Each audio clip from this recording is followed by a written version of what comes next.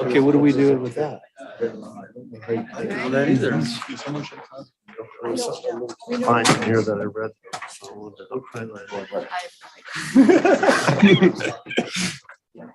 Oh, unfortunately, yes. I don't even know what I got going on here. I've been busy talking.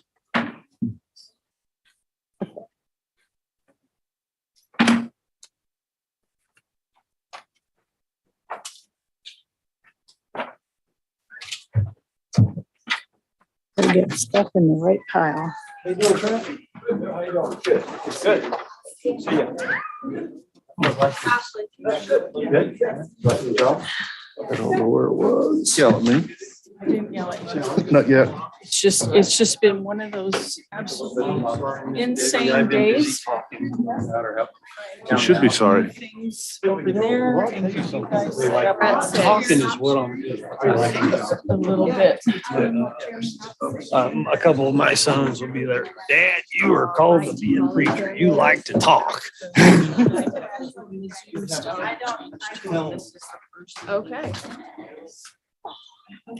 Oh, Debbie, so we're a little slow, I'm sorry. We're at 6 o'clock. Okay.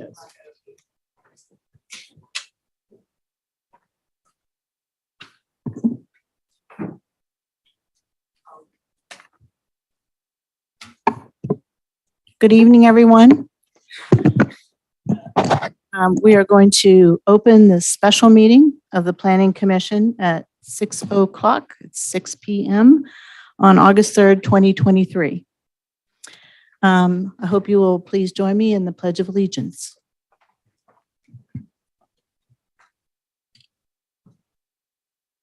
I pledge allegiance to the flag of the United States of America and to the republic for which it stands, one nation, under God, indivisible, with liberty and justice for all.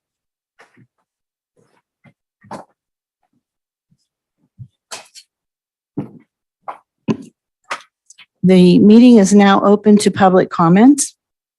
During the public comment period, members of the public may address the Planning Commission on any matter not listed on the agenda that is within the subject matter jurisdiction of the Planning Commission. Do we have any public comment in the room?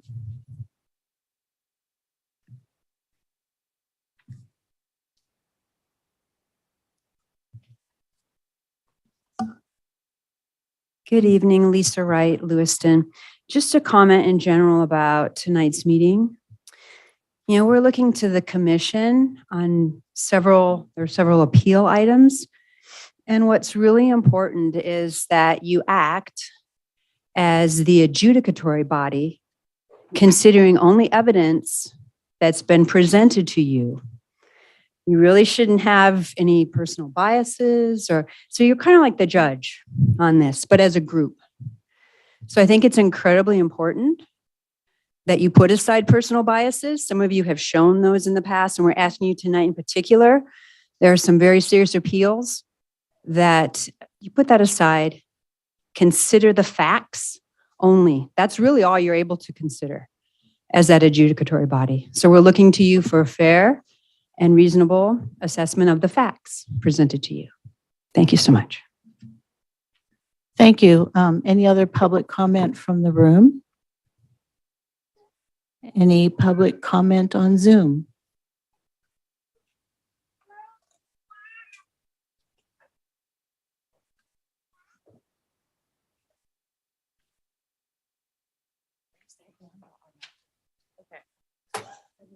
No. Thank you. I will now close public comment. Before moving to our special meeting calendar, I wanted to pose a question to the county council, who I believe is on Zoom.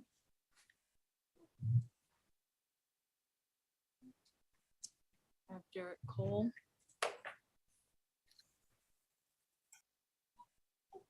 Derek, can you hear us? I can. Technically I am special counsel. Apologize for the light in my eyes. I am special counsel. I was previously county counsel, and I am a municipal attorney. So I don't know if anyone from Margaret Long's office is on, but if you're asking, I'm happy to answer the question. Thank you. I hope it's just a general question. It's basically the county has had issues with their website last evening and this morning. It's been periodically up and down. For a special meeting, we need to have the agenda and the staff reports posted 24 hours ahead of time. So I guess my question is, those materials have been intermittently available and actually intermittently available since Monday. Are there any implications regarding this meeting? Are we considered in compliance with the Brown Act if that information has been available but not continuously?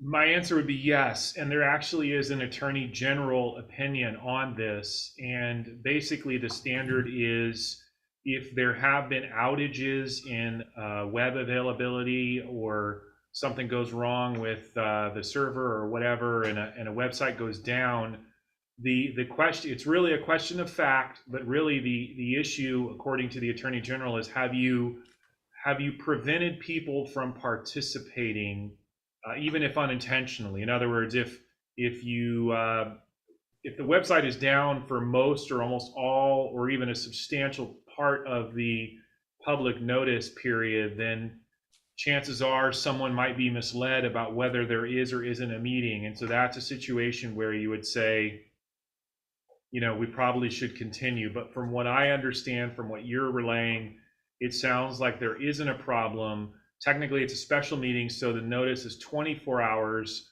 but the agenda has been posted and the material has been available for well before that. So from what I'm hearing, it does not sound like we have a problem, and we're within the guidance of the Attorney General.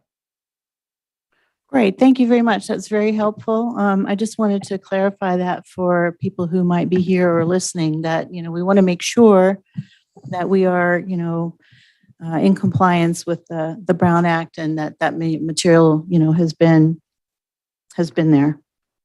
Commissioner Fall, I can confirm as well that same position and the same opinion was rendered for the Board of Supervisors meeting this morning. And we also talked about the Planning Commission tonight, and that same opinion that Derek just mentioned was given via County Council.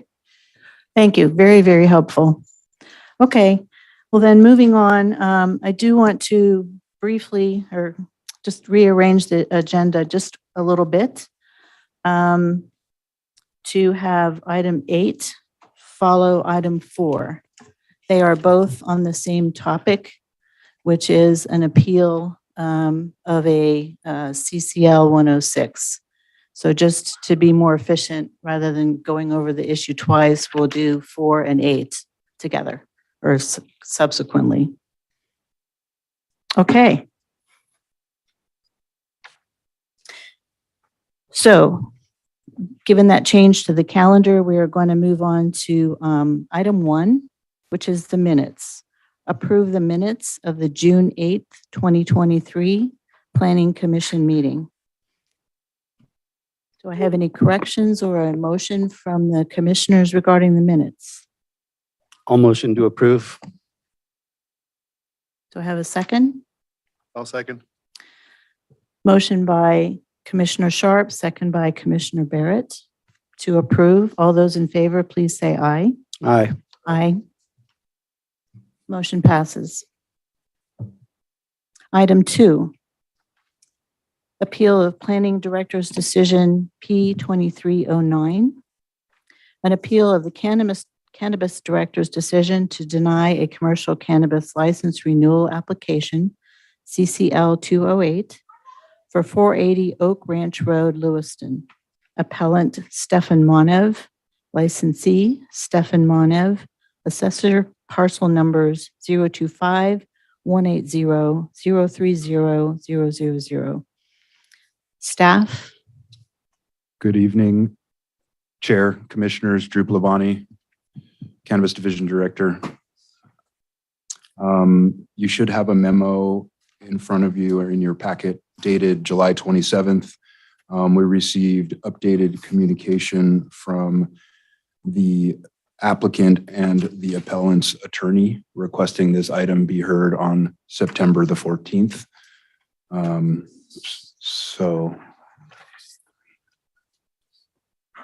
So staff is requesting this item to be continued to the 14th and that we conduct a public hearing.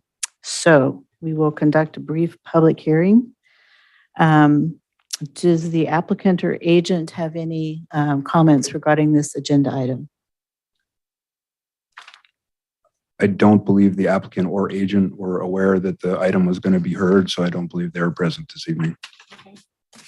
Do we have any public comment in the room regarding this item? Sorry, on Zoom?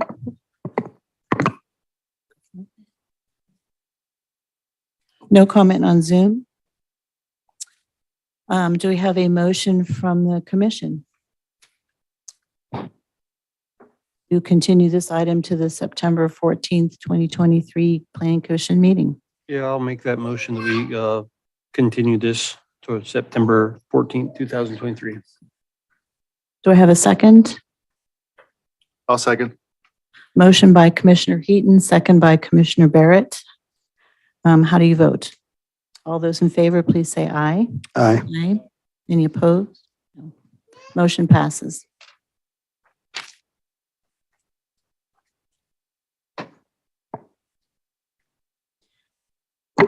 We will move on to item 3. Item 3, appeal of planning director's decision P2310, an appeal of cannabis director's decision to approve a commercial cannabis license application, CCL 692, for 504 Oatman Road, Hayfork, California. Appellant Brian and Wendy Young, representing Kathleen and William Dudley Trust. Licensee Michael Dooch, Trinity Flavor LLC. Assessor parcel number 01401, a parcel number 014-180-095-00. Staff? Hi. Good evening, Commissioners. Bella Head Key, Associate Planner for the Cannabis Division. So this license was rescinded. During the review of the appeal, Caltrans, Cal Fire, and the local water district provided comments that will require the applicant to change their project design. And in order for the environmental document to appropriately include these requirements, the director has rescinded the approval of this license. So P2310, the appeal, is now moot, and the appellants will have another opportunity in the future to appeal if they so wish when the project is reapproved and renoticed. Thank you. Do you have any questions or technical or clarifying questions for the staff from the commission? No. Do we have any public comment? This isn't to be heard before Commission because the item's moot. Okay. I don't know that that means that the public still can't comment on that. That's what we did with other licenses at the direction of County Council. Okay, thank you. All right. That license is now moot. The application, sorry.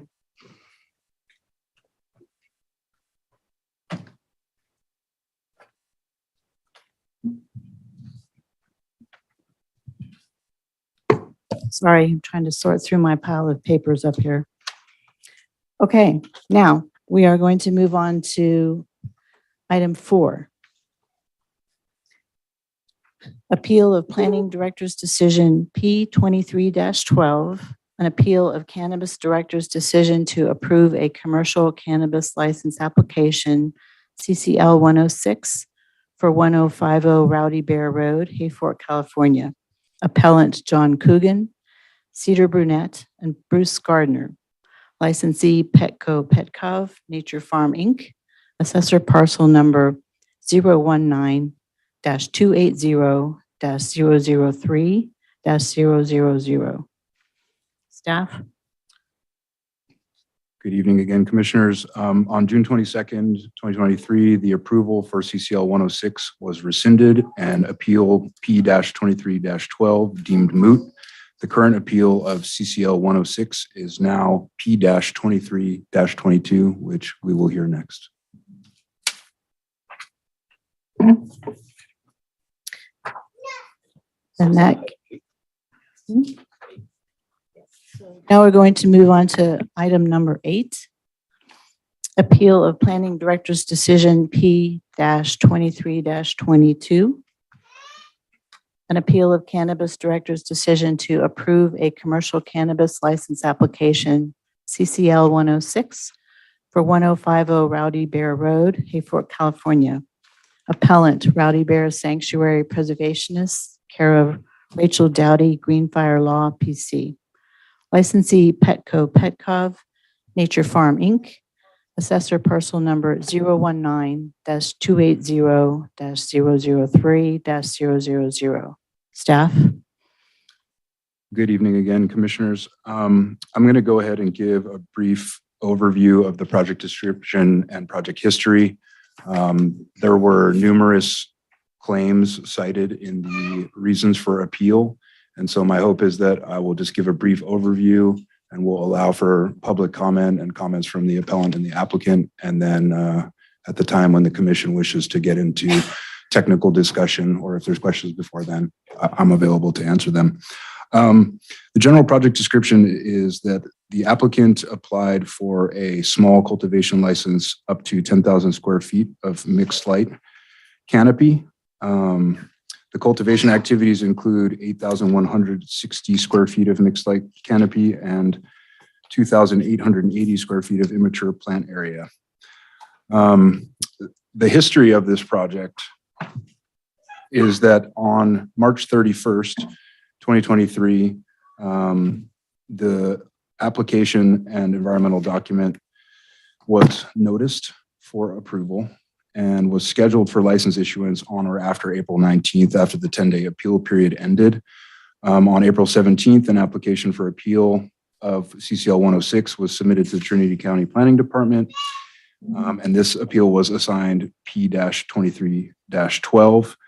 Subsequently, the approval was rescinded and P-23-12 was deemed moot.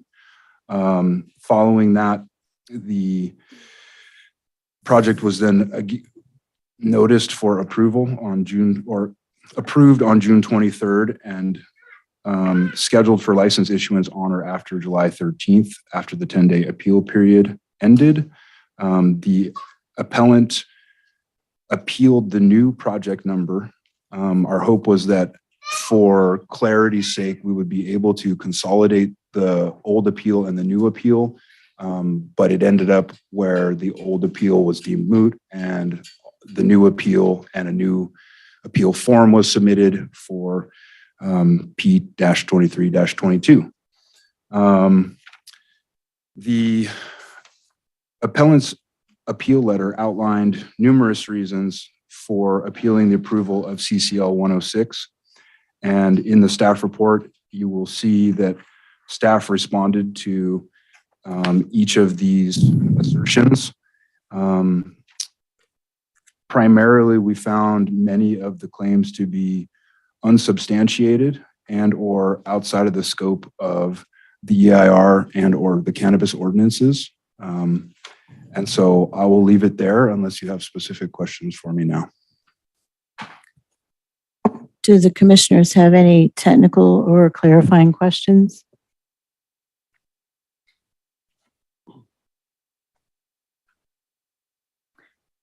I will ask the commissioners. So we were given a document today,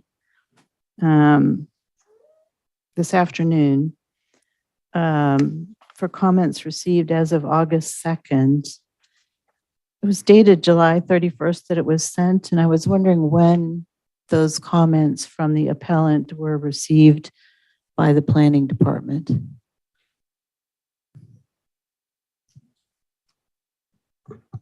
They would have been received on the 31st. Okay. I do think the appellant had some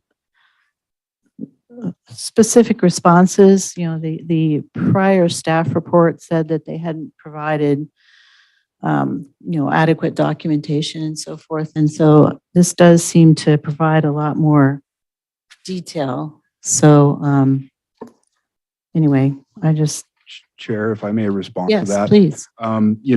It poses a significant problem for staff when the initial reasons of appeal are vague and broad, and then we, rebut those reasons, and then shortly before the planning commission meeting, we get a new comment letter with very specific reasons.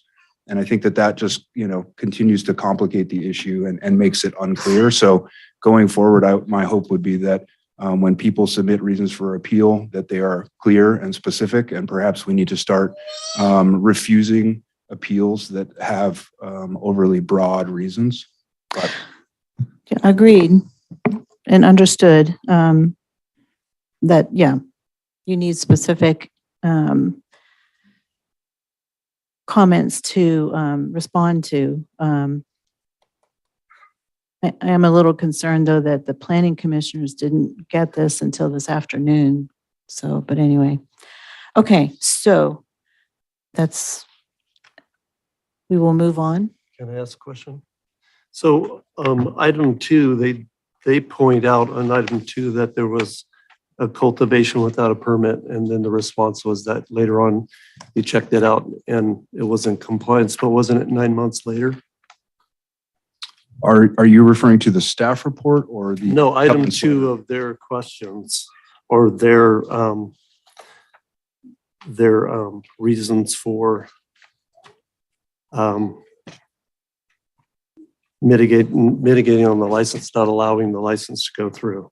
They put applicants cultivated without a county license in 2022. And you guys did indeed see that they were, but then I don't know how that part works. They were notified 9 months later. It was inspected. How does that work?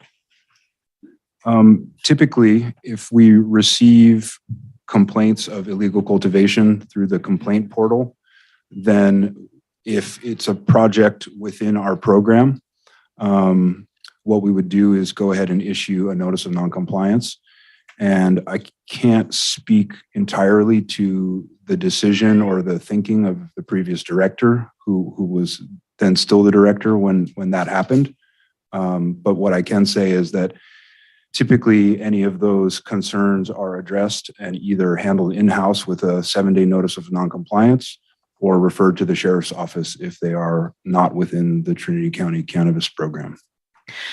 And so if they are in application, are they within the program? I would consider yes, that they are within the program.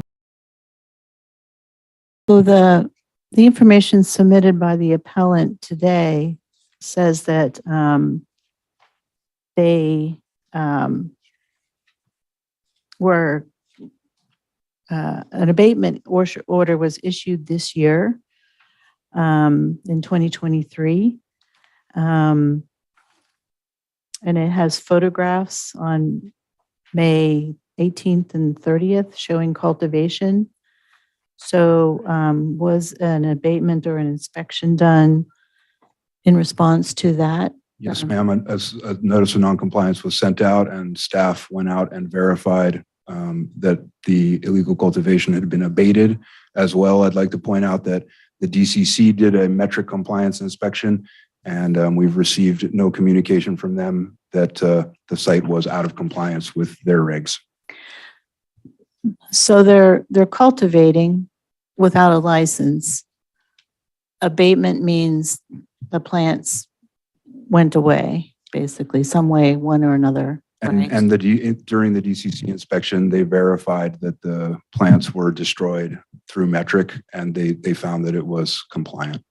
Well, but they were compliant with the abatement order, but they weren't necessarily compliant because they were cultivating without a license, correct? Yes, hence the reason for the 7-day notice of noncompliance. Okay. I have a question for staff.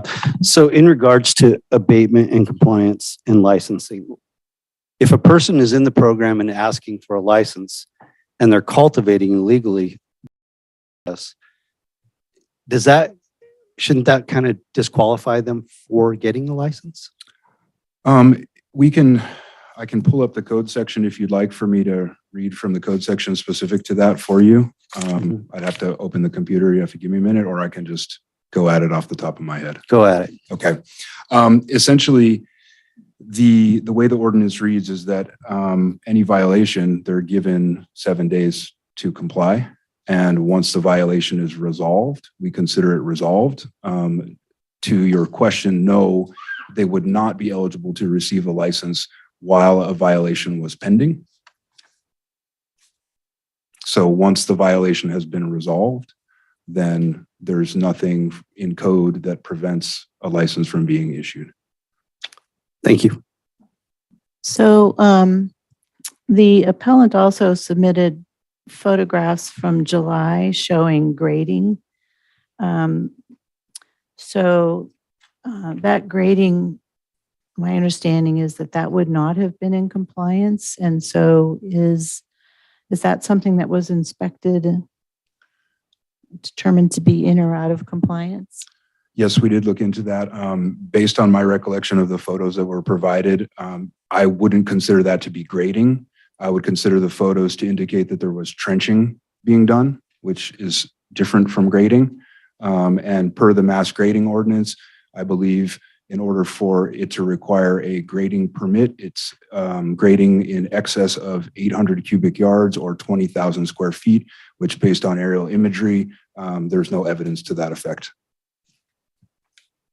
Well, the photograph I'm looking at looks like piling of material of more than 2 feet. It doesn't look like Are you talking trenching. about? Okay, so I'm thinking of a different set of photos. But Memorandum, page 10.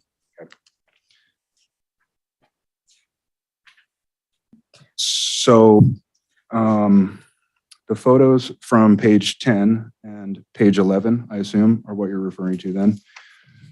Yes. Personally, I don't see evidence in those photos that that was grading that was done around that time. If you look at the first photo, figure 13, I don't see any evidence of track marks or anything below where that fill material was put.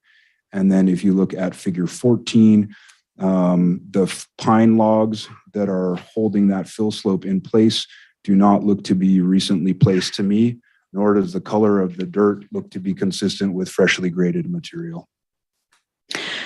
But was someone out there, I mean, do you have a existing topography of the site that showed when that material might have been placed? I mean, do you know? I really can't say when that material might have been placed, but based on aerial imagery, again, it doesn't look to be in excess of 20,000 square feet, nor would I estimate that to be in excess of 800 cubic yards.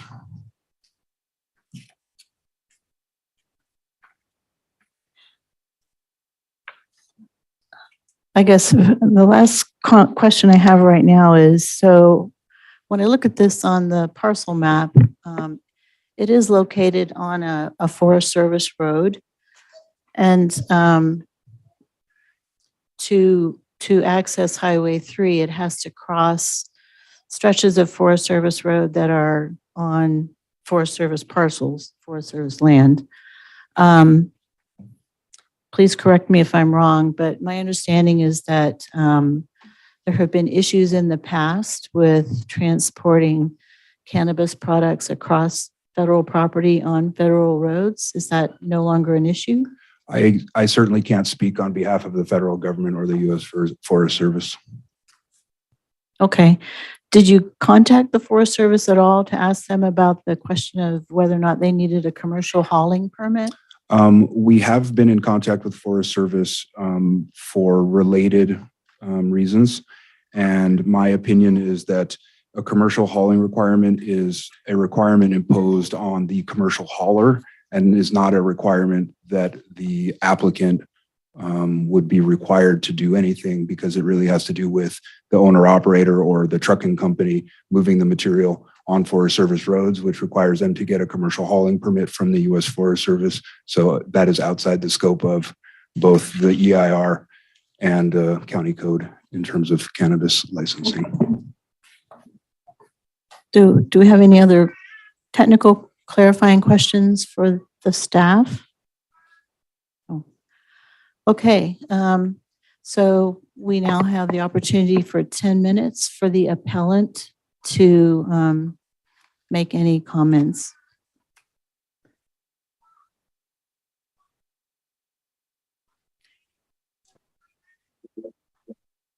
Hi, good evening. Am I coming in clear? Yes. Thank you. Good evening, Chair and Commissioners. Thank you for taking the time to consider this appeal. On Monday, my office submitted a letter to the Commission via the email designated on the website. And I would have hoped it would have been provided to you 4 days ago, but I do appreciate you reading it so closely and asking such incisive questions of staff today. We also followed up with a declaration on the 1st establishing that water hauling was occurring during the most recent dry period of growing in 2022. And I have been informed today that Mr. Petkov did not submit any materials additional beyond what was in the application. I also would appreciate the opportunity later to answer any questions that you may have.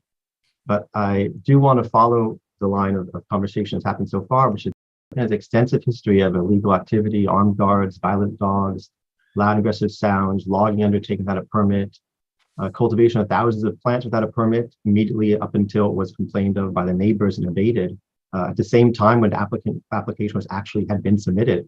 So an application was under review at the same moment that thousands of plants were being grown illegally. Hauling water without documentation in violation of the very specific requirements of the EIR and the own code, generator use around the clock. And neighbors have tried to work with and solve the problems that were existing, but they've failed for many years without success. And I know that the department has many copies of communications regarding this project. So the county must be very aggressive in ensuing applications closely scrutinized and 100% compliant, because it's incredibly difficult to enforce these types of ordinances after the fact. I know that resources are very limited. And so the commission cannot approve this application under 17.43070 without assurance from the applicant demonstrating compliance with all applicable county and state laws. That is not just the cannabis cultivation ordinance or the EIR, but all county and state laws.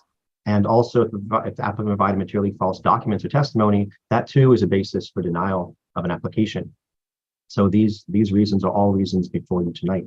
Now, speaking of the water hauling and the declaration that was submitted under penalty of perjury by a neighbor, the ordinance section 17.43.060C requires that if water is hauled, it should be for emergencies, meaning sudden unexpected occurrences, and a bill of sale should be kept documenting that where the water was acquired from and it was from a legal source.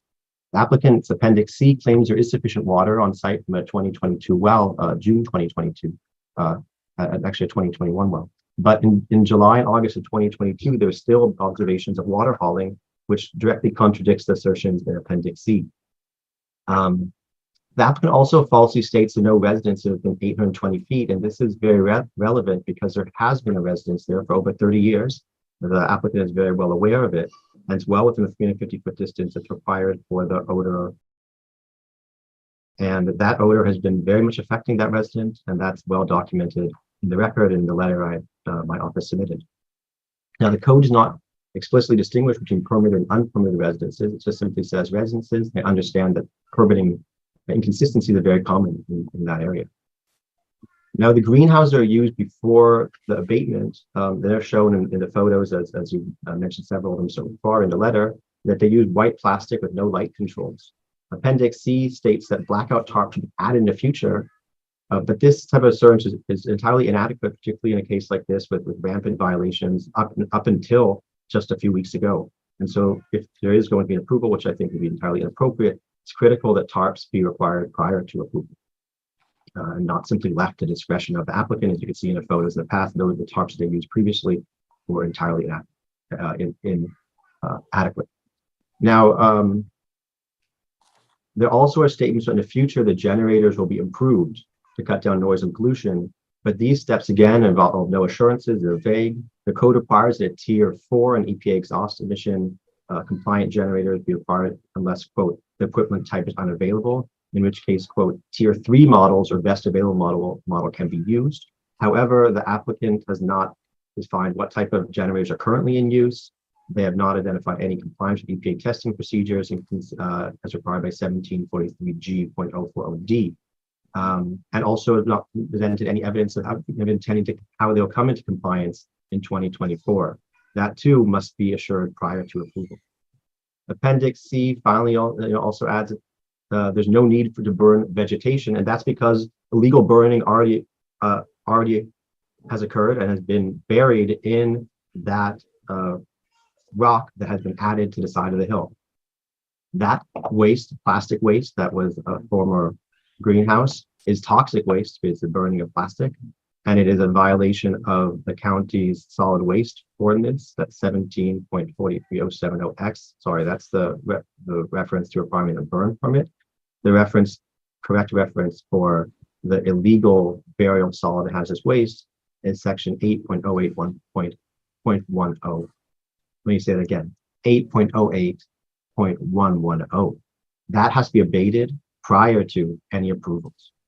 And this illegally burned material and the grading is something that has been, again, notified to the county.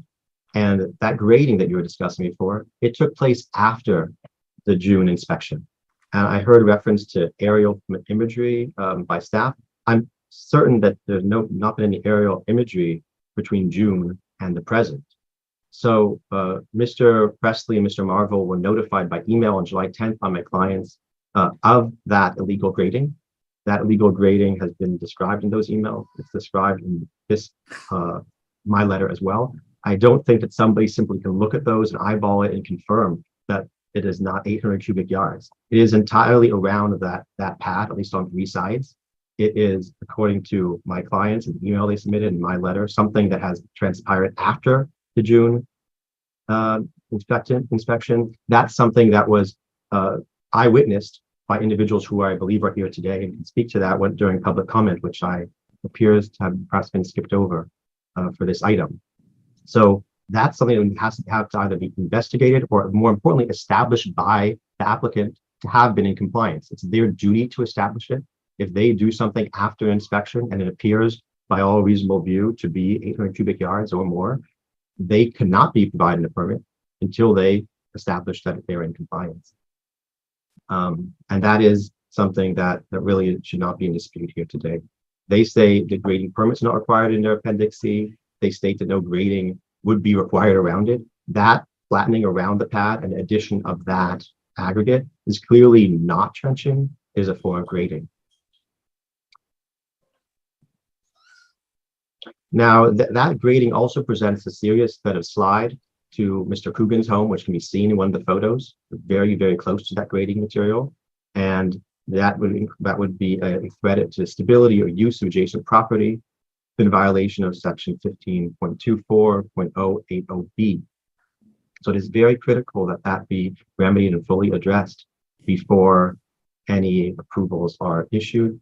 We also are not certain whether further grading or piling on the sides of the other 3 pads and other 4 greenhouses took place as well. This is simply what can be seen from the neighboring property as shown by those property stakes. And it's not appropriate to simply disregard that offhand. So the commission must deny this application due to active violations and materially false materials that were presented. In the past, applicants have repeatedly refused to comply with county requirements and operate illegal cannabis cultivation, which is harmful and dangerous to neighbors. Just a few weeks ago, the applicant, as I said, undertook illegal grading, not accounted for in Appendix C, which was shortly and apparently surreptitiously after a compliance inspection. There is a declaration of water hauling in contradiction of Appendix C after the installation of most recent well, and the application is incomplete due to misrepresentations about the location of adjacent homes and other issues identified in the letter. The project will impose harms beyond those accounted for in the county's CEQA EIR, and these are among the primary reasons to deny this application. I do hope that you will provide and understand you are required to provide time for public comment as well on this specific item beyond just a general public comment. And I know that the neighbors will have the opportunity to speak at that time. And I also would appreciate the opportunity to answer any questions that you may have about the materials or about the application deficiencies. Thank you. Thank you. Does the commission have any technical or clarifying questions for the appellant's representative? Please stand by. We will open to public comment as soon as we hear from the applicant. Thank you. Thank you, Madam Excuse Chair. me, Madam Chair. I would like to come back to the appellant at some point. I just am trying to get through all this information that we were just provided, so. We will certainly have that opportunity. Okay, so now the applicant or his representative has 10 minutes to speak. Good evening, Madam Chair, members of the Commission, Tom Malenko. I am from Douglas City, but I also am speaking on behalf of the appellant and, appellee and applicant, Peter Petkov. First of all, I want to say the staff report I think is excellent. I don't want to divert the focus from there. As I've mentioned at other public comments, without procedures, we get ambush situations like this. It's bad for us. Certainly it's bad for you. It is what it is. We know the remedy is procedures, but it is what it is. So we did our best in 2 hours to come up with some responses. I think first off, because grading seems to be a big issue, I'm sorry I only have 2 of each of these, so I can start them from one side to the other. This is a picture from July. You'll see County Inspector Daniel Marvel standing there talking to the appellant on top of this supposed grading, which was a leveling. So whether the sky has seen it or not, certainly a county inspector has had eyes on that in this time. As you're perusing that photo, never has the legal doctrine of unclean hands been so relevant. You'll see the small little structure on the right is the appellant's outhouse, not permanent septic, which supplies what is supposedly the dwelling, which is actually on Mr. Petkov's property. The appellant's house was illegally put on Mr. Petkov's property some time ago. It was just discovered. He'd been trying to make a deal with the appellant. It is culminated in this action, unfortunately. I do have enough of these for the commission and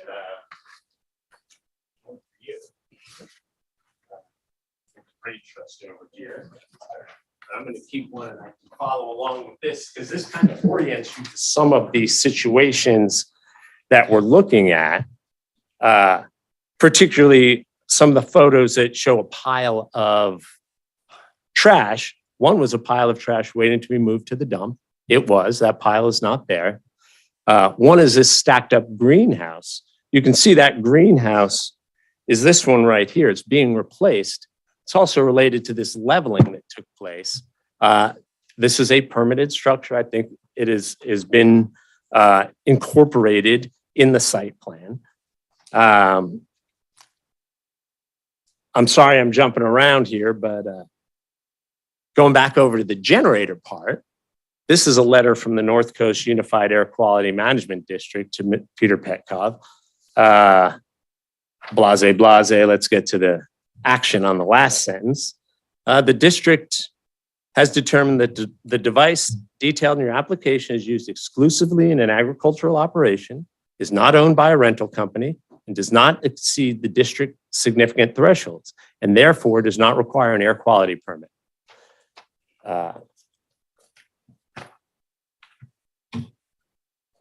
Then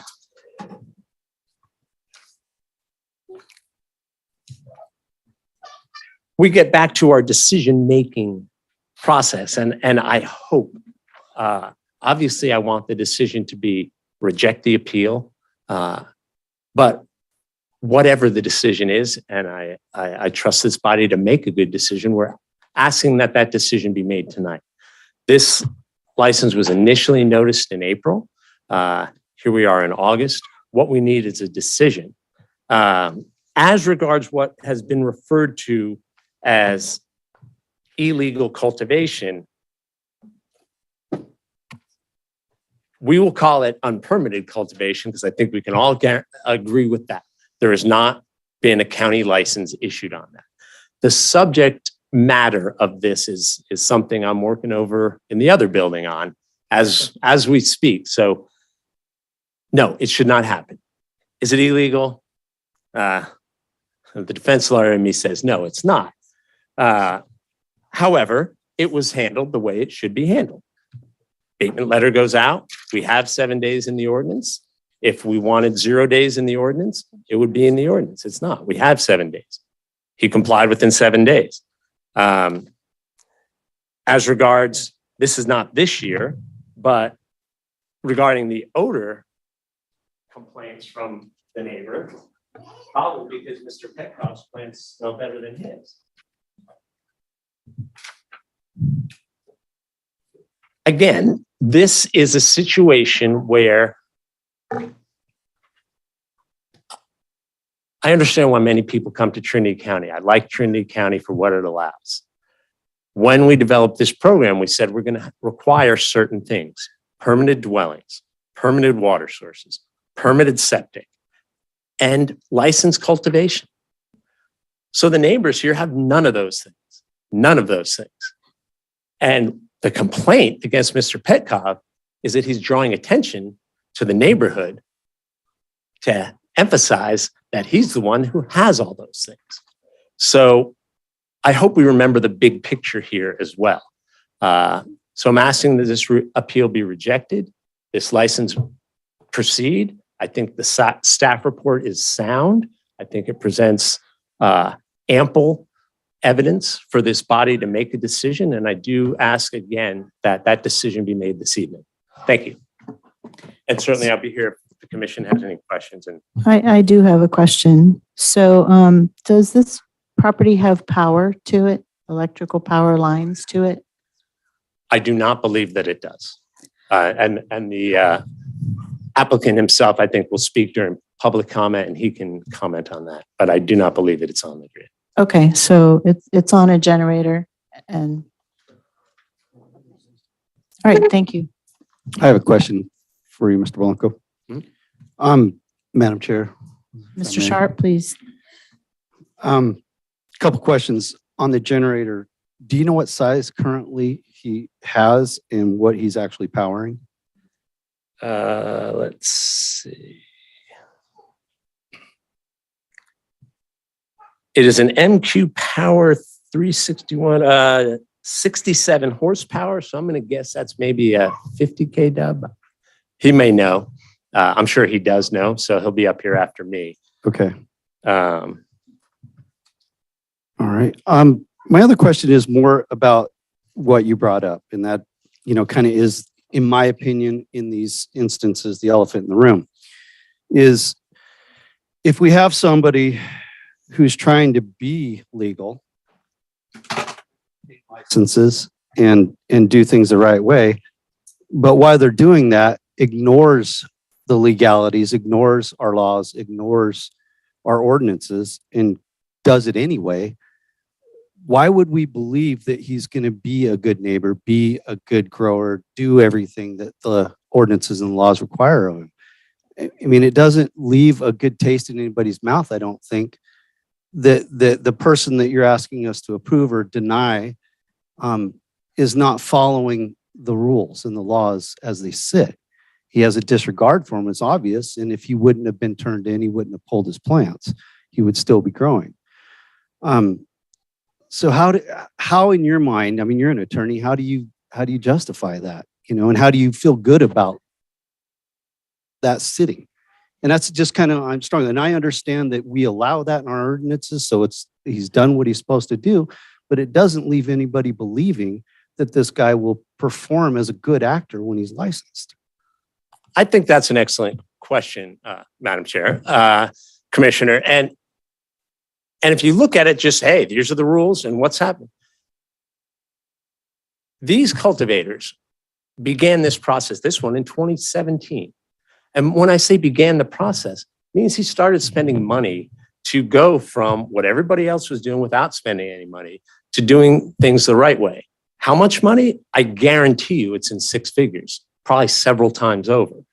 Now, is he making money? Let's hope so.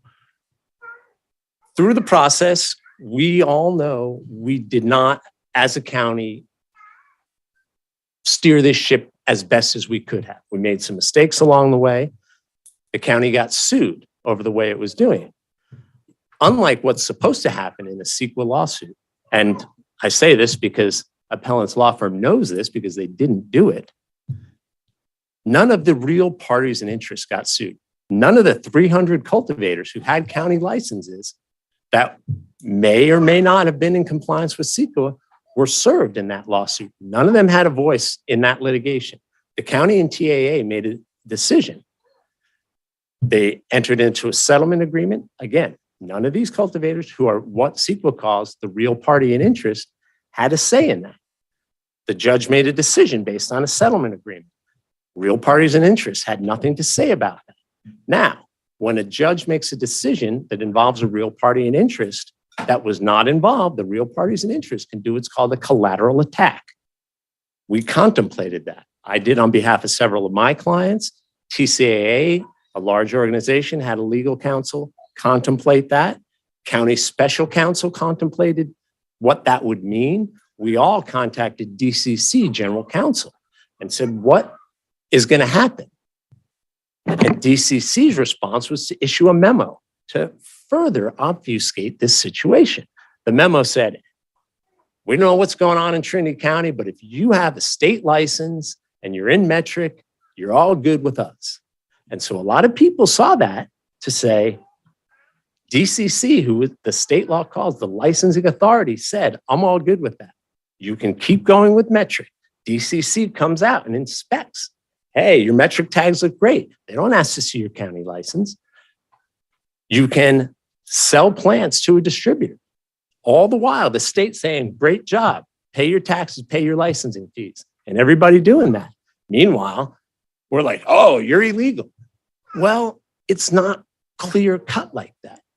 So should he have done that? No. Did he cut it down? Yes. Do I think he endeavors to be allowed to do what he set out to do? Absolutely. Absolutely. And do I think we have mechanisms in case he doesn't? We certainly do. There's complaints. These licenses get renewed. This is not, hey, go for it 20 years from now. This is a CUP. Every year, this is a renewal. We're going to see this again if need be. So I think it's a good question. It's a very valid concern.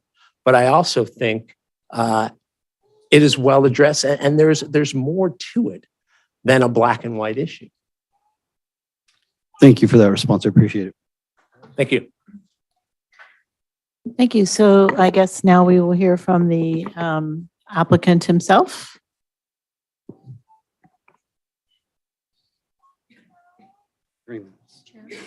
Hello. 3 minutes. Sorry.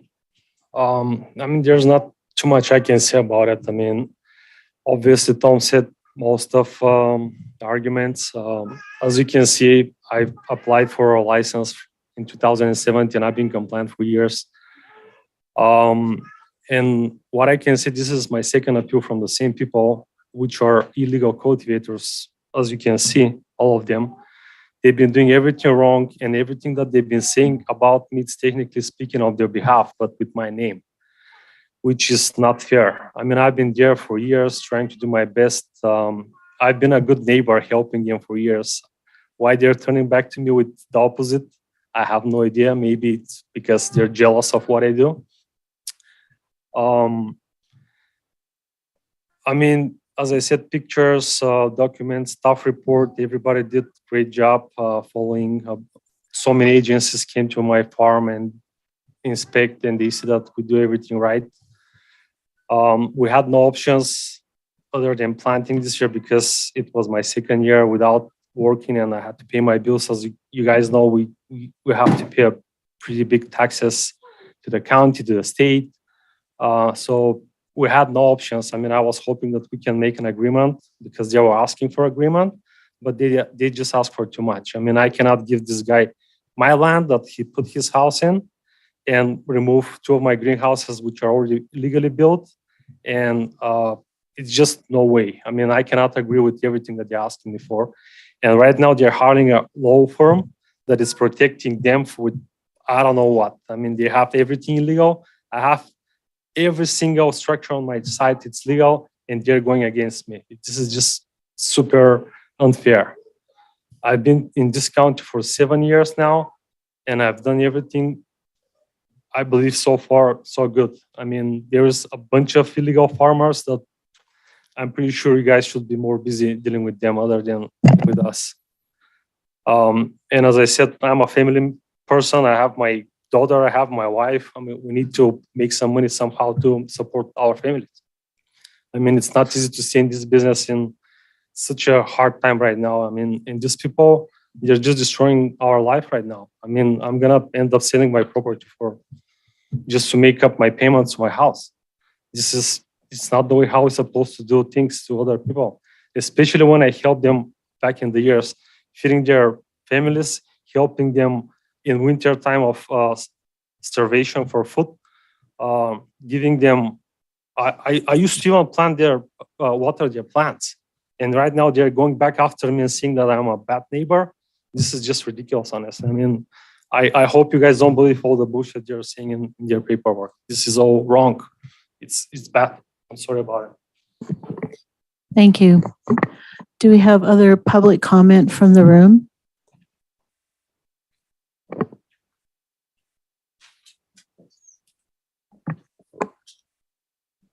Okay. I work at the Water District in Trinity County. I'm not speaking for the Water District at Trinity County Water Works. I just work there. I've known Mr. Petkoff since he's had an account there. All I can say is every little hoop that we have made him jump through for his licenses and his permits, not permits, his meters and everything, he has complied with absolutely everything. I've been asked to speak on his behalf today. I've dealt with him. He is honest, upright. He pays his bills. He's a great guy. You know, he's jumped through absolutely everything that we have asked, required. He is now in the process of LAVCO to get his parcel annexed in. Everything that we have given him, he has complied immediately with. He's a good guy. And he is a family man. I know his family, know his wife, knows auntie, knows kid. So anyways, he's a good guy. And he does do what we ask and what we comply with. We've asked him to comply with. So that's all I have to say. Thank you. Any other comment, public comment from the room? Now's your chance.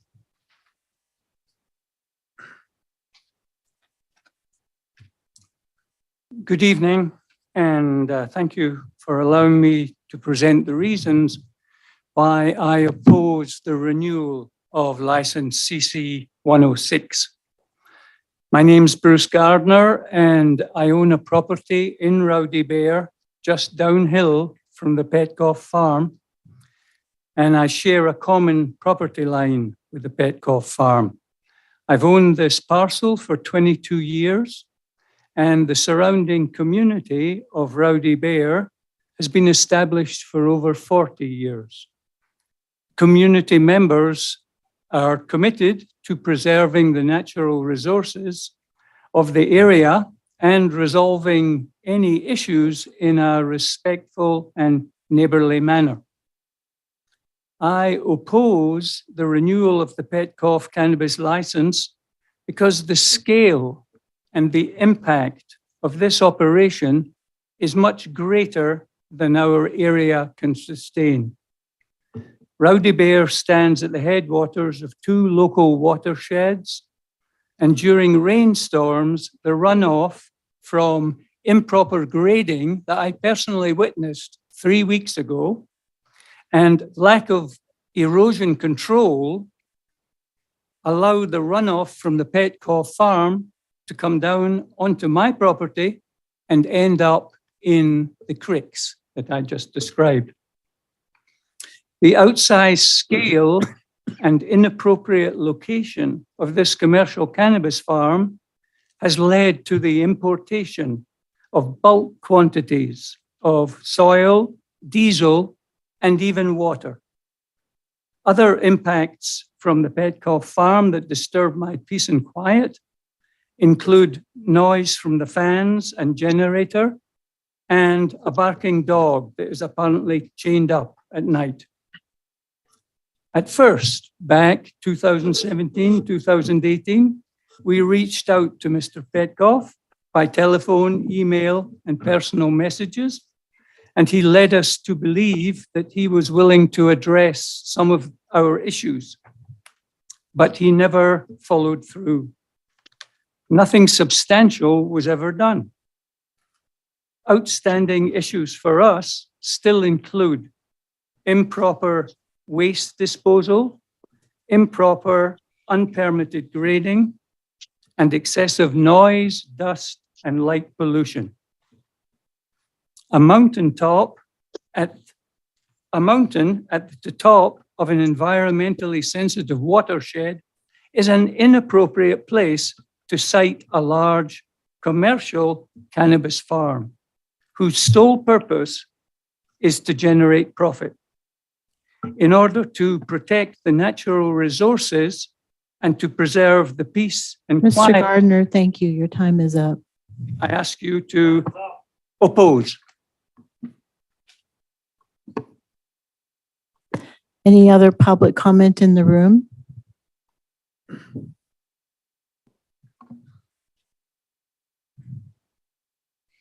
Hello, Commission.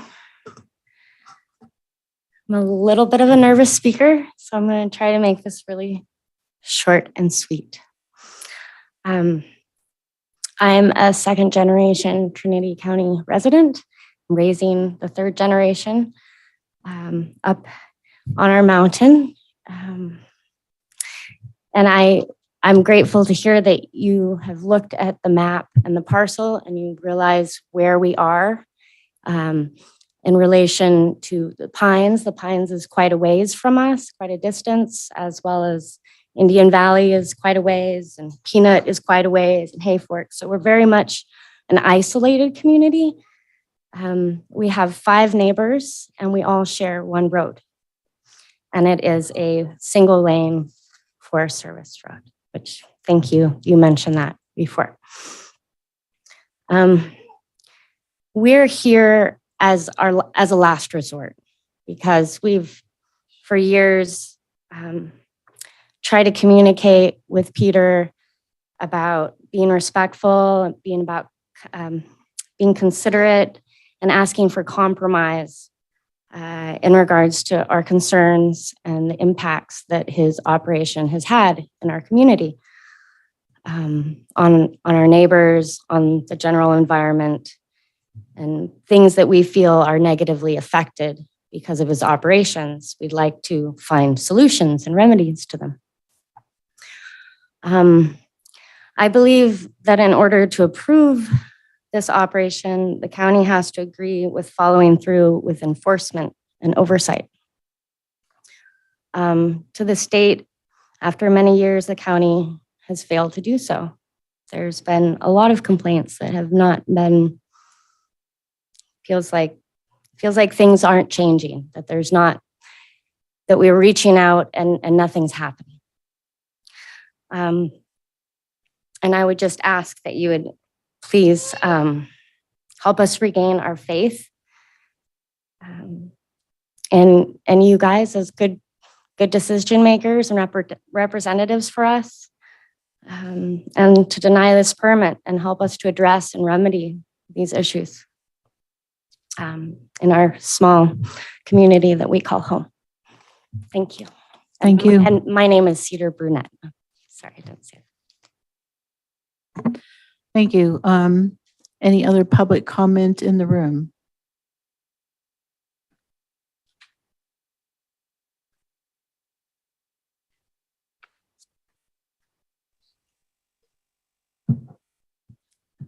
Good evening, Chair, Commissioners. Lisa Wright, Lewiston.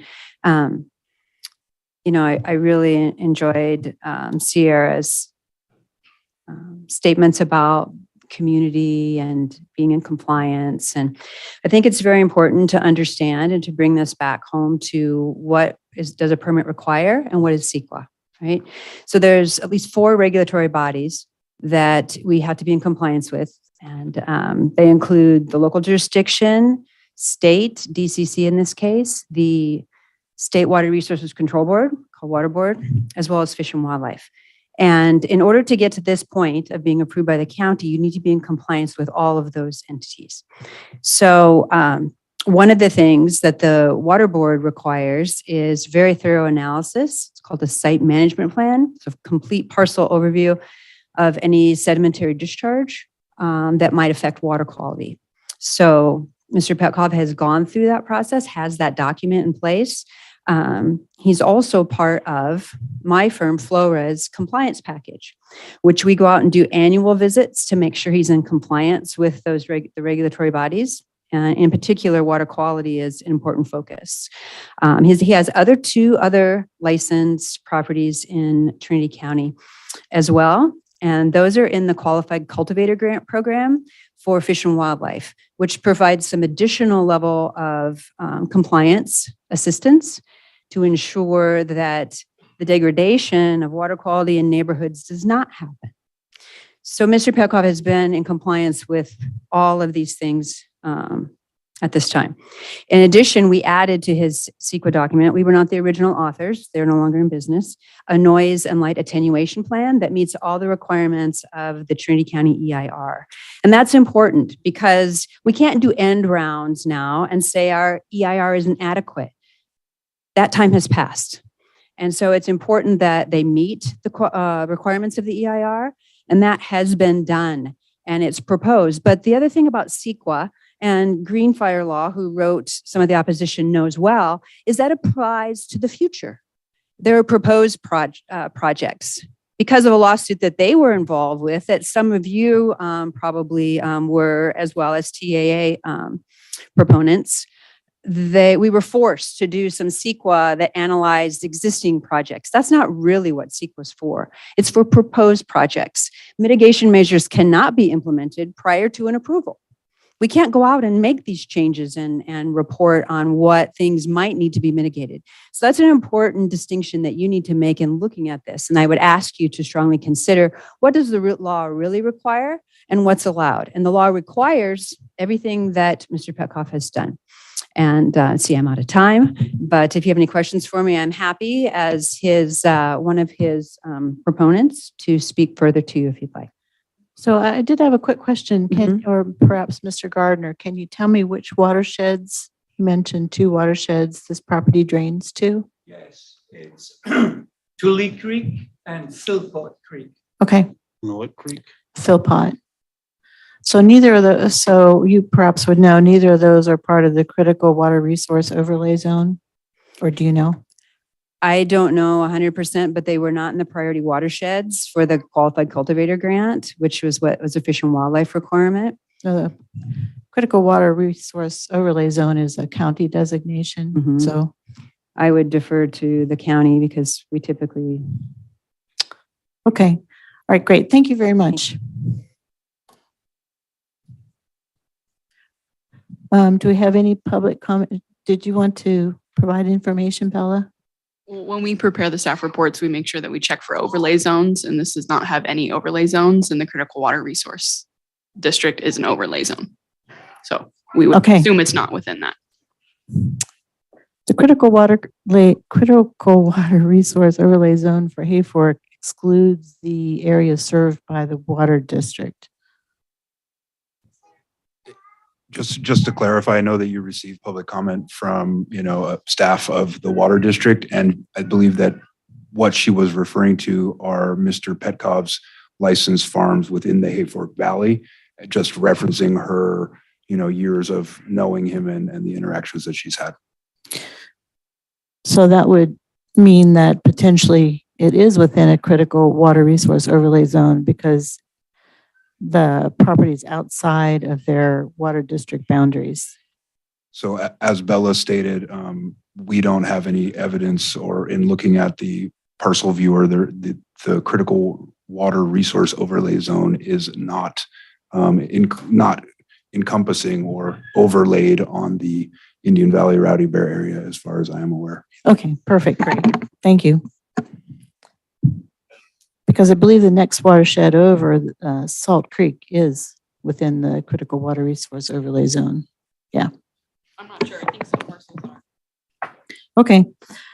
Do we have any public comment on Zoom?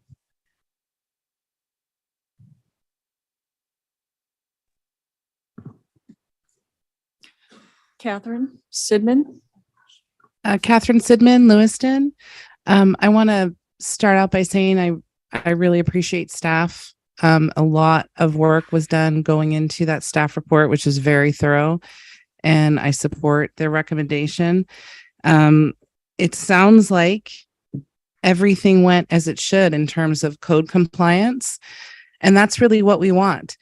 I think about someone like Commissioner Sharp.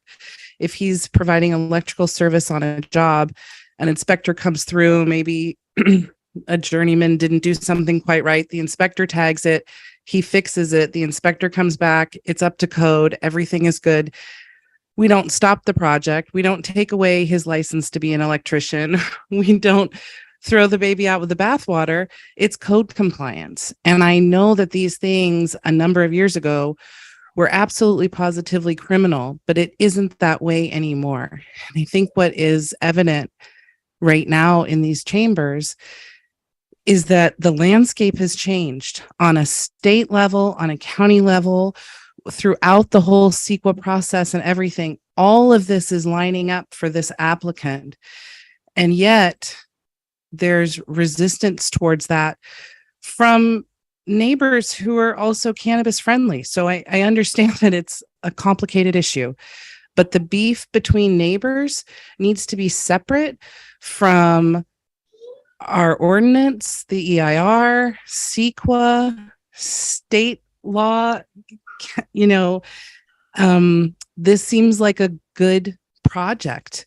It seems like it ticks all the boxes, and it's an opportunity for us to reward an applicant who has diligently worked. If you're upset about those cannabis plants, be upset about the tax dollars that we missed, be upset about the revenue that we missed, be upset about the jobs that we missed, be upset about a lot of things. But moving forward, this is handled perfectly in a code compliance context, because that's what it is. It was not illegal. And this seems like a good project. So I thank staff for an excellent report. And I'm thankful that there's a business owner who's willing to invest this much of his time and his money in a project in Trinity County that could really, with more projects like that, start to help our coffers a little bit. I'm thankful for that, because not a lot of business owners would be able to put up with what he's put up with. Thank you. Any other comments on Zoom? Trinity Alps Canacraft. Go ahead. Hello, Commission. Can you hear me? Yes. This is Matthew Jefferson from Trinity Center. We ask you today to please deny this appeal and stand with staff and Mr. Blanco's recommendations and determinations. Thank you. Have a good day. Thank you. Any other comments on Zoom? Chris. Can you hear me? Yes. Okay, great. Thanks. This is Chris Williams of Weirville. So this is a civil issue. The neighbor lives on Mr. Peckoff's property. He pays his neighbor's property taxes. The claims in this appeal are either unsubstantiated, vague, or false, and frankly is a waste of staff and the commission's precious time. An appeal has to be founded in sound reasons with evidentiary support. And personally, I've known Mr. Petco for several years, and he's an incredible steward of the land. He takes this seriously. He's incredibly organized, has secured all the permits, jumped through all the hoops. He's in compliance with Fish and Wildlife, North Coast Air Quality Board, the State Water Board, Department of Cannabis Control, and our county's ordinance. And he's surrounded by illegal farms and doing the right thing. Honestly, I wish all farmers were like Mr. Petco. His CEQA was approved, and because of this, he will be held to a high standard, higher than any of his neighbors. He can't implement what is outlined in the CEQA document until he is granted his county permit. Please give him that chance. And do not be fooled by this preservation sanctuary. It's a joke sanctuary. So I urge you to listen to county staff and their expertise. They put a considerable amount of time into this report. And please deny this appeal. Thank you very much. Thank you. Any other comment on Zoom? Yes, can you hear me? Zora? Zora? Hi, can you hear me? Yes. Hi, my name is Rick Hansen. I'm Peter's stepfather. I'm retired military police. I've been going over some of the complaints, and I'm going to agree with somebody who spoke before that Peter has already been granted the license, and then it's been put on hold because of civil litigation that has nothing to do with the license, as far as I'm concerned. There's other complaints in the docket I've noticed about firearms, about other situations that are just not true. The workers that work during the season to cultivate are not allowed to have firearms. They don't even have time to carry firearms for the hard work they do. This is a back-breaking labor, and they all do it. It's a labor of love for them. There is other situations. There's trespassers all the time on Peter's property. I've met several females, several males that just walk onto the property. There's no threat to them. We just ask them to leave. According to state law, there is a building on the property that is actually deemed to be an illegal squatter. That's also civil. That has nothing to do with, really, I guess, Petco's license. And I want to thank the board for listening to this, because these things have to be separate from what you guys are doing there. What we're trying to do, Petco's trying to raise a family and a child. I'm with his daughter. I'm with his wife now. Petco has been a very honest, high integrity person for as long as I've known him. And I really appreciate that. One of the things that I really like about him, he's been very, very patient with this board, with the people and the neighbors around him. You have a neighbor that is requesting that he put up the fences around the properties and refuses to contribute to the cost. I forget the civil code for that, but there's a good neighbor law that deals with the fences. And this request is not somebody that's trying to be a good neighbor if they're trying to get Petco to do the whole thing himself. Thank you. Your time's up. I appreciate your comment. Rhoda?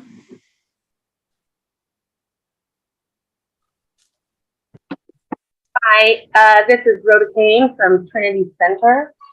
I just have a couple of quick comment. Now, I don't know anything about this neighborhood. I haven't Google Earthed it. I don't know anything about him and his neighbors, but I hear a lot of talk about the neighbors being black market growers, and I'm just hoping the commission will keep in mind that there is a small percentage of black market growers that desperately want the white market to fail.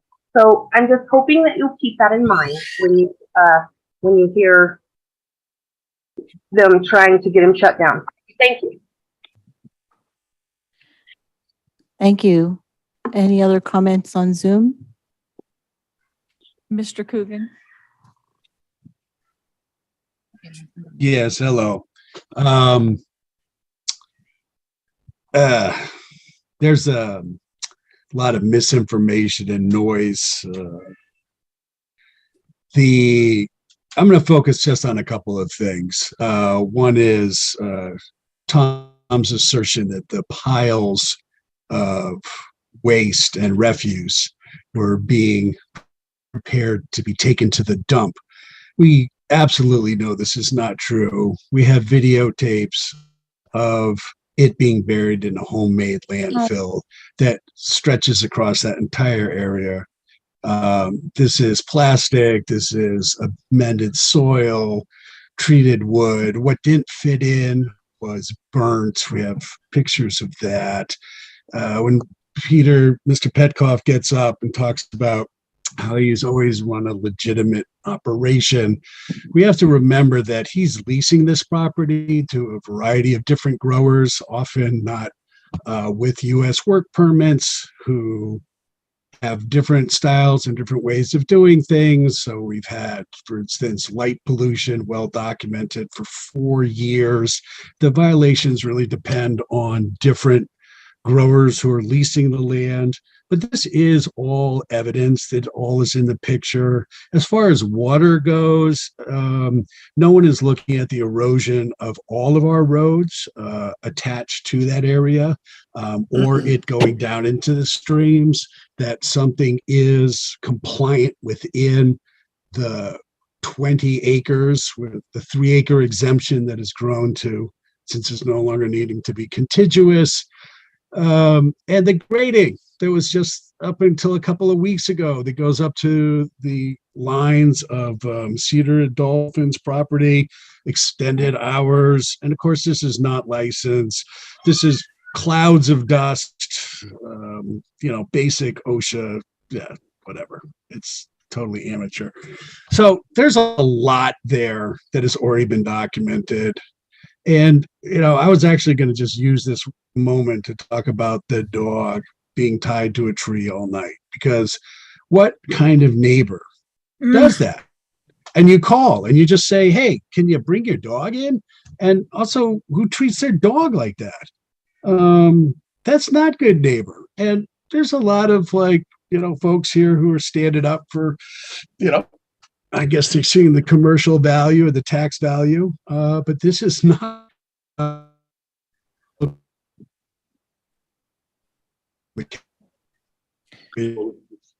believe we've lost you, and your time is now up. Thank you. Do we have any other comments on Zoom? Yes, I askam да говоря. Yes. The person listed as guest, please. Guest, is Hi. this? Yeah, can you hear me? Yes. Yes. Send me the link. So I wanted to ask you guys if you can ask yourself one question here. How can a illegal guy complain about a legal guy? How can this guy have his house built into Petco's property illegally and complain about that? Just ask yourself if you can put yourself in his shoes. Just think about someone else's house is built into your property illegally, and it's not having septic, it's not having anything. And I also wanted to mention that Petco's property, it's the cleanest property that you're gonna ever see in Trinity County. That's for sure. Thank you. Thank you. Any other comment on Zoom? Zora Dimitrova. Go ahead. Hello. Go ahead. Hi, good evening. Well, my name is Zori Dimitrova. I'm Petko's wife. Last time I wasn't present. Unfortunately, today I'm with my daughter. I cannot be there. I would like to express my gratitude to all people involved that help us to get the license at first place, to work on the case, including our neighbors, because for the first 3 years when we went there and Petco helped them, we were wonderful. I've met them on occasions. I don't really know them because I don't go to other people's properties. The only people who came, it's them to us. Anyway, so we train dogs. We have 10 dogs in all of our properties. We love dogs. We adopted dogs. And that attempt to make this image to criminalize us, to make us some bad people that abuse other neighbors. It's just unfortunate. Really, my husband is wonderful. I believe in him, and he's always been honest and doing things in the correct way. I demand this from him, for us, and for our children. Thank you so much. Thank you. Any other comment on Zoom?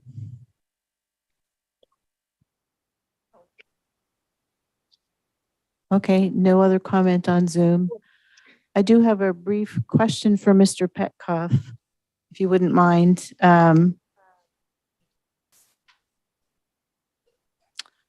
So to clarify, you don't have like a power line to the property. The power on the property is supplied by generator. It's supplied by generator. Yes. Okay. And we have measured the noise level multiple times because of, so there's that complaint. We proved that it's under the limits.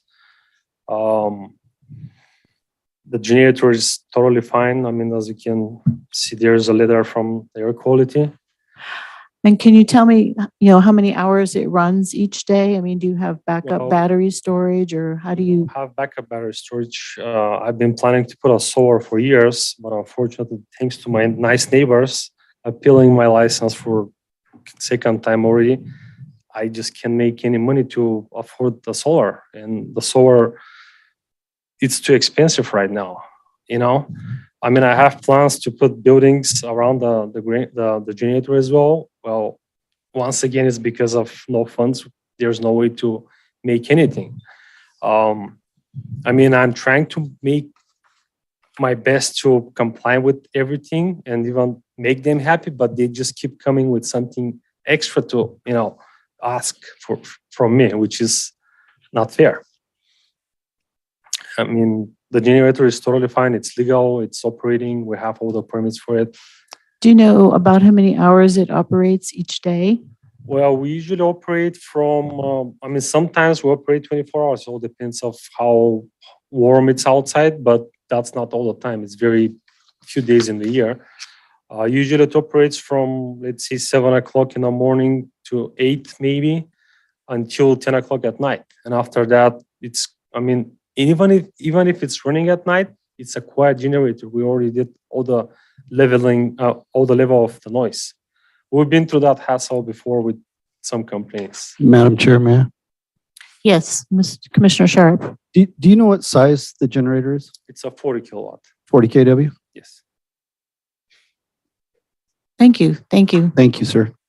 I have one question for you, Mr. Petkoff. In regard to the map that Mr. Blanco gave us, where in relationship is the generator? There's a number 1 mark that is spotted right in the middle. Is that where your generator is located? Can I take a look at the map? Sure. Yeah.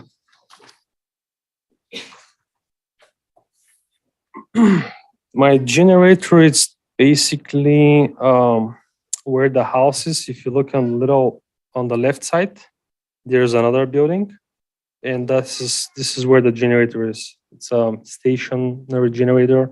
There's a concrete pad that the generator stays on, and I have a 1,000 gallon tank for the diesel fuel that we're using for. Is that I'm trying to No. It's this right here. That's a setup. Yep. Right there. Oh. Okay. Yeah. That's Yeah, what I it was was- wondering. It's technically in the middle of the property. It's not, you cannot hear anything from any property line. I mean, we've done this multiple times with professional device, and we know that the sound is not bad at all. Okay, great. Thank you very much. I appreciate that. Does the commission have any other questions for Mr. Petkoff? No, thank you. Did you have someone else who had public comment on Zoom? Ariel Strauss, who spoke. Earlier. Yes, Mr. Strauss? Thank you. Just as a point of order, I do want to request observation of the photos that were submitted and the map. I understand it was Government Code Section 54957.5B requires that documents are submitted to the majority of all of the commission be available to the members who are present for review. And I'm not able to see that, and I don't believe anyone else present is either. I also would appreciate the opportunity to respond to some of the statements that have been made, and I understand that perhaps will be done in due course, but I want to make the request again. Point of order, Chair. Did he speak prior? I've had trouble hearing who he was. He did speak Yes, I prior. did. Now he's speaking as part of public comment. Oh, okay, in that case, I'll go ahead. Thank you. So I just want to point out that Mr. Milenko's diversionary presentation does not address the issue for the commission, namely how to ensure compliance and whether illegal grading, burning, burial plastic waste, light pollution, diesel generator pollution, or water hauling and burning continue to occur for this project. It is not appropriate to impugn or blame neighbors or judicial determination that the prior ordinance manifold secret requirements. Plainly, these arguments do not establish compliance to the application and did not satisfy the obligations of the county to comply with its own ordinance and CEQA. The public comments also do not speak to the condition of property or about the specific violations stated in August 31st letter or the observation of the neighbors who spoke today. The applicant said in comment that he does everything legal for the past years. It's obviously not true. The abatement order establishes much. Mr. Milenko admits that the non-compliance with the applicant is a quote, very real concern. And in contrast to what was said in the commentator online, this is not an example of quote, everything happening as it should, or akin to a non-compliant journeyman showing up when a punch list inspection shows that there's something amiss. This is full-blown legal growing of 1,000 plants while an application is pending. And the plants are growing without blackout tarps. It was done with unlawful water hauling and no verification. Appendix C also states that 3-story residence was permitted in 2010 on Mr. Petkoff's property. And Mr. Milenko and the applicant states that there's no wired power. So I question whether 2 generators are in fact only for agricultural use, as stated AQMD. But more importantly, the district's determination that an AQMD permit is not needed is by no means the same as requiring that it be a tier 3 or tier 4 generator under County Code Section 17.43G.040A. And Mr. Milenko and the applicant not asserted the current diesel generator is compliant. Mr. Milenko admits that there had been leveling, and I appreciate that the defense attorney and Mr. Milenko makes an argument about that, but leveling is grading. And Mr. Gardner personally attested to legal grading. Others have mentioned illegal grading that they observed. Mr. Milenko, Mr. Petkoff have not established a lawful amount of leveling has occurred. Due to the water hauling, leveling, grading, burning, and burying, this application must be denied. Thank you. Thank you. Do we have any other public comment on Zoom? I'd like to say something. Go ahead, Sam. We got you. Okay, thank you. I'd like to point out that they've made a lot of allegations against this man with no pictures. Where are the pictures of the illegal burying?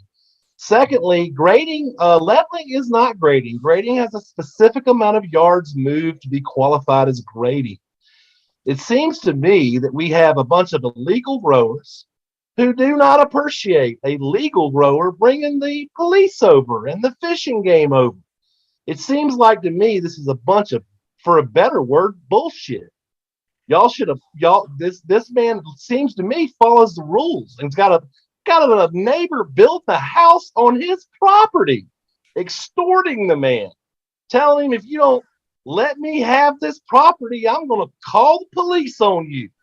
Seems like a bunch of crap to me, and I hope that y'all approve this man's license and move forward, and let's address some real issues. If you're going to accuse a man of hauling water and burying garbage, attorney that looks like he just woke up from 2-day bar hopping without even running a comb through his hair, he should bring the receipts. Thank you very much. That's all I have to say. Thank you. I just wanted to ask whether or not the applicant's representatives also wanted to speak during public comment in order to be equitable.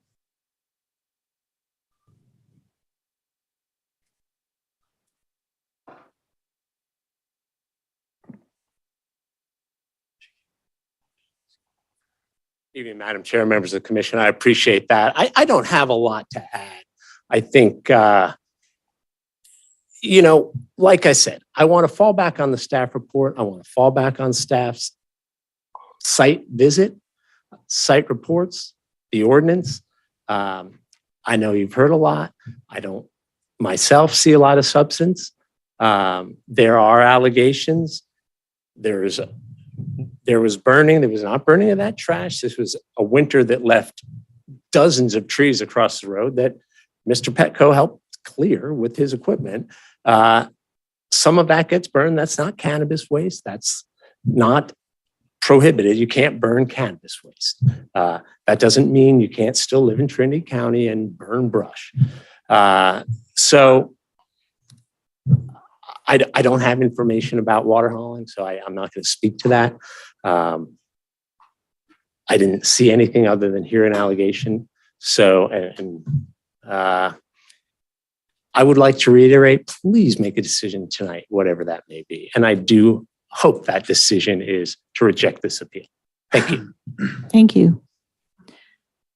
So now I'm going to open it back to any technical clarifying questions for staff.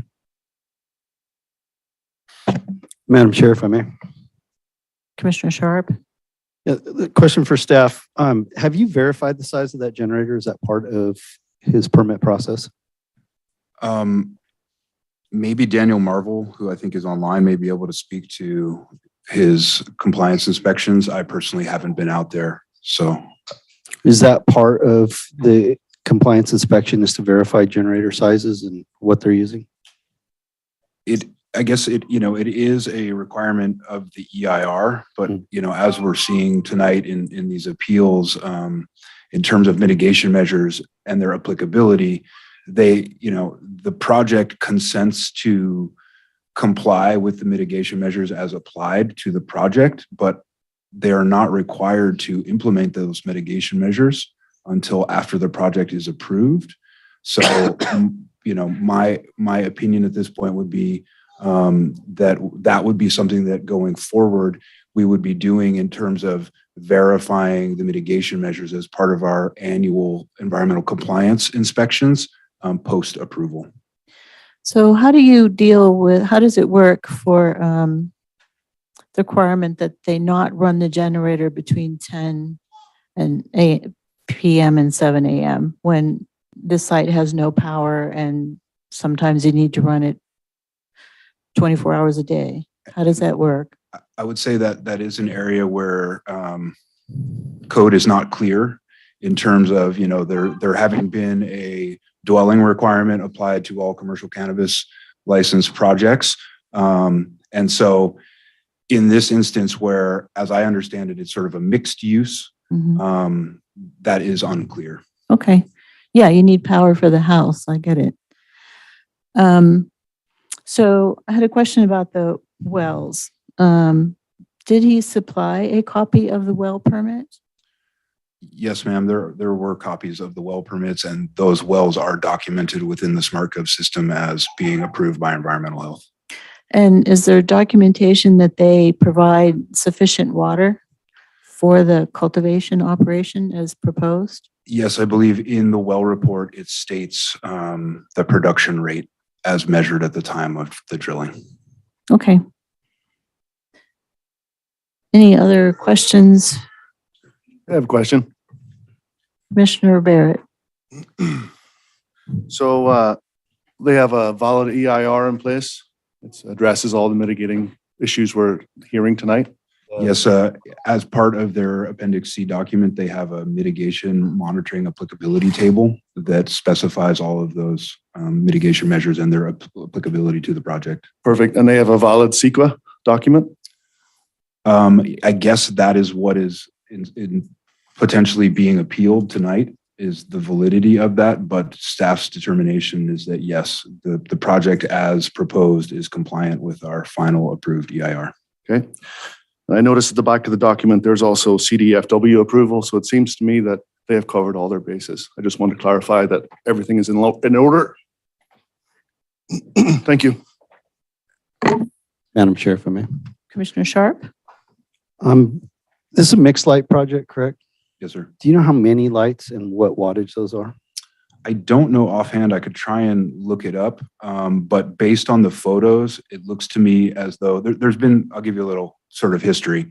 There's been some confusion, or there's been changes from the original implementation and criteria between Trinity County's regs and the state regs. And so initially with DCC regulations, in order to pull blackout tarp over a greenhouse, it required that you have a mixed light license. That has since changed. And so there are many program participants who initially applied for mixed light licenses. However, they are below the specified thresholds of wattage per square foot to qualify for either tier 1 or tier 2 mixed light. And based on the photos that I've seen that were provided by the appellant, it does not look as though it looks to me that they are string lighting. And that would be below, I believe it's 5 watts per square foot, but I could try and look that up for you if you want more specific wattage. Maybe the applicant can answer that question. He probably knows.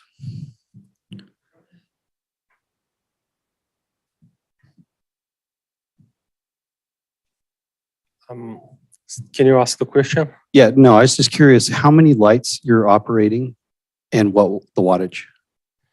Well, let's go back when those pictures were taken. They were taken 3 years ago when the previous appeal was. I mean, the pictures that you see over there are super old, first of all. And at that time, they were string lights. I mean, like 100 watt per light. I would say we have, I don't know, 40 lights or something at that time. That was 100 watt light. Are these LED? Standard lights. That was 3 years ago. I'm talking about old pictures, and I'm answering question with the current situation at the time. So right now we have different lights. We have lights that are 1000 watts, which are 6 per greenhouse. And we have a greenhouse with 7 of them. So total lights for all your greenhouses and wattage? Well, everything is in our SQL. I mean, in top of my head, I cannot tell you how many watts. I mean, I'm not going to get my calculator to tell you how many watts, but everything is in the document and is below the limits. Let's say we have 24 lights. At 1000 watts? Yes. All right, thank you. Mm-hmm. And if I may, Madam Chair, I just did confirm this is a type 1 mixed light. So that is 6 watts per square foot maximum. And it is in compliance with that. So it doesn't mean he has that many. It sounds like he has a little less than that, but that would be the maximum. Thank you. Thank you. Commissioners have any other technical or clarifying questions? Okay. I am going to bring it back then to the commission for a motion on this agenda item. Do someone care to make a motion?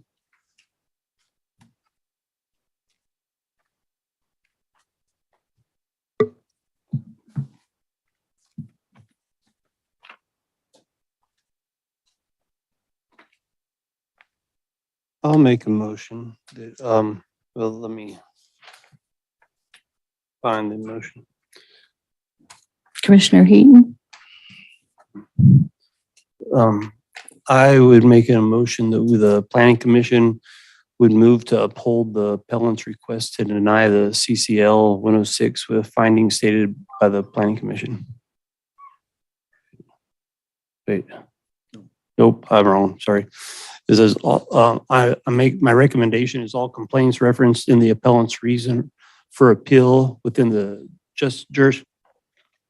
jurisdictional authority of the Trinity County Cannabis Division and the TCC 17.43, which are related to the site-specific review, have been determined to be adequately evaluated and analyzed within the associated resource categories of the Appendix C environmental document for the project, which is approved on June 23rd, 2023. Staff recommends that the Planning Commission make a motion to deny the appeal of P 2322, upholding the director's decision to approve CCL-106 with the findings referenced in the staff report. Do we have a second? I'll second. Motion by Commissioner Heaton, second by Commissioner Barrett. So commissioners, discussion.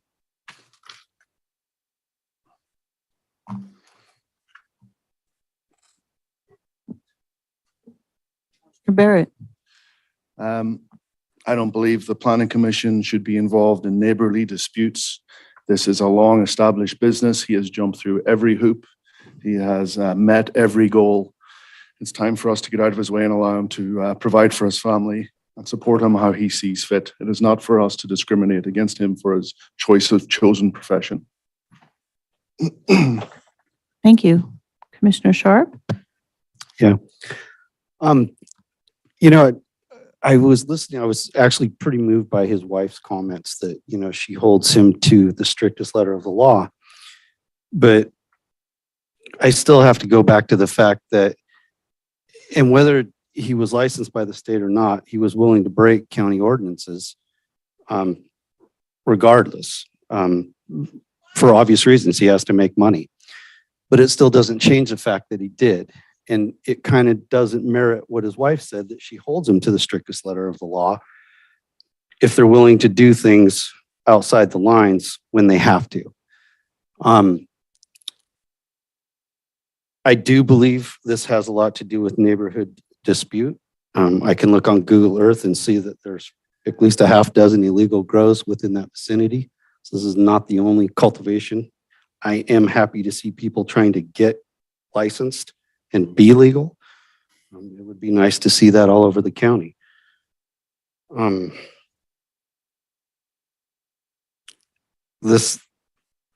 don't know. I have a hard time approving anything where people don't want to follow the rules. And I get it. The lady commented, you know, it's just like a journeyman electrician going out, doing something wrong, getting cited for it, us going back and correcting it. But it's not electrical work, and it is a very controversial profession.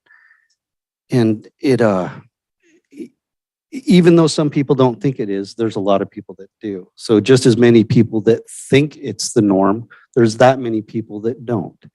And certainly the people that don't want to see people follow the rules and the laws so they can feel like this is a legitimate business. And that's where I have a hard time with this. I would like to see people coming that haven't grown outside the rules, that are just doing things the right way and not being told to do the right thing, but do the right thing without being told. It makes it a lot easier to make decisions. Other discussion? Commissioner Heaton? I understand and I appreciate your comment there, Bill. I really do. And I kind of, it for myself, one of the things that goes back is like when it's more of a civil situation, when I look and I see the outhouse and it's like the neighbor's outhouse on his property, and it's like, you know, really, it's like you got an outhouse, you're crapping on his land. It's like, and yet you got some issues, and it's like, and truth of the matter is, it's like I haven't been to Rowdy Bear or whatever, and it's like I couldn't even begin to tell you how to get there. I didn't even know it existed, if you want the truth of the matter. But it was like, in a situation like this, it was like, and I this is kind of one of the thoughts I had. It was like, okay, he was growing, everything was passed, everything's expected to grow, and at the last second he gets a monkey wrench thrown into his system. And then it's like, and that was April. And then it's like, I don't know, but it's like there's a part of me that's speculating. It was like he probably expected it to have been a whole lot farther along and already going and stuff like that. And it was like, yeah, I kind of wish that he hadn't been growing as well. I agree, but I got to confess something to you. I don't do everything by the books either. I'm just being honest with you.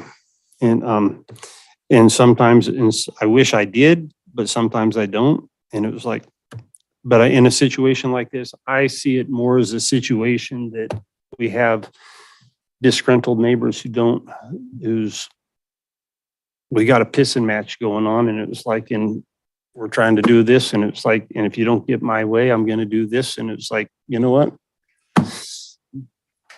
That's how I see the situation. And so, yeah. So I agree. I mean, it's awkward for us to be placed, between, in a dispute that's between neighbors. But it's hard to compare a dozen plants like in that photo versus 10,000 square feet of mixed light. I don't think two wrongs make a right. As Lisa said, we need to decide this on the facts. And so to me, the facts are that there is a pattern of noncompliance. And so that is one of the criteria for denying an application. The appellant submitted, I agree, a very general objection, which is not helpful. And as Mr. Blanco said, I would really encourage appellants to be very specific in the future. But they did include a lot of complaints. I just get the feeling that due to the remote location, that inspections just aren't happening. I mean, there was a lot of language in here about staff not being able to inspect due to COVID and then due to resignations and all that kind of stuff. So who knows all kind of what the true status of compliance was. The appellant did submit this vague list of complaints. They provided a lot more specific information on Monday. And as I said earlier, I was kind of wondering why that wasn't forwarded to the commissioners to review then, that we just got it this afternoon, because, I would have tried to do more homework. As it was, I tried to contact the Forest Service to ask, about the commercial hauling permits and so forth. Haven't received a response. I'm concerned that we are leading the applicant down a false path, that, we give them a license and say, well, you're on your own. The commercial trips, that's the hauler's responsibility. The possibility that you might be stopped on crossing federal land because this is a federally illegal substance, that's your risk. I don't know that that's a thing I personally want to, kind of hand off to somebody. So anyway, I just think that there's just a lot of unresolved issues here. I agree with Mr. Blanco. We need to decide tonight, but I'm just not seeing that we've resolved those issues and that we can really move forward with this. I think it needs to maybe have a decision tonight and then truly go back and try to resolve some of these issues. That would be my thoughts. Any other thoughts?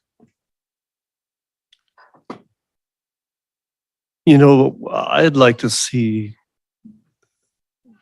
this move forward because I want to see people start changing what they're doing. And this is a transitional thing. Yes, it was an illegal operation and still the illegal operations are happening. Federal doesn't recognize it. How do we move beyond that? How do we push beyond that because it's true, none of us follow the rules completely. We can't, it's almost impossible.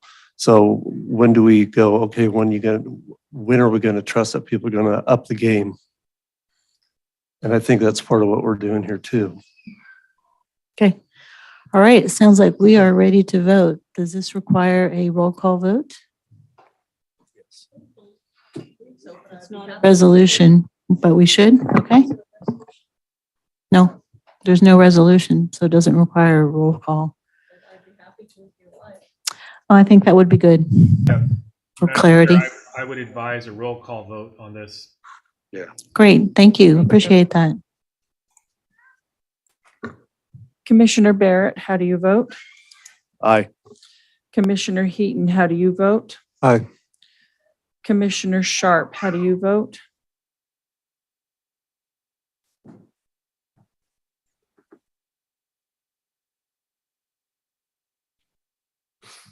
Aye. Commissioner Ellis, how do you vote? Aye. And Commissioner Fall? No. Thank you. That's 4-1 to uphold the director's decision to approve CCL 106. Great, thank you very much. Do we need a break before we proceed? Okay, let us take a break until 8 o'clock.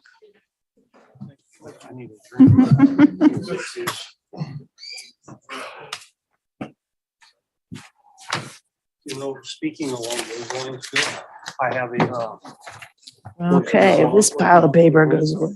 he told me, he says,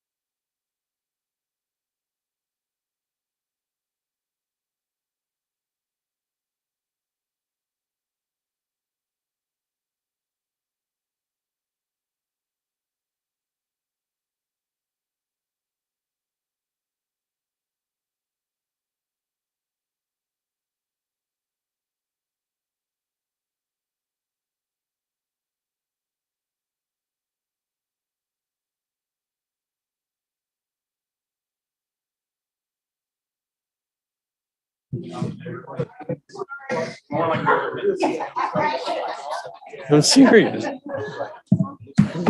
They're all moving. Please have a seat.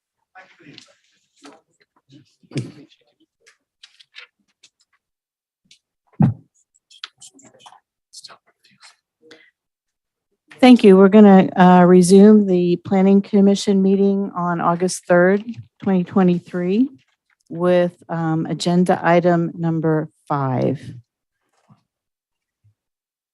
So item 5, appeal of Planning Director's decision P2311, an appeal of Cannabis Director's decision to approve a commercial cannabis license application CCL 636 at 441 Creekside Lane, Hyam Palm, California. Appellant Josh and Michelle Michaels, licensee Nina Kalani, Anila LLC, assessor parcel number 0111-400-005-000. Staff? Good evening, Chair, Commissioners, Drew Plabani, Director, Cannabis Division. For agenda item number 5 tonight, post-approval, staff was alerted to the fact that when previously we reached out to the assessor's office and looked through SmartGov records, there was no record of the adjacent residence being a legal dwelling in terms of it being finalized. So essentially the adjacent residence was finalized, which then requires that the site configuration conform to Trinity County Code in terms of the 350-foot setback from adjacent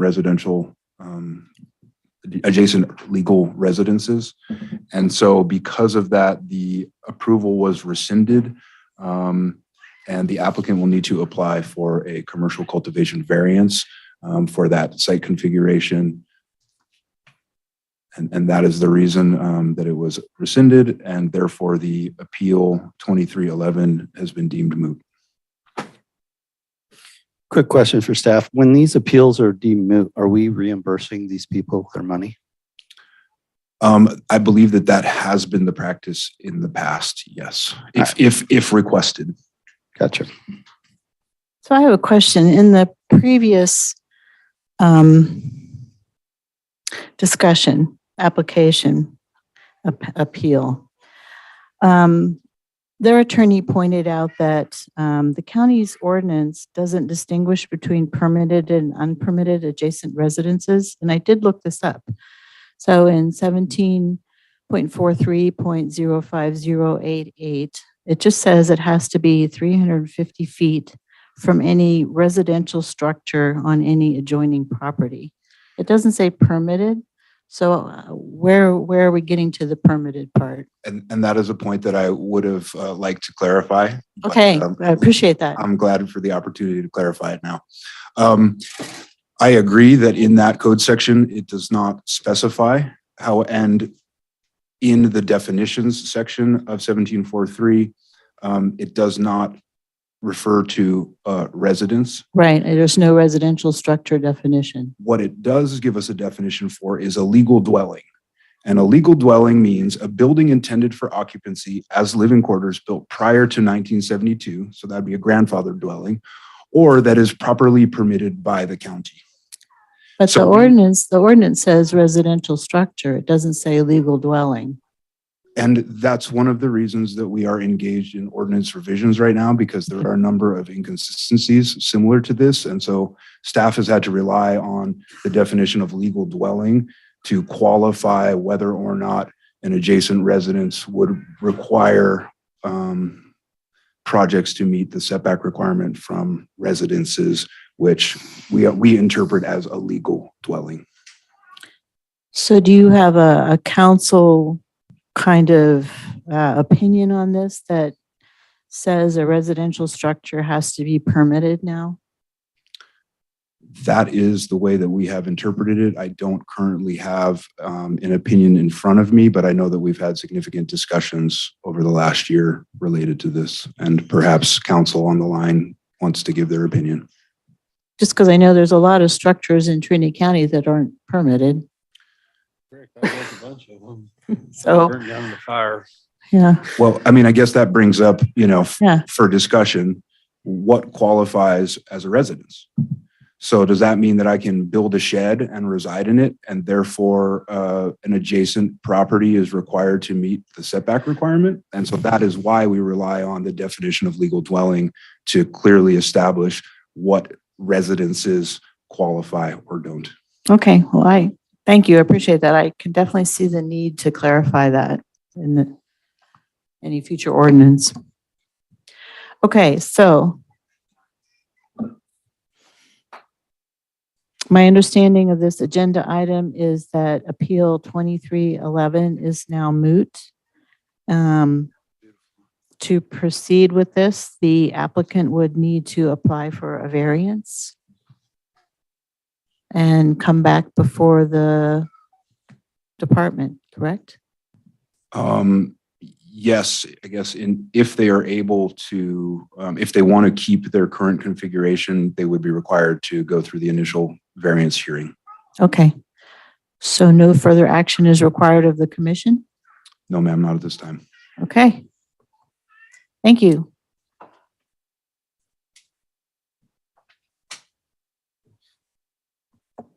So we will now move on to item 6, appeal of planning director's decision P2306, an appeal of cannabis director's decision to approve a commercial cannabis license renewal application CCL 132 for 200 Coffin Road, Lewiston. Appellant Lori Wills, Friends of the Lewiston Grass Valley Creek. Licensee Natalie Kohler McNamara. Assessor parcel number 025-180-038-000. Staff? Included in the backup for tonight's agenda, there should be a memo dated July 28th. And this is just reflecting the fact that on June 8th, 2023, the approval for CCL 132 and its associated environmental document were rescinded, and the appeal P2306 deemed moot. The current appeal of CCL 132 is now P-23-21. So to follow up on Commissioner Sharp's question. 21. Item number 7.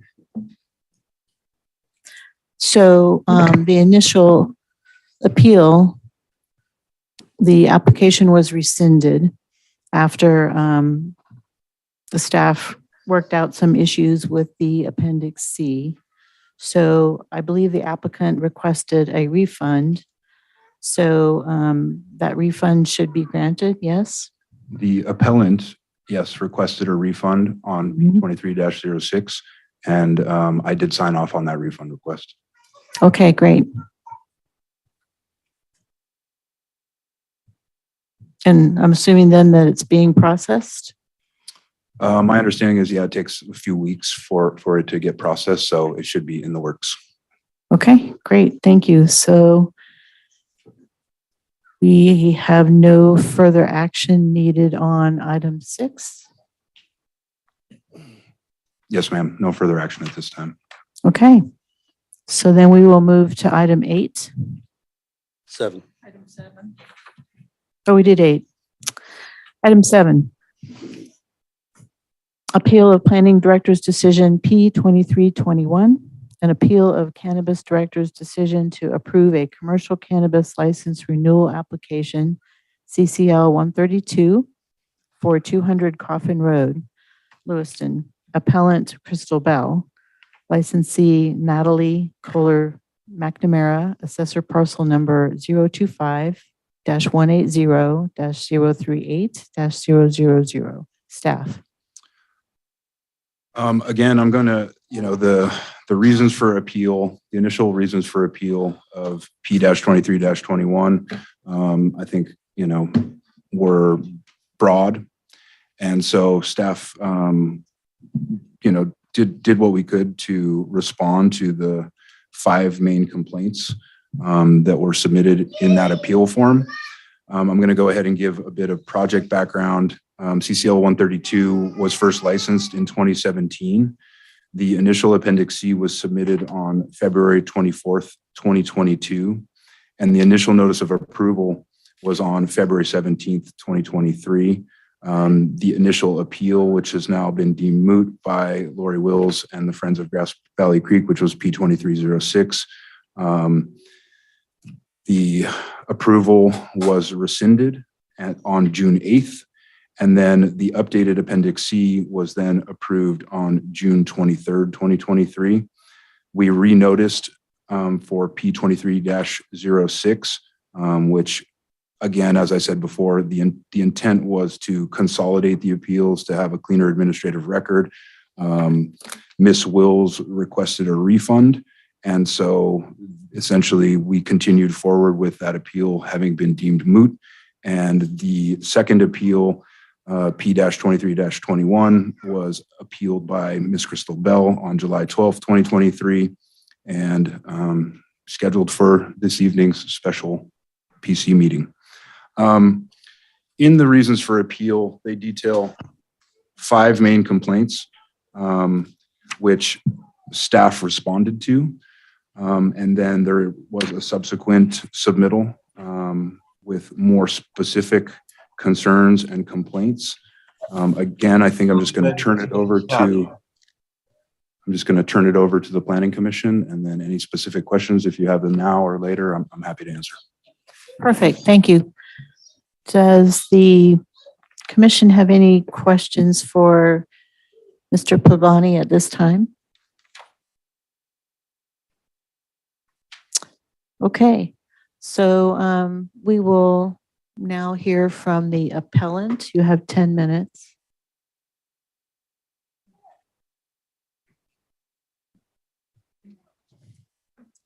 Thank you, Commissioners. Crystal Bell. Just as a quick note, although the initial may have been broad, the reasons were still basically the same as the very first time this was appealed in February, and at which time that appeal was delayed for 2 months while portions of the appeal were dealt with and fixed. And then subsequent to that, set for hearing on a document that we weren't even aware existed when post filing of appeal or post bringing the issues to the staff in a meeting. They then allowed the applicant to resubmit an Appendix C with some corrections based on the information we provided, neglecting to tell us that it had been submitted until 3 days before the May 25th hearing, at which time we determined it had been updated. And basically, so the issues are still remaining to be the same. They're CEQA issues. They're failures for staff in the county to require mitigation measures be done and implemented prior to the licensing of the approval of the licensing. When indeed it's known that there are facts and issues surrounding that area that are causing cumulative impacts. That's evidenced by the fact that each time we brought something up, the process is stopped, they fixed it, and then they reapprove. So are we off base? No, we're not off base on this. Cumulative impacts occur when there are 2 or more activities in the same location. We have a situation where the odor gets so intensified that our quality of life is subjected to these impacts.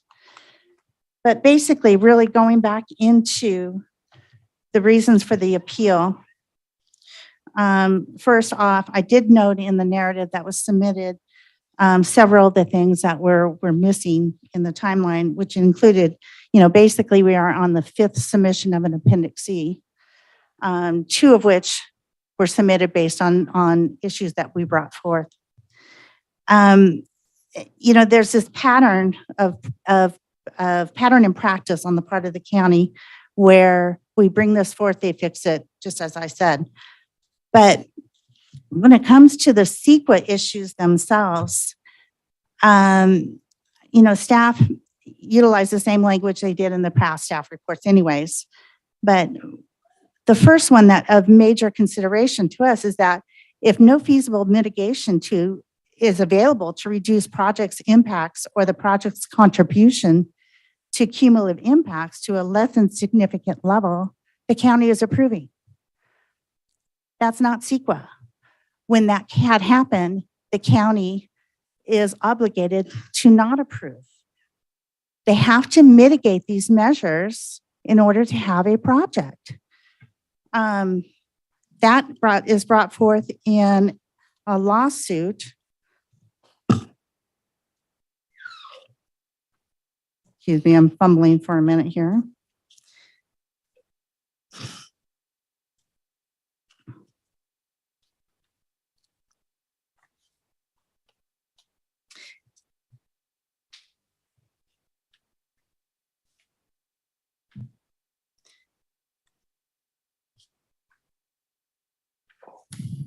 Sierra Club versus California Department of Forestry and Fire Protection, 2007.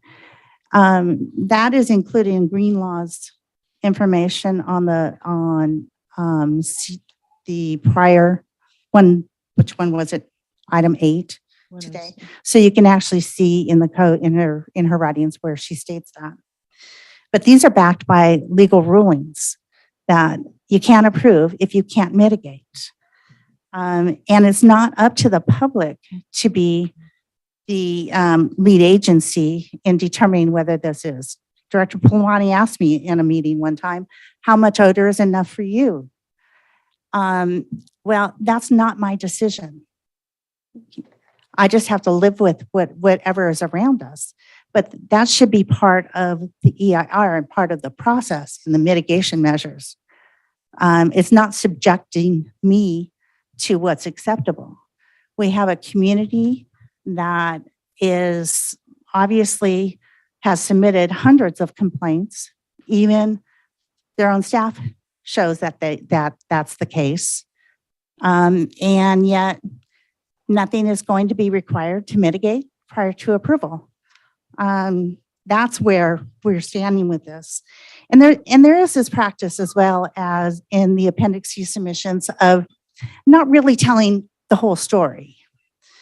For example, in the odor control plan, which is not being required to mitigate, it states that the heaviest odor by the applicant, it states the heaviest odor emitting period is during the flowering stage and then up through packaging.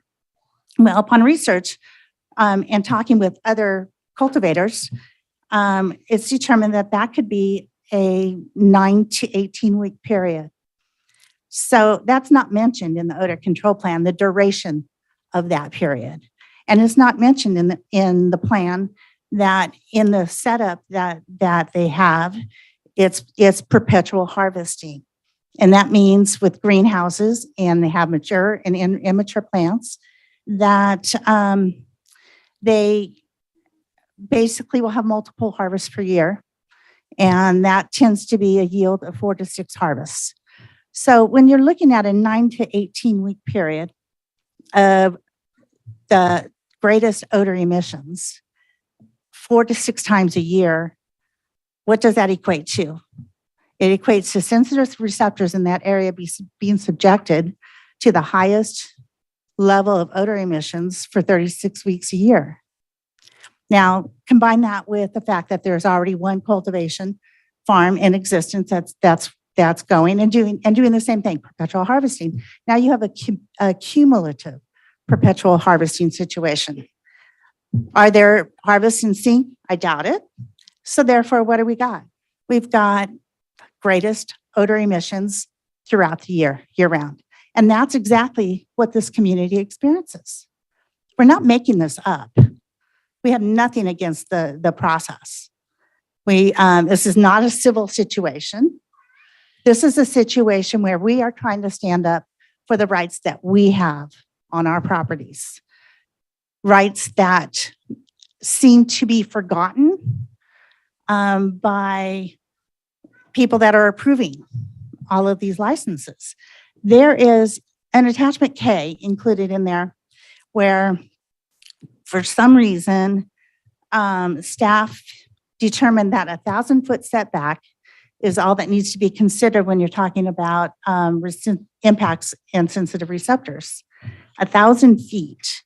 There's language in the AIR that states that it could go beyond 2 miles.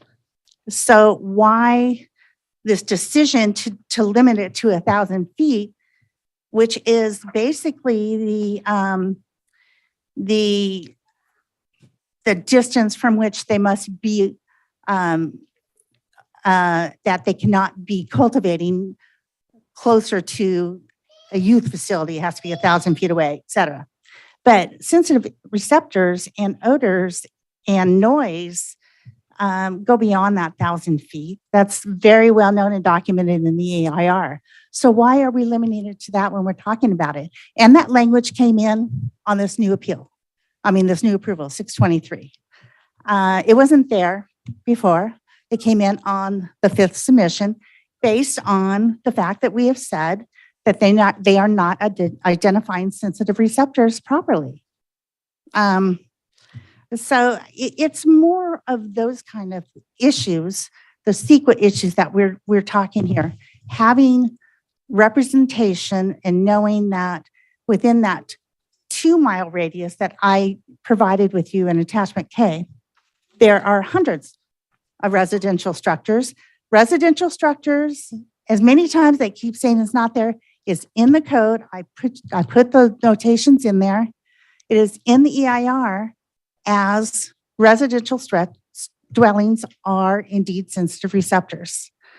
And there's hundreds in that 2-mile radius.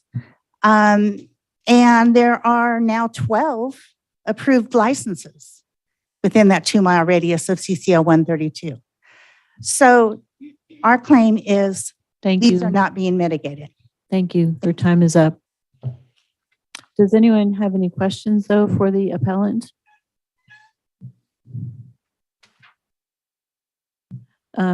Did you want to provide any additional information from the staff? If it's acceptable to you, Chair, I would prefer to let the appellant or their representative speak first and then provide some feedback. Okay. So would the applicant's representative please step forward? You have 10 minutes. Good evening, Madam Chair, members of the Commission. Tom Belenko. I am the representative for the applicant and appellee in this case. And I wanted to just start by kind of shifting the focus on these numerous submissions, the Appendix C, as if that's something wrong with the process. I think that's exactly what the process is supposed to do. We have a submission. Hey, is this going to work? No, it's not going to work. You got to do this, this, and this. That's how this works. I think it's actually better that we've gone through several iterations of this Appendix C because it's had an opportunity to be vetted, not just by staff, but we have consultants for this. There's a Boxing Day holiday that the Brits celebrate. It would be fun to do like my email or telephone holiday for everybody where we switch phones and stuff. But my email and phone for years have run off of. The EIR is too long. We don't have enough time to review it to make meaningful comments. Appendix Cs are too long. They take too much money to make. Daniel Marvel comes out and sees too much stuff. Like all these things that I hear about, not from these clients, but from everybody. I'm sure staff hears these things. I'm certain you hear versions of these things too. But the benefit of all those complaints and human moments is that we get very solid backup for these. It is not perfect. CEQA is not designed to be perfect. We have thresholds of significance. We make findings that some things cannot be mitigated. We know that going in. The EIR is clear about that. So when we have these Appendix Cs to say, hey, does this fit within here? Do we fit within the cumulative impacts? These things have been evaluated. Again, I have the utmost confidence in the staff report. So I don't have a lot to comment on that. I think staff did a great job on that. I think we have a very solid EIR to lean on for this. I do want to point out, I know this neighborhood. I think we all know this area. The overwhelming majority of the neighborhood has made their opinions clear on cannabis. We have carve-outs here. And we went over that in this room numerous times. And I think we also know that a begrudging compromise we reached on that issue is that existing licenses would be allowed to get renewed. This is one of those existing licenses. This is not new. It is new owners. And I like to think, and I certainly hope they will be better than previous owners, because there were a lot of complaints referred to. None of those complaints apply to these owners. They were to this location, but they're not on these owners. So again, I hope we decide tonight. I know there was some schedule shifting. I'm glad to see the appellant here this evening so that we at least have everybody in the room. I would like the commission to make a decision. I have confidence in the staff report. I hope you do as well. And again, I'd like to see you vote to reject this appeal. Thank you. Thank you. Would the applicant like to speak? You would have 3 minutes.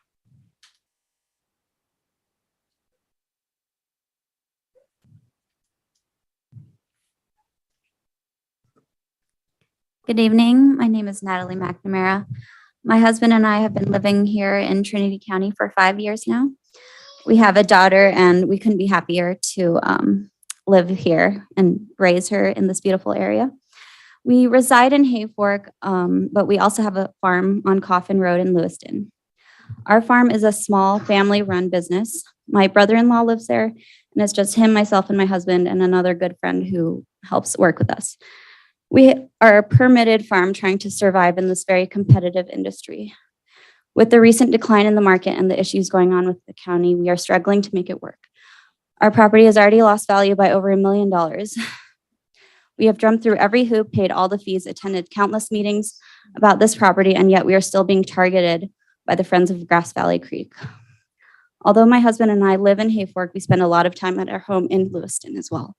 We love to eat at the hotel. My family from out of state drives here every summer to camp at the lake and go fishing. We all go fishing together.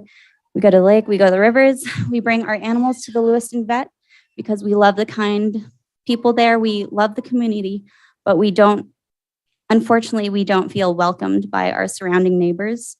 And we feel like they're going after our farm because of their biased views about cannabis. And unfortunately, we were never approached by any of our neighbors to address any of the issues that they're concerned with. They don't seem to want to work together. They just want to get rid of us. We have done everything according to the county and state requirements, and the cannabis department has outlined that in their staff report. As a small business owner, a member of the community, and as a parent who's trying to work hard to give her daughter a good life, please deny this appeal. Thank you. Thank you.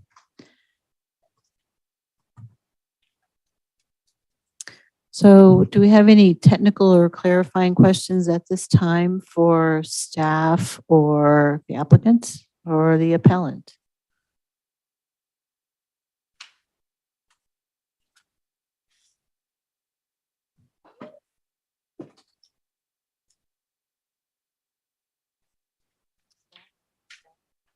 If I may, through the chair, I would like to respond to some of the comments provided this evening by the appellant. In terms of the concern that this was the fifth submission, Tom Blanco spoke to this, and ultimately the function of the Appendix C is to ensure compliance with the EIR. So the fact that there was one submission or 20 submissions really has no bearing on the final product, other than to improve it throughout the iterative process of identifying concerns or elements that could use more discussion. And that is what staff requested of the applicant's agent when we requested that the environmental document be updated after we became aware that there were some issues that hadn't been fully addressed. Interestingly enough, Ms. Bell pointed out that every time they raised an issue, we fixed it. And that is the intent of the Appendix C, again, is to ensure compliance with the final approved EIR. Additionally, she makes the claim that prior to licensing, mitigation measures should apply. And that is the function of the mitigation measure applicability table, which is included for your review in the staff report. I believe it's somewhere between 4 to 6 pages long. It's at the back of the staff report, and it lists all of the mitigation measures that are to be applied to this project. Going on to no feasible mitigation, that's in reference to, I believe, item number 1. And I take it as that essentially that's, it's referencing Ms. Bell's partial understanding of the EIR, and that is a concern about the adequacy of the EIR, which is not open for debate at this point, given that that is a final and approved EIR. Furthermore, the odor control plan itself is a mitigation. As we've previously discussed, how could a project that's in the development phases implement all mitigation measures prior to finishing development? So that is the function, again, of the Appendix C and the mitigation measure applicability table, which when applicants come in to pick up their license, they have to sign a series of documents, one of them being the mitigation measure applicability table, which they have to go through and initial and acknowledge that they will comply with all of the mitigation measures that were deemed applicable to their project. Another thing that she pointed out, which is that it's a perpetual harvest. I don't know if the applicant wishes to speak to that, but that seems, based on my extensive experience in the cannabis cultivation world, I don't think that her claims are correct. And I think that is an unfounded opinion that she's expressed. Furthermore, the odor concerns that she's referencing and the fact that she is able to smell cannabis odors is clearly addressed in the EIR. And I want to read a section from the EIR for you all, which is under Impact 3.3-3, exposure of people to objectionable odors. Implementation of the cannabis program would license the operation of new commercial cultivation and non-cultivation sites, as well as existing cultivation. The cultivation and processing of cannabis generates odors associated with the plant itself, which during maturation can produce substantial odors. Setbacks are required under the cannabis program. However, they do not preclude the generation of odorous emissions in such quantities as to cause detriment, nuisance, or annoyance to a substantial number of people. This impact would be significant. So there's significant discussion about odor in the EIR, and that is what was adopted in the final EIR, and staff's objective is to comply with the EIR and the ordinance. And so as we've, I think, clearly shown in our staff report, that we've done a very thorough review of this Appendix C document, and we have deemed it to be compliant with the EIR, and the mitigation measures have been applied to the project. So sure, Commissioner Ellis. So a question for you. So does that statement that you read, let me get clarification. Does it saying extreme odor is gonna happen? And because it's gonna happen, if it's an approved project, that's just the way it is? No.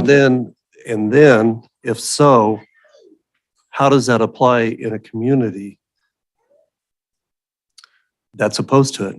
Well, as I understand it, that's something that should have been taken into account during the comment period of the EIR. So the final approved EIR is what we have to work with. In terms of what the first part of your question, I believe that, yes, odors are going to be generated, which is why there are mitigation measures applied to these projects.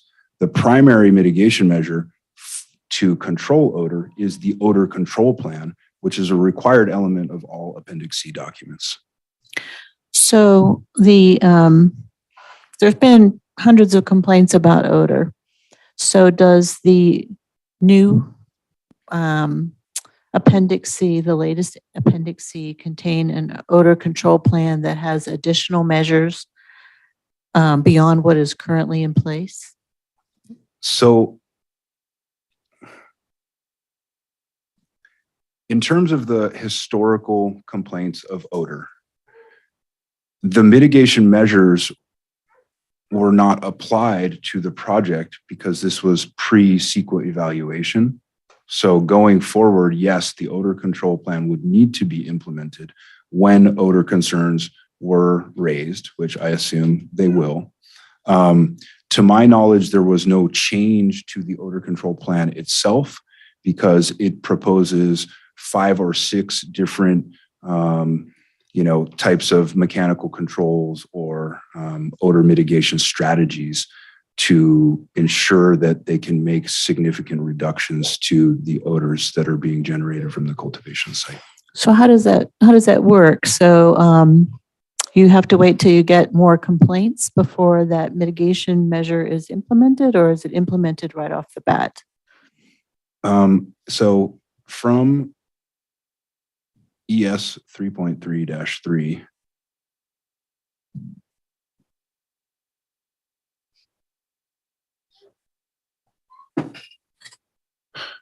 it basically says if offsite odor nuisance impacts cannot be avoided without odor controls, identify the procedures and controls for reducing or controlling the odors on site. And it goes on. So essentially what I can tell you is that related to, this Coffin Road area, as the appellant has stated, there've been a huge number of complaints related to odor. More recently, there were complaints submitted that called out specifically the last name McNamara as the source of the odor. And so myself and Bella went out to do an inspection to verify whether or not there was active cultivation going on. And there was not. And so when we received the most recent complaint of odor, we reached out to the adjacent cultivation site, which does have an active license, and let them know that given the fact that we'd verified that CCL 132 was not active, we requested to do an odor verification and odor control plan inspection, which is, I would have hoped we could have gotten done today before the PC meeting, but we have it scheduled for tomorrow morning.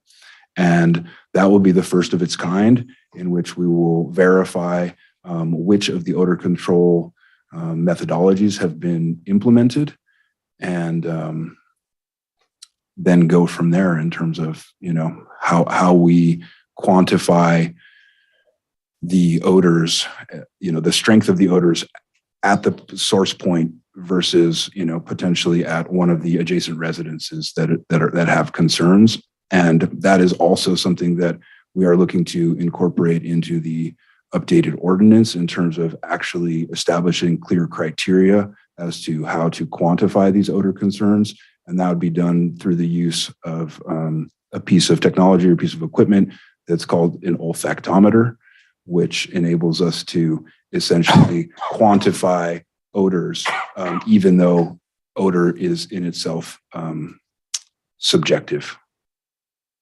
Okay, thank you. Madam Chair, if I may. Commissioner Sharp? Mr. Blum,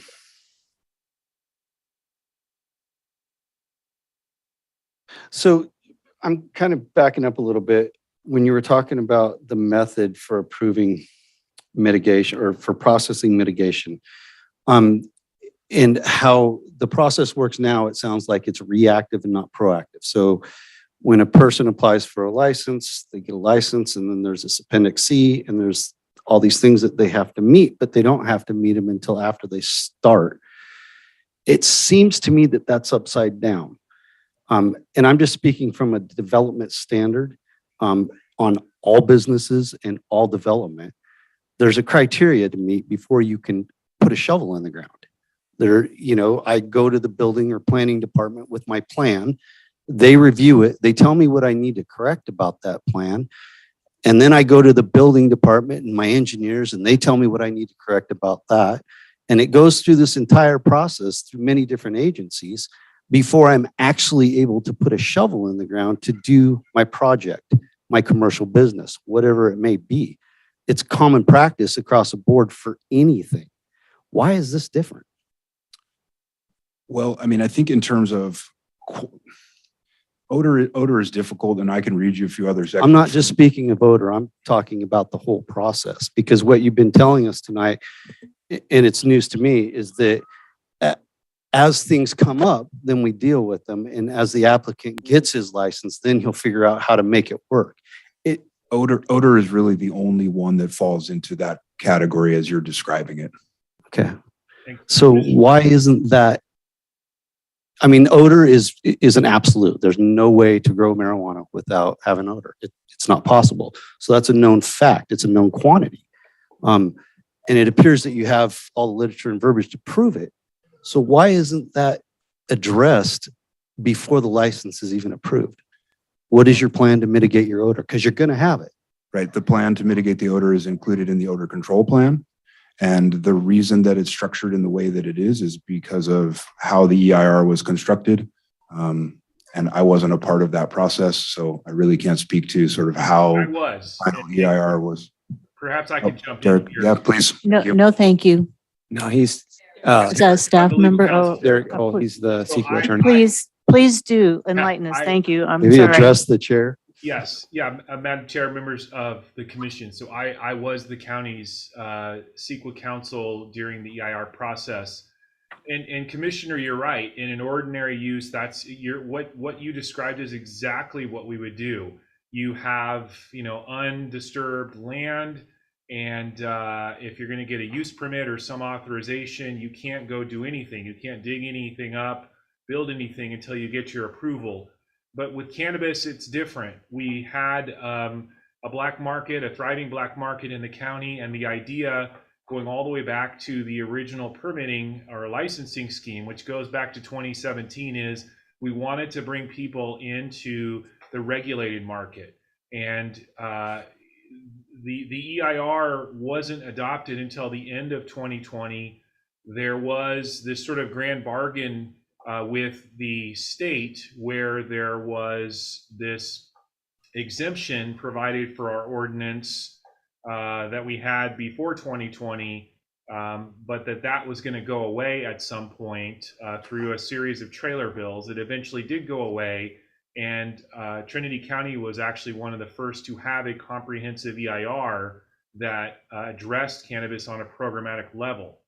And so now we are applying that. People are going through that process, but there were a couple of years where that process hadn't been put into place because the programmatic EIR hadn't been adopted. And so you have, some licenses, some that had maybe received 3, even 4 years worth of licenses, and now they are coming into the, the regime that is required by the EIR, which establishes several more mitigation measures, and that's what we're trying to go up to. So in the cannabis world, you are going to have sites where there has been, in some cases, maybe fairly extensive prior activity and land disturbance and cannabis activity And the idea is that we are transitioning those folks from the old regime to the new regime.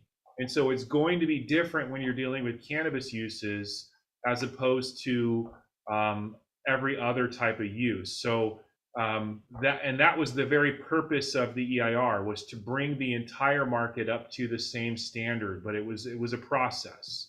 So I hope I'm not going on too long there, but No. But it is a different use, and it is different from those other uses that you mentioned. Understood. So that being said, am I hearing you correctly then that, so you referred to we're under a new regime? Does that mean now that we aren't behaving that way, that these things have to be addressed and identified and, you know, proven to be handled before the license is issued or renewed?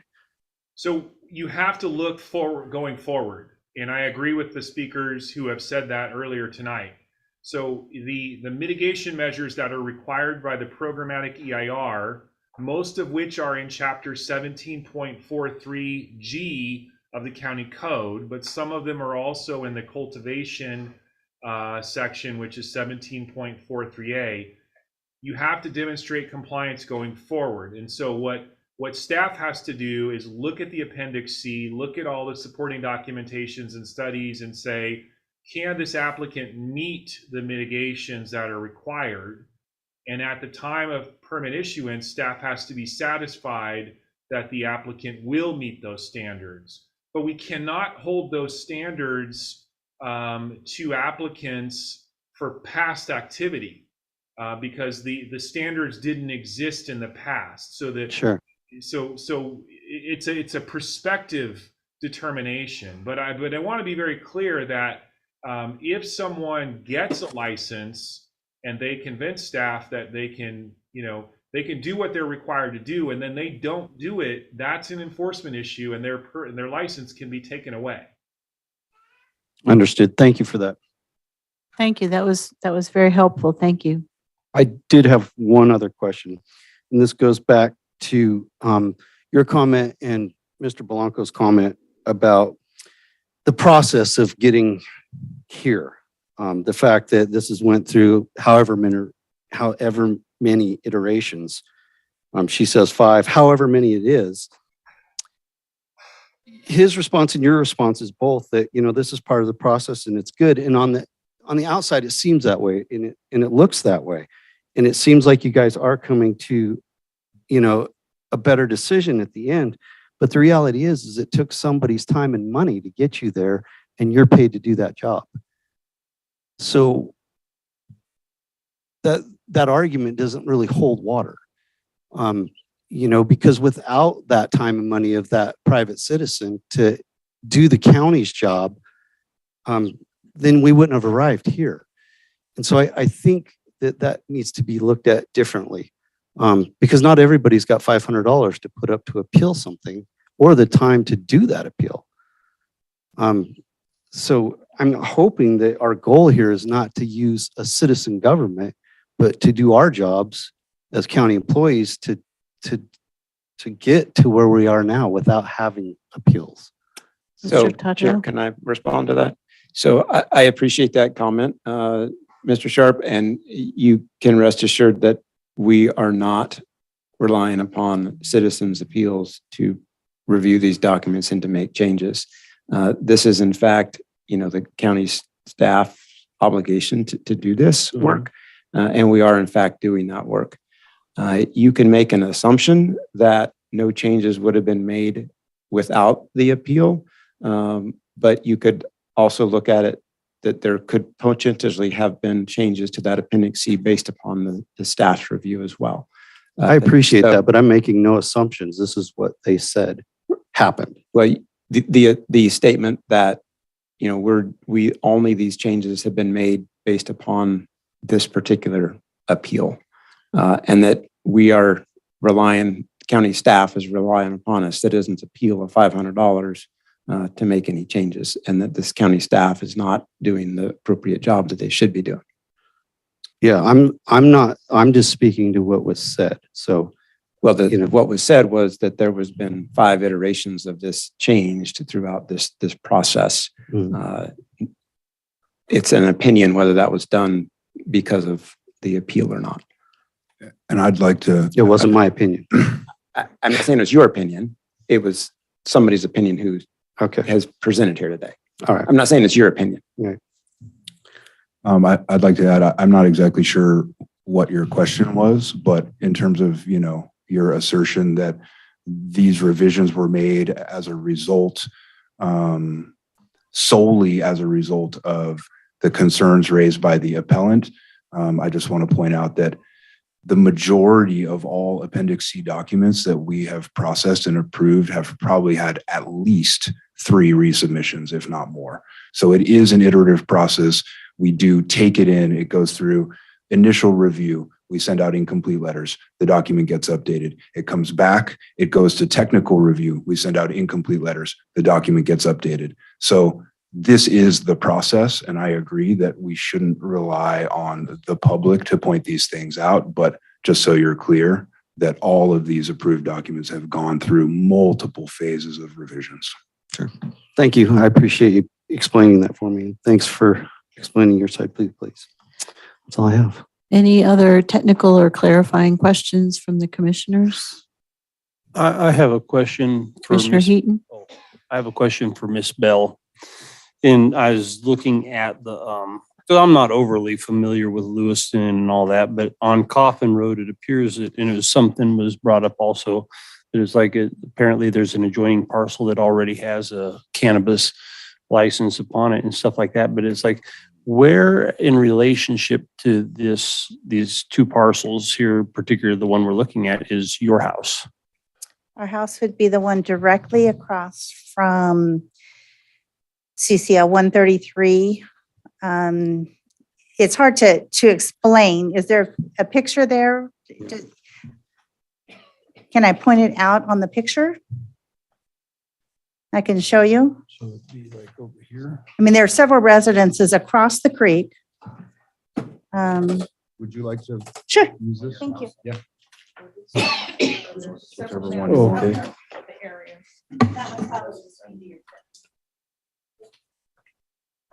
So this is CCL 132, and the other Yes, ma'am. CCL 133 is right here. Our home is here. Okay. Our winery is right here. Our business is right here, and there's another home right here. There's a Your home up here. winery, is there a creek that runs through there? Yes, this is the creek. Okay. Is that Rush Creek? Oh, Yeah. Grass Valley Creek. Okay. Thank you. Okay, if there aren't any other technical or clarifying questions, we'll open it to public comment. Do we have any public comment in the room?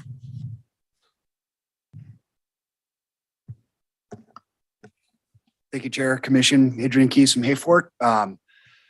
Just want to try and boil this down to the nuts and bolts. Our EIR was approved at the end of 2020. There was a 30-day appeal period.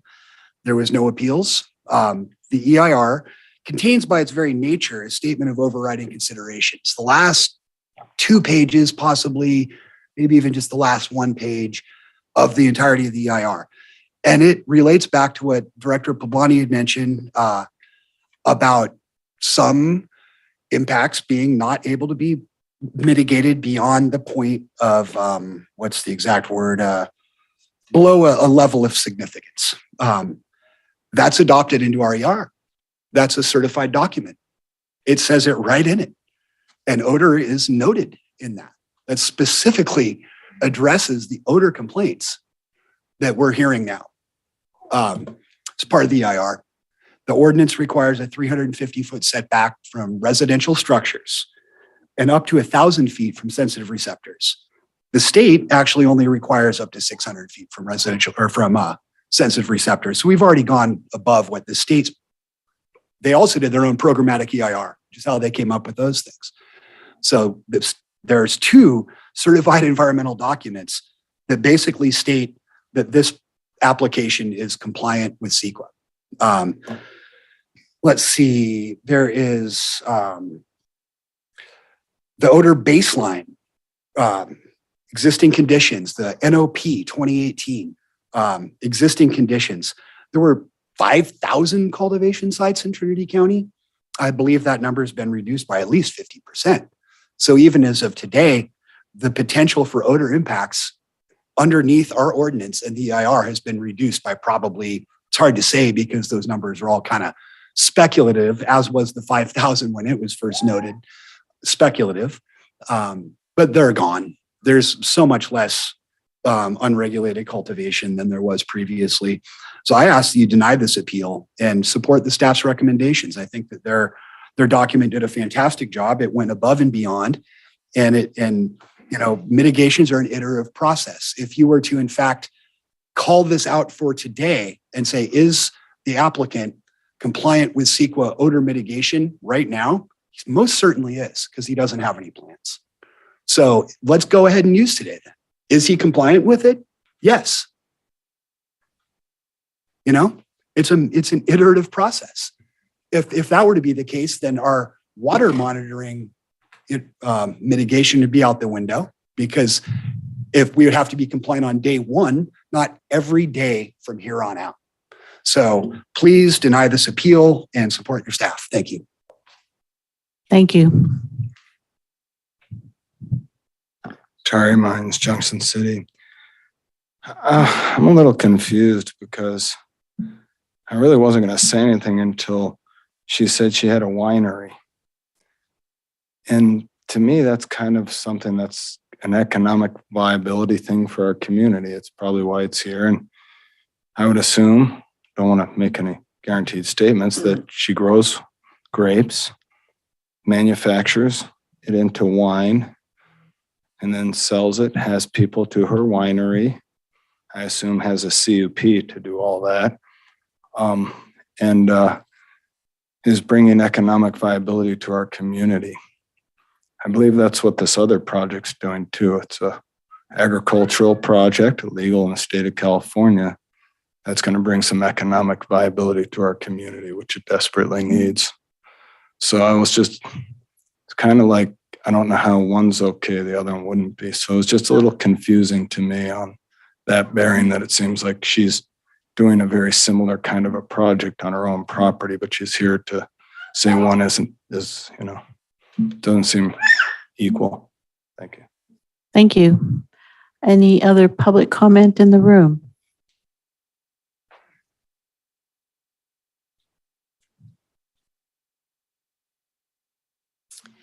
I'm back. Lisa Wright Lewiston, Chair, Commissioners. Flora is the agent for this applicant, and I can speak to the iterative process. So when the EIR was first adopted, staff was given an opportunity to have a transition plan and come out with guidelines on how to best complete your Appendix Cs. That didn't happen. And so as we went through the process that was really kind of pushed because of the lawsuit and the settlement agreement, there was a lot of back and forth, right? Because there weren't really clear guidelines that had been given, by county staff. It's gotten now to the point we have a really solid, excellent staff, and we're able to probably go with one or two with some of the new. But on those original ones, it did take several back and forths because it wasn't always clear exactly what they were looking for, to meet the requirements of the EIR. The mitigation measures, again, just to reinforce, those cannot be implemented prior to project approval. There is nothing going on there, so you don't have the ability to implement your odor control plan, for example. The odor control plan, I'll just comment because this is part of their CEQA document, and our odor control plans were developed by a PhD scientist that specializes in much larger, cultivations in Colorado. And there are some things that he would that are recommended in this odor control plan. Carbon filtration is one of the most effective. Ozone generation, bipolar ionization, high pressure misting. The odor control plan goes through and analyzes the structures that are proposed for use. And then also what would be proposed to be implemented. Ozone control is very effective, as I said, and carbon filtration. These are all in enclosed structures. They're greenhouses, so there isn't, outdoor where we'd see more of the use of the pressurized, high pressurized misting, which is an odor control measure that is used at sewage, disposal plants around the country. So it's not an unusual tool. But that is part of their CEQA document. It's been accepted by the staff. We did not do any of the amendments in response to any appeals. As we learned from other projects what the county was looking for, we proactively made amendments and did resubmissions because we were learning, oh, you know what? They're going to require pre-construction bird surveys, for example. Maybe our biologists didn't agree, but this is what they wanted, so we ended up doing that, right? So it truly was a back and forth. So the plans are in place to provide great mitigation. I think, even though it's considered, you can't get it to less than significant, you may on a project basis. Cumulative impact isn't necessarily defined by 2 projects, right? It's defined by the effects of the program as a whole.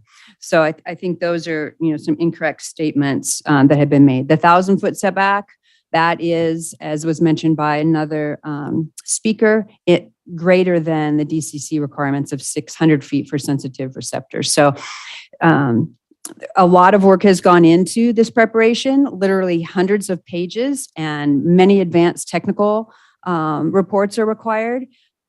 It should have been a simple checklist. Right? It should be a simple checklist going forward, but we basically develop mitigated negative declarations in a tiered document, which is very unusual. But we've done that to avoid appeals and lawsuits and make our documents more solid, right? So I think that the applicant's claims are unbased. There's no evidence to support the claims that are made. They're not even operating right now. Right. So that any odor, we don't know that odor couldn't be coming from illegal grows in the area. There's no way there are 12 licensed farms within 2 miles. I live in Lewiston. There are carve outs everywhere. Right. So I'm asking you to deny this appeal. It's baseless and staff's done a terrific job. So thank you. Thank you. Any other public comment from the room?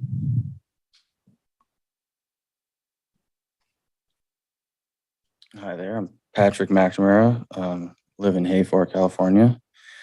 I live here with my wife, Natalie, and daughter, Isabella, and we have been trying to make it in these hard times. We've been potentially waiting since February just to be heard on this appeal, and that's another grow season that's in the books that we won't be able to produce anything. And I just wanted to bring up, I wonder if Crystal forgets that she was going to sell her winery to Sam Brinkley, and they laid out the greenhouses. They decided where they're going to chop the grapes, and she had no care for the neighbors then. And they would have put greenhouses right next to their houses, or a lot closer than ours, I should say. We've been targeted by this group for ever since we bought the property 3 years ago. Initially, they tried to put us in an extended opt-out zone. We fought almost a year just to be grandfathered in. And they said they weren't trying to take our livelihood. They were just trying to make it so no new grows were in the area. And then here we are again. There's no new grows in the area, and they're still trying to take our livelihood. About some of the historical nuisance complaints, the majority of them were from before we bought the property. And since then, the majority of them have been since we haven't been growing. So they're just seemingly just trying to make complaints just so they can have complaints in the books. We've had multiple inspections. Our property's always been clean. If there's anything that's out of line, we've always fixed it right away. I appreciate all of your time here. I know it's been a long day, and I hope you deny this appeal. Thank you. Thank you. Mr. McNamara, might I ask you a question? So I guess you're saying that you lost a grow season, but with this, I'm just learning, with this type of mixed light operation, would you not be able to have, to plant now and have additional crops this year? Is it only in the spring that you can plant? So it's not profitable enough for us to grow year round with power bills and everything. So we can't grow 4 cycles. We grow 2 in the summer. And right now, if we had plants ready, if we were allowed to be ready to grow, then we could. Or if I could buy big plants right away and maybe we could I find don't them. know, baby, but I'm on this meeting. Please don't come in, please. Other than that, the whole season's gone. Okay, thank you. I appreciate that information. He has the power to do that. Do we have any other comments, public comment from the room?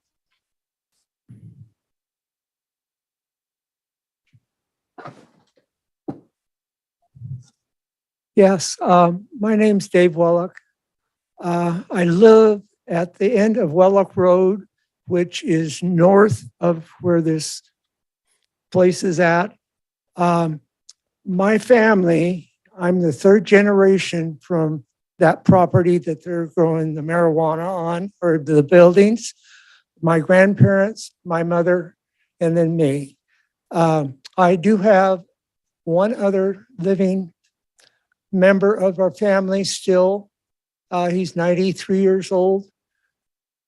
You could talk to him. I don't know what his memory's like, but I know that he's been up to our place and smelled the pot.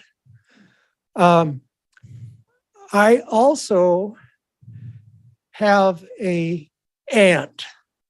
My mother's baby sister is buried on that property. I have not been up there since, I guess I can say his name, Don Coffin sold the property. There is also another 2 graves on there, which are the owners before my grandparents, which was the Lease family. We do smell the pot down our direction. There is a subdivision there off of Wellock Road. Approximately, I think there's probably 9 or 11 residencies on it. We also have Grass Valley Creek running through our property. What are we getting chemical-wise, fertilizer-wise, or whatever from those pot grows up there? How much contaminated are our water live streams, which runs right into Trinity River? There's a pond there. It can settle in that too. Actually, there's 2 ponds there. I do not believe that they should be granted permission to go ahead and do their growing. We've got young people. We got people swimming in the river. Like I said, I do have family buried on that, and nobody, Mr. Coffin knows about them, but nobody's ever come up to me and said, hey, come up, see if you know where your family's at. Nobody's ever asked me that. If this was Indian property, you can bet your dollars that they would not be building or tearing up the property where these graves are at. Thank you.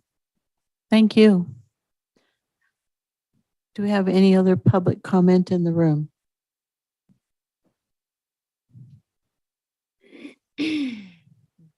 Hi, Jessica Boyd of Lewiston.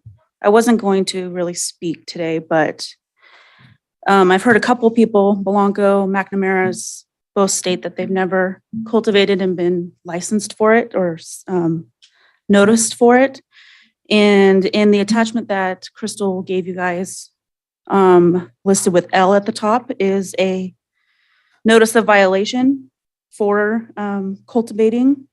And then also which was in February of 2022, they fixed it, asked for a reinspection. They were good to go. Then in August of the same year, we had called for a site visit because they weren't able to get onto the property to verify. And Daniel from the cannabis department came and verified visually that there was unlicensed cultivation occurring again. So I just wanted to reiterate that everything you're hearing today is not actually true. Thank you. Excuse me, ma'am. Can you give me those dates again? The first one occurred February 21st, 2022. And then the second was when the cannabis department came out on August 23rd, 2022. Thank you. You're welcome.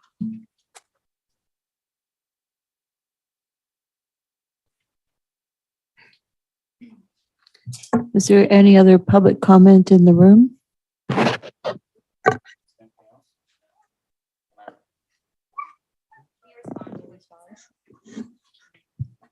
Very, very briefly, please.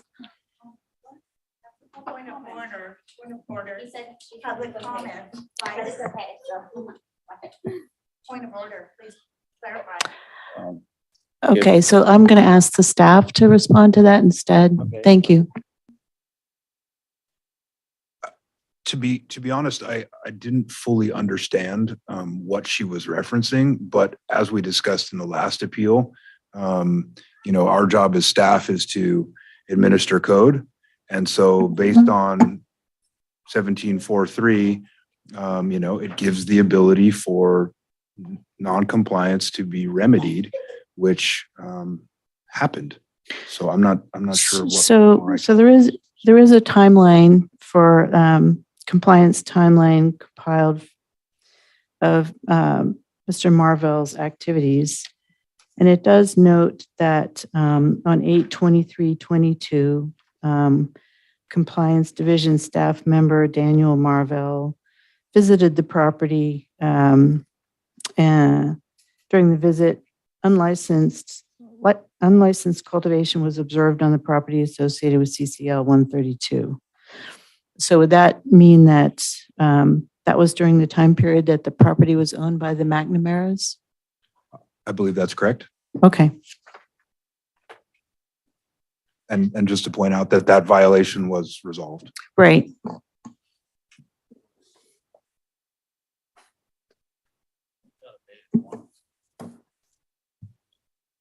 Yeah. Any more public comment? So do we have any other public comment on Zoom? Yes, and I'd like to start with a phone caller who can't get their hand to raise using their. I got something to say. Hold on. I'll get. So we're going to identify a phone number. Once your phone number is identified. Veronica Kelly Albies. Okay, Veronica. Would you please go first?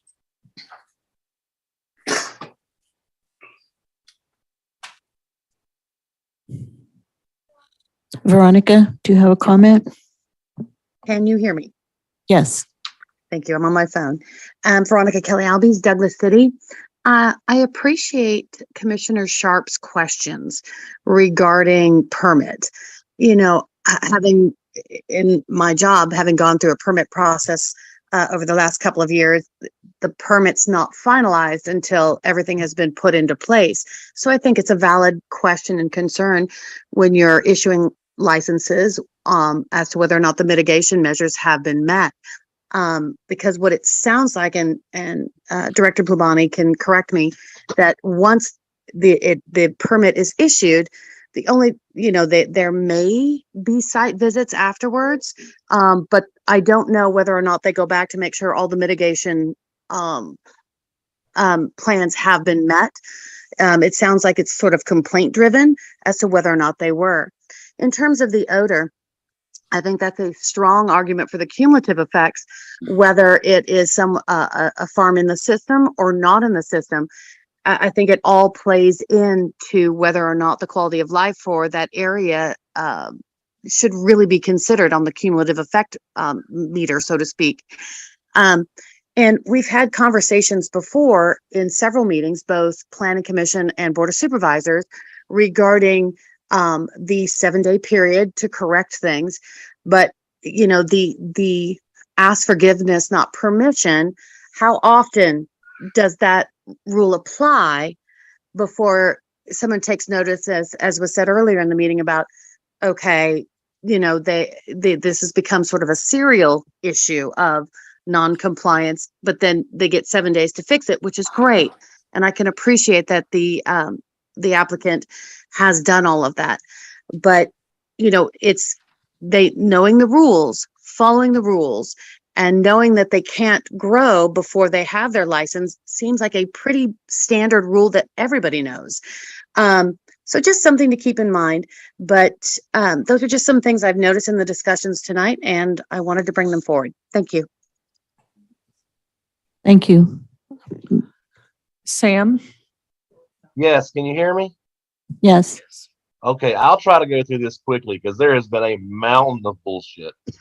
Okay, let's just address the things that I see that are most relevant. I think the most relevant comment would be this particular farm is all greenhouses. That means that a carbon filtration system can be used for their entire canopy. And as to them having to complain first for them to go back and address it, yes, if you're a sensitive user, which they are not, they had no problem with us when we were there, nor problem selling to us when they wanted to sell us that farm. In fact, our trimmers harvested their grapes one year. They're not sensitive at all. But let's just say you are. Then you complain. She has no problem doing that. She's made hundreds. She complains, and then they go back to their CEQA and address it with a carbon filtration. As to Sharp's comment on money, $500. These people pay $1.9 million tax basis on that property. I developed it. It was $425,000 before the cannabis license. That means their cannabis license is worth $1.5 million, of which y'all taxed them this year, and they were not allowed to use. So TAA has got them involved in a refund to hundreds of farmers amounting to massive money. And furthermore, this is just a red herring. What TAA and Friends of Grass Valley Creek are doing here, and two of the members sitting on that board damn well know it, is trying to do a cumulative impact complaint. If they can win this, they will immediately sue any farmer that has a neighbor and shut them down for a year. As to address the concerns of the creek, okay, first off, those farms don't pull out the creek. Only the vineyard does. And they claimed they claimed, oh my God, what was it? 500 or 500, I forget the ridiculous number, but it was basically their entire water right. Something like 250 acre feet or 500 acre feet. They pull out of a well. Furthermore, the vineyard is allowed to use chemicals that we could never use on cannabis. The only person hurting that creek is Friends of Grass Valley Creek, the only commercial pull out of that creek. Crystal is pissed that we backed out of the sale, and now she wants to punish people because she can't sell her vineyard because she's got 5 acres of grapes and no room for expansion. So she blames the cannabis farmers. You already gave her an entire carve out. She tried to sunset these people's license. What you're doing is dragging the county into another lawsuit. And I hope that he personally sues Crystal for torturous interference of Thank you for your comments. Your time is up. Do you have any other comments on Zoom? Jennifer Hill?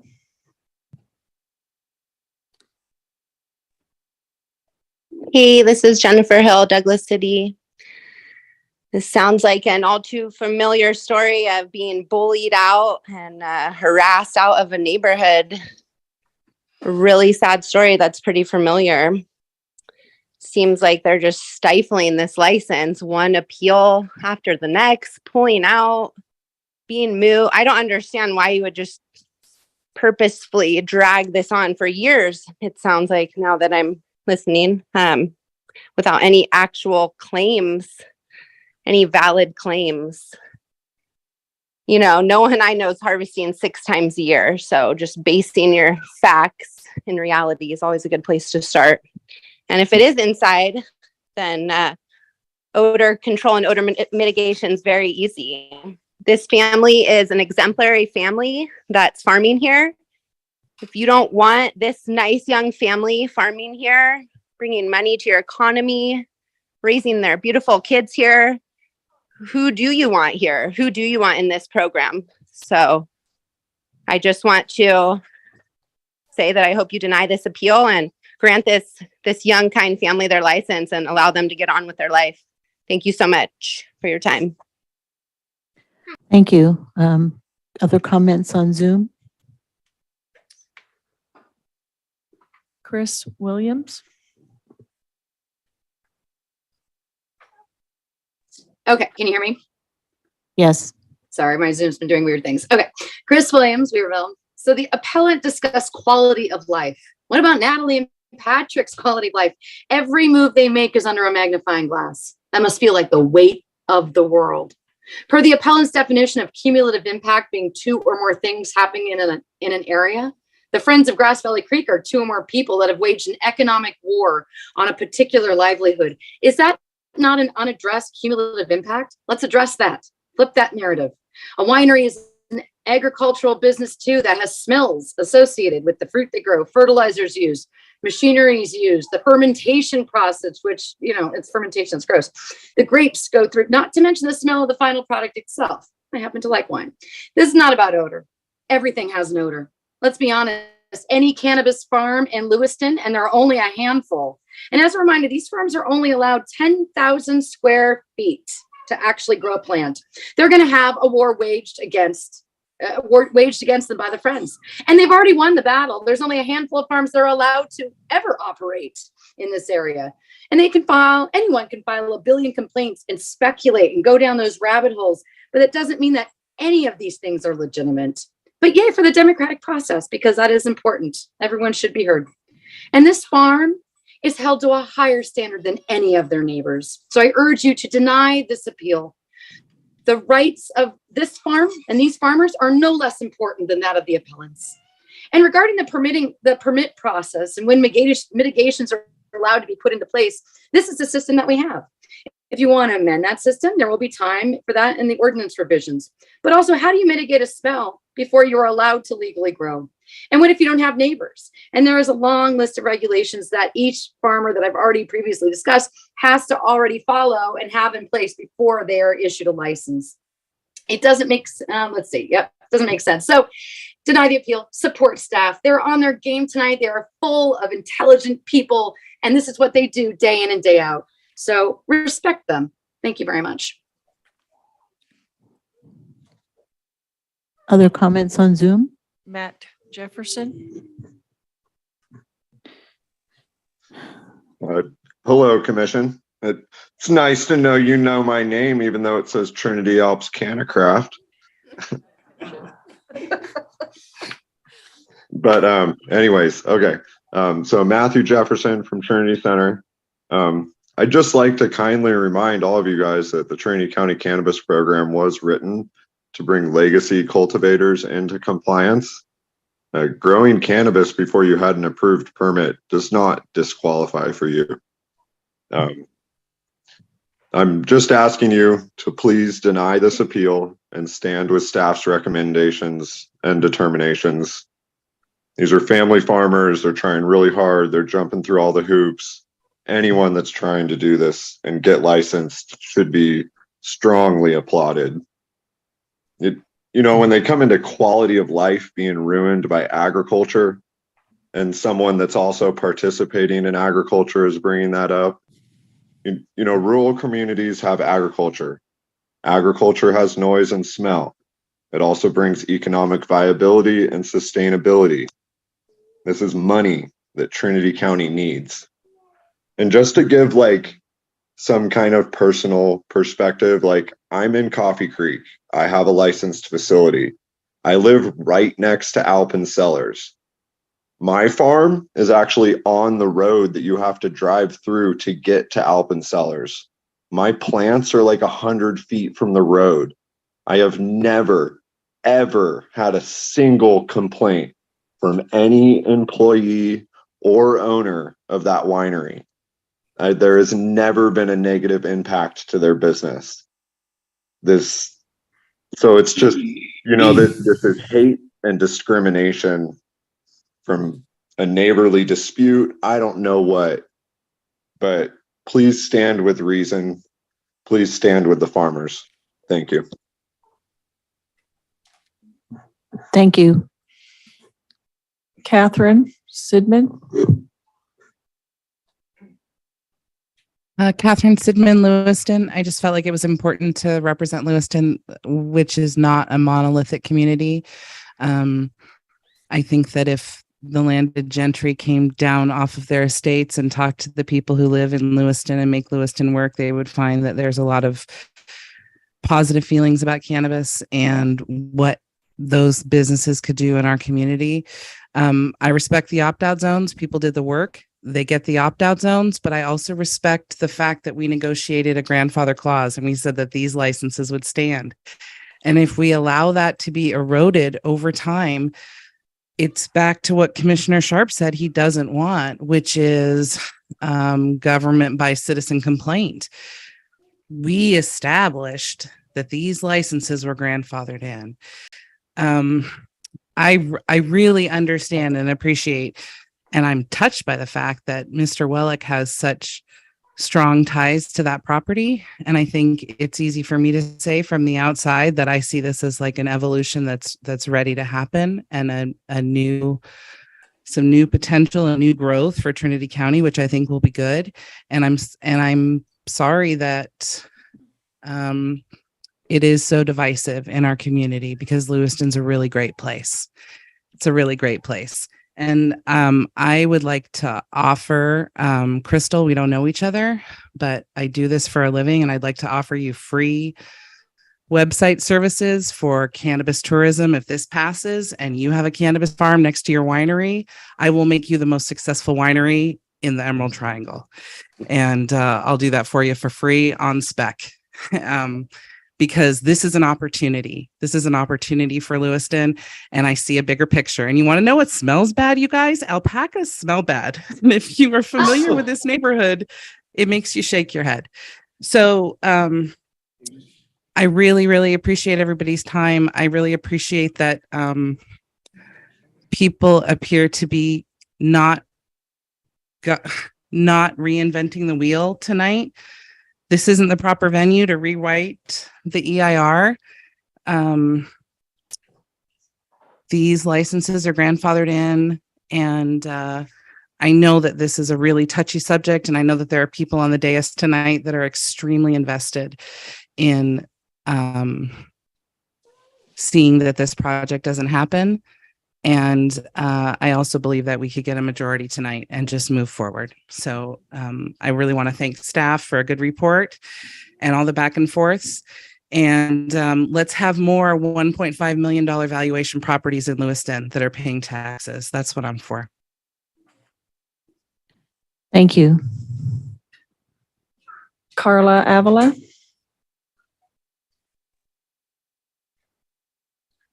Good evening, Commissioners, Chair Ball, and everyone. This is Carla Avila from High and Palm. I appreciate the opportunity to comment. I'd really like to emphasize that our programmatic EIR in Section 6.2, significant and unavoidable adverse impacts. So this is a section that is required, a CEQA mandated section in every EIR. PRC section 21100B2A states that an EIR shall include a detailed statement setting forth in a separate section any significant effect on the environment that cannot be avoided if the project is implemented. Accordingly, this section provides a summary of significant environmental impacts of the project that cannot be mitigated to a less than significant level. Now, I think the odor plan and what they have in place is sound. I hope you will understand, staff, when they're telling you that, you can't implement the mitigation measures until you're actually in operation, especially when it comes to odor control plan. In section 6.2, it states that sections 3.1 through 3.16 of this DEIR describe the potential environmental impacts of the project and recommend various mitigation measures to reduce impacts to the extent feasible. Chapter 4, Cumulative Impacts, determines whether the incremental effects of this project are significant when viewed in connection with the effects of past projects, other current projects, and probable future projects. After implementation of the recommendation mitigation measures, which require modification of draft language within the cannabis program, most of the impacts associated with the implementation of the project would be reduced to a less than significant level. there's your mitigations. The following impacts are considered significant and unavoidable. That is, there may be no feasible mitigation available to reduce the project's impacts to a less than significant level. And the first thing under there is air quality. And under there listed are multiple types of air quality impacts, including generation during commercial cannabis cultivation and non-cultivation operations of emissions of reactive organic gases, also project contribution to cumulative air quality impacts emissions, generation during the cultivation and processing of cannabis of odors associated with the plant itself, which during maturation can produce substantial odors, impact 3.3-3, and project contribution to cumulative impacts from exposure of people to objectionable odors. We spent 2 years on the FEIR. There was a lot of rounds of public comment, and it was a very hard-earned, county-wide earned, certified document that is our guiding principle, and our staff is doing an excellent job of being extremely thorough, and we should be commending them tonight. And I'm sorry, I understand there are still issues to work out in certain communities, but you guys have your opt-out. This family deserves fairness, and we are not rewriting the programmatic EIR tonight. Thank you so much. Please deny this appeal. Thank you. Rhoda Kane.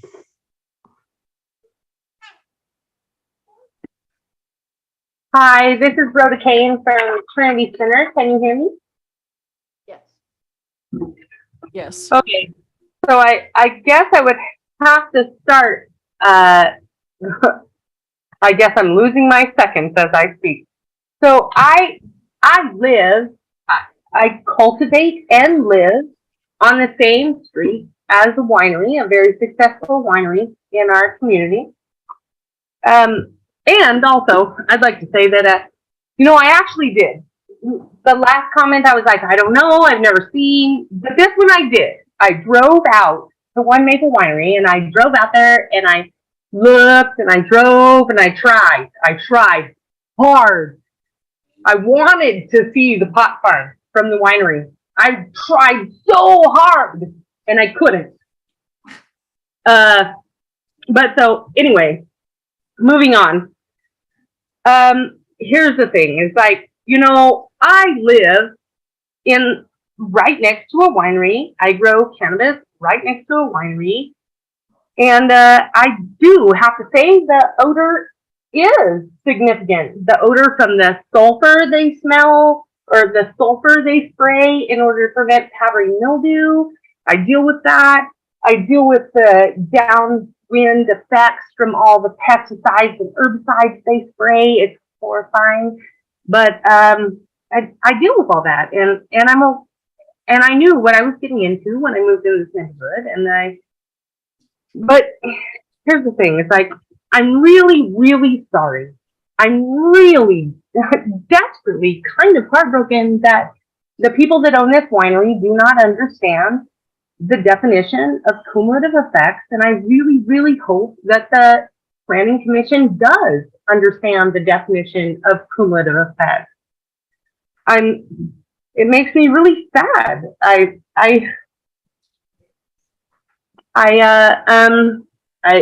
sympathize with the gentleman who said that his family member was buried there. Complaints don't equal violations. Catherine was very well spoken. Well,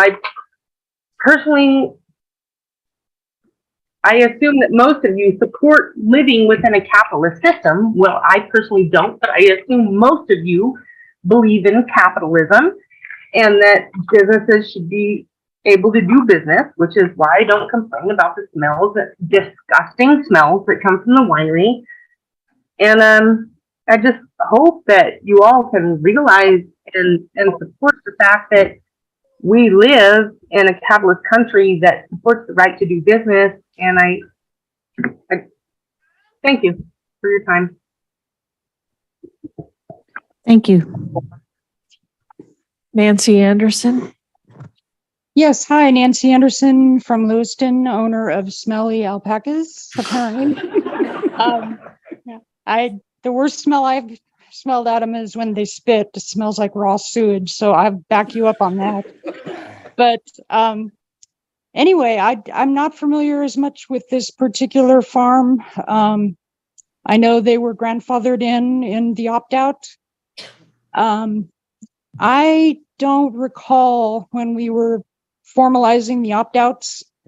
I remember some discussion on how those grandfathered farms should be considered in terms of once they're in an opt-out, are they or should they be held to any higher standard than any other farm? And I honestly don't remember if there's any language in the opt-out ordinance that was developed. So maybe that's something that somebody out there knows that can respond later. I would just encourage that whichever way the vote goes, I know you guys have a tough job in making these decisions, but that I would just encourage the owners, if they are approved to, and on both sides, I believe it's a responsibility of both sides to be good neighbors and to reach out to each other no matter what the outcome. And that the farmers would really strive to be above board and always follow all the rules. That's all we're really looking for. You know, we're not necessarily against legalized cannabis and commercial cannabis. We just want it to be done right. And that's all I've ever asked of the organizations involved. And so, tough decision. I don't envy being in your position, but thank you very much for the time. Thanks. Thank you. Lori Wills. Hi, this is Lori Wills from Lewiston. And I just wanted to also reiterate one of the other speakers, the comment Mr. Belenko made about the fact that no complaints have been filed against these cultivators, they're the new owners, is absolutely not true. Complaints have resulted in the sheriff's department going out there twice and having their plants abated. And Mr. Sharp asked for those dates, and they were, hold on 1 second, 2/21/22 and again on 8/23/22. The other thing that there's been a lot of discussion about tonight that I want to comment on is these reiterations of the Appendix C that have been submitted. I understand the vetting process and some of the speakers trying to justify that that's a natural progression of this process, getting approval. And I would agree as long as the director didn't approve the project.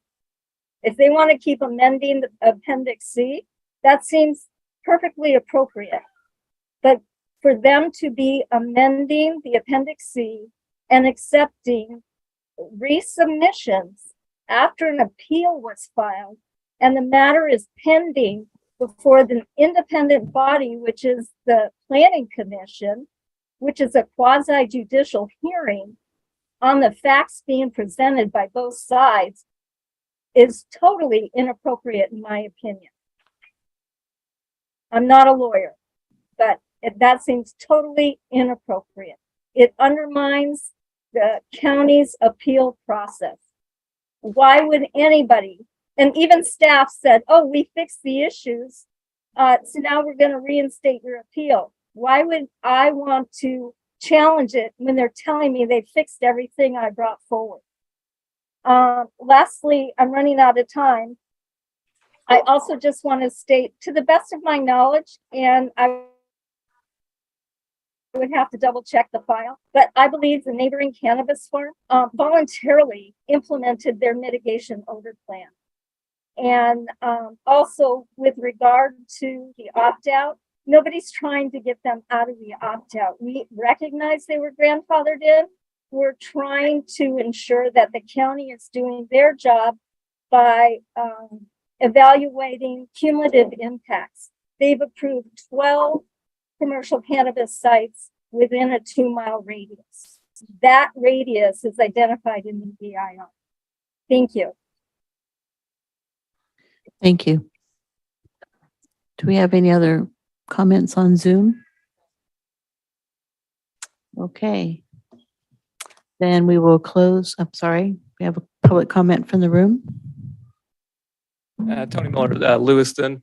Appreciate staff and the board for everything you're doing out there.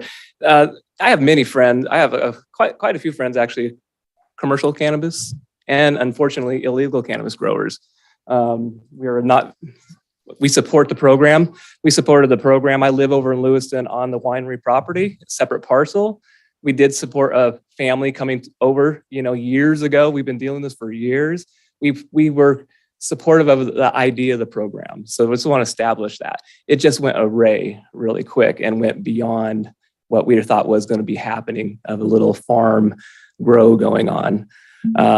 So there's more people that send in complaints, just not One Maple Winery. It's all over the community there. There is a subdivision during the daytime, you really can't smell anything. And I appreciate staff coming out. They have to come out during the time they were working. The heat's rising, so the smells normally go up. The fans, the canopies are open. Heat's rising, it's going up. It's the nighttime. I can guarantee I can call my wife right now. I can ask her, are the windows open in her house or closed tonight because of the smell? When it cools off at night, the cool air sinks, comes down. All these grows, the existing grow is above us, canyon, so it's going to sink. The smell sinks down at nighttime, so we can't open our windows at night. We have family and friends are over.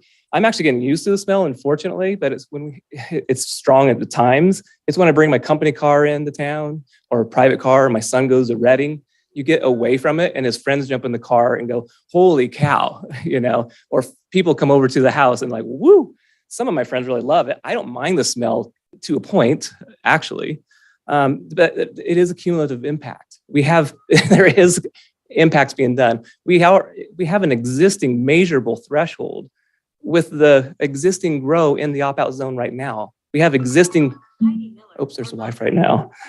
We have an existing threshold of the measurement of smell that's coming through. We have complaints from all over the neighborhoods. It's when those complaints come in, it's not just One Maple Winery. The One Maple Winery is not the issue here. So when we developed a smell mitigation plan, we already have a measurable smell coming from an isolated zone. My son's a pilot. I fly very often around our property, very low. There is a lot of grows in other drainages around us. There is no illegal grows immediately around up into our drainage of Grass Valley Creek. There's one licensed commercial grow up there. One. Yeah, Eddie, great guy. Tries really hard. We send in the complaints are here. We have a measurable threshold that we can go up there at night and come on over to my house at night. I mean, it's amazing how strong it is throughout the year at different times. It's not just one time a year, not one harvest. There's multiple harvests or other people coming over drying their cannabis in a beautiful big building they have there for drying cannabis. So thank you. Thank you.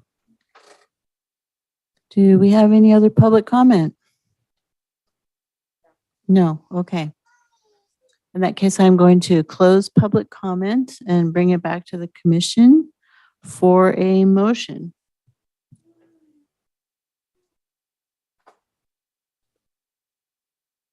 And what is the desire of the commission?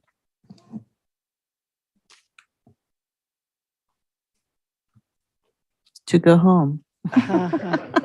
So,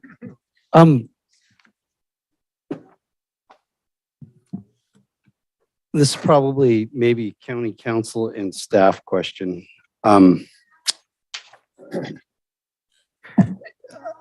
Before I make a motion, I would like to speak to, the issue of mitigating odor. And the fact that, what we're saying that is on the books and how we're performing right now as a county is that, well, they're not doing anything, so we can't measure it, so we don't do anything. When the reality is that we know what the odor is, we know what it's going to emit. There is ways to establish a mitigation plan prior to issuing a license through charcoal filters, all the things that we have in our ER. And for situations like this where it is a cumulative impact, and we all live here, so we all know that, yeah, it smells. and it's really strong. Why can't we have a mitigation plan prior to issuing licenses for odor? We do. That is the odor control plan. No, well, I mean, why isn't, I don't mean a plan. So again, I'm going to bring it back to my world, construction, right? So I have a plan, you know, that I write down on a piece of paper, an electrical plan. I give that drawing to staff, they review it. That's my plan. That's on paper. It says, this is what I'm going to do when I build. And I don't get to actually operate until staff comes out and looks that what I put on that plan is actually in place on my site. And then they go, green tag, go for it. You've done everything you were supposed to do. Why aren't we doing that? Why don't we do that? I know why we aren't, but why don't we? Because it seems like it would solve a lot of these issues. I agree. And I think the place to do that is in the upcoming ordinance updates. That is the place to include those criteria into code so that we can administer code. So as a planning commission, can we ask and require that of the? Let it be implemented prior to operation rather than after a complaint? I mean, can we request That's the that question. be? You know, and the bottom line is I don't want to wait until we get everything together and we finally got a great package and we're 25 appeals into this. Why can't we implement that now? As a planning commission, why can we require that? That's my question for. I can give you my opinion and then maybe Derek Cole can respond. Yep. My understanding is that essentially this is with the exception of the appeals portion of, you know, being to the director's decision and the ability for someone to appeal the director's decision, the approval process is ministerial in nature. So if you check all the boxes, then you get your license. And so in terms of the odor control plan, if there is an adequate odor control plan included in the Appendix C document, then that box is checked. And to your question, why can't it be implemented prior? Well, it's because it includes probably 5 or 6 different methodologies, which from my perspective, again, would be probably implemented in phases, or, you know, it'd be an iterative implementation in terms of, okay, we put carbon on, that reduced the odors by, you know, once we're able to quantify it, 50%. Okay, so now what do we do next? Okay, we're going to go to photocatalytic oxidation or ionization within the structure to further reduce the VOCs so that the carbon can catch the rest of it. Okay, that reduced it by 70%. What can be done next? We put in the high pressure misting systems so that the odor that remains is further mitigated. So again, you know, without getting too deep into the EIR and the technical portion of sort of how they break down odor and the difference between cumulative impacts and an increased intensity versus a cumulative impact. And I can go into that section of the EIR if you would like, but essentially it's quite complex in terms of how we actually mitigate odor. And so while I agree, and I hope that in the future we will incorporate, you know, something that establishes strong criteria so that we can remedy this problem going forward. At this point, the best thing that we can do is rely on the EIR as it was approved and code as it stands presently. And then to your question in terms of why can't we, you know, require that? I mean, I think it's a ministerial approval process. Perhaps you can impose conditions, but my understanding is that we are not able to condition these small licenses. So it's either you check all the boxes, it's a ministerial approval, or you don't. Okay, so we're back to, do we have a motion by the commission? I'll make a motion.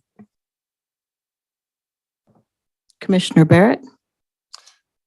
I recommend that the Planning Commission denies the appeal on P-23-21, upholding the director's decision to approve CCL-132 with the findings referenced in this staff report. Do we have a second? I can second that. Motion by Commissioner Barrett, second by Commissioner Heaton. Discussion. while I understand Commissioner Sharp's opinions going forward, and it is good advice, this project in front of us has addressed all of those issues. I think this is probably the most argued case since I've been a commissioner I've come across on Coffin Road. It's the epitome of beating a dead horse. They fought their way tooth and nail to get to a grandfather legacy position. And while I agree with the neighbors' concerns, there is a current CEQA, an EIR, and a grandfather legacy farm trying to make a living. Not even counting what the property is assessed at to what it's now worth with all the fighting we have to do and the potential of the county exposure as far as collecting taxes on a property that is not able to fulfill what it should be able to fill, considering that it is a secret EIR'd legacy farm. Enough's enough. Let's let these people get on with their life. If there's a problem, they have to go through the renewal process. If the situation changes and they become a bad neighbor, I personally know this property. It's beautiful. I've been there many times. I've seen it from the inception to completion. It couldn't be a better example of a working cannabis farm in Trinity County. Enough's enough. Just let these people get on with their life. Other discussion, commissioners? Well, so I would have to say my concern is that they really haven't addressed cumulative impacts. I understand the issue related to mitigation of odor, but I did want to point out that in the EIR, what it says is odors with distinct odor characteristics emanating from proximate sources are generally not additive or amplified. However, odors with the same or similar odor characteristics emanating from proximate sources may be additive. Therefore, multiple odor sources in a given geographic area would not necessarily increase the strength of the odor, although a higher frequency of odor detection would be expected.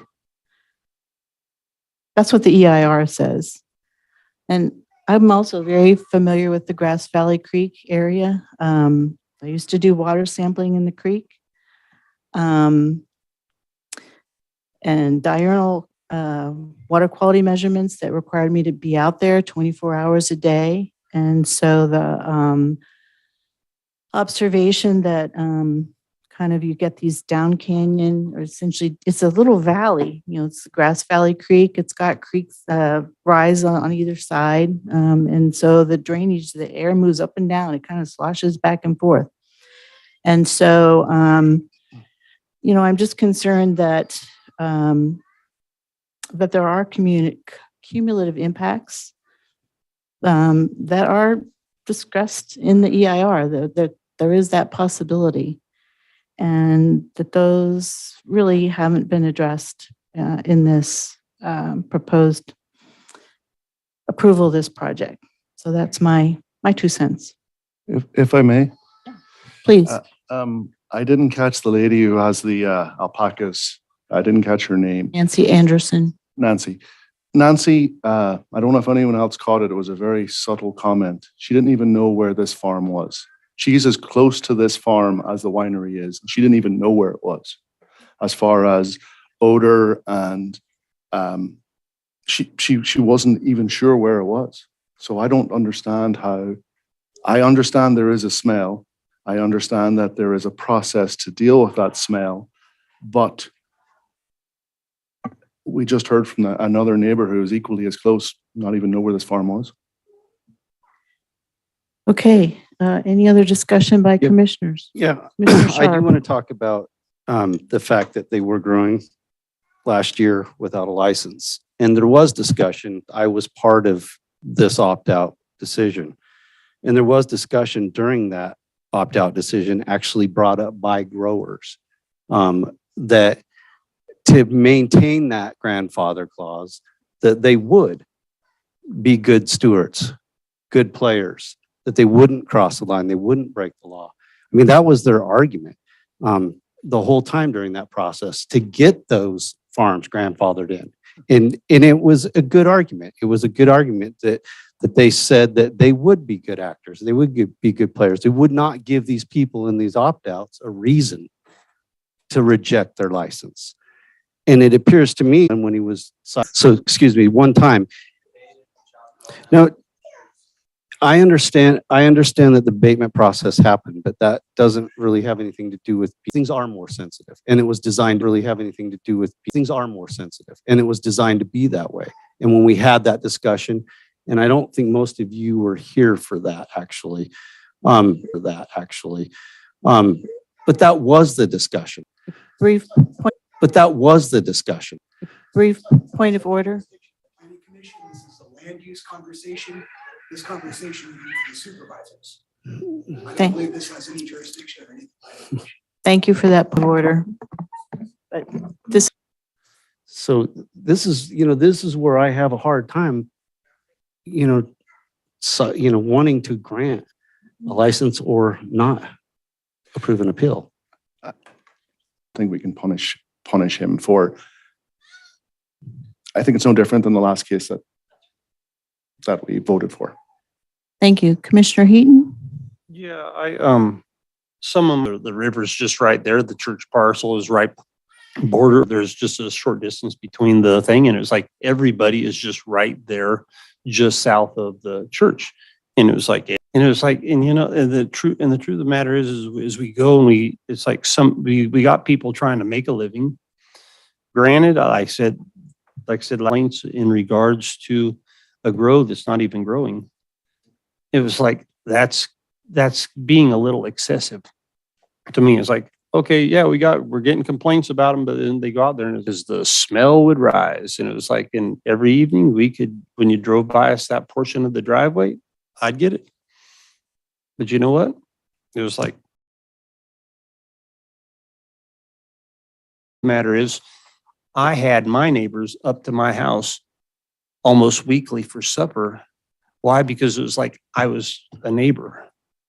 And it was like, did I agree everything? No, because I was their neighbor. And it was like the Forest Service sure didn't give a hell of a difference about anything. They didn't care one thing about us. But I tell you what, the neighbors sure cared for one another. And it was like, let's be neighbors, people. And it was like, and I tell you what, because when the time comes, if your place is burning down like mine, because your neighbor. How to make it make sense. To not uphold or to deny the appeal. To support your motion. Yeah. So I'll make a motion. The Planning Commission can move to uphold the appellant's request in ICCL 132 with finding that the EIR is incomplete when it comes to odor mitigation. The EIR is not up for question presently. What would you say? The cumulative impacts, thank you, have not been addressed in regards to odor mitigation. Sorry, just misspoke. It's late. So I'll make a motion. Let me reread that. The planning commission. Alternative 1, the Planning Commission could move to uphold the appellant's request in ICCL 132 with findings stated by the Planning Commission, which is the cumulative impacts in regards to odor have not been addressed. Are you saying they haven't been adequately addressed? Because they are most certainly addressed in the Appendix C document. So, I would just advise us that you're getting into grounds where you're opening up the county to some legal litigation. And it's just my advice. But the vote that was Because he's a TAA plant, he's reading Sam, from Underwood's Sam, right now. mute. He's mute reading Sam from here. Underwood's script. This is a TAA Sam, law. this is not an appropriate time for a comment. Sam? Such a piece of shit. Sam, that is not an appropriate comment. We are no It is longer fully open for appropriate. public He's reading comments. from Underwood's hey, notes Trent, right this is now. something you could all probably set up address. Is only among the commissioners and our council. So I'm sorry, you were interrupted. You were starting to say the Commission's, So do we need to make an alternative motion? uh, that is Or for your just- consideration. But the vote that, or the item that you're voting on, the commission is here to see if we have met the requirements of the existing EIR and ordinances that we're under, not here to change or to recommend. So in a competing motion, to state that we have not met or this, in fact, opening the county up to potential future issues. Thank you. So the motion to uphold the motion to deny the appeal failed. So I think that is where it stands. Okay. Could you please hold Public your comment is comments? closed. We need to say why, those findings are the why part of it.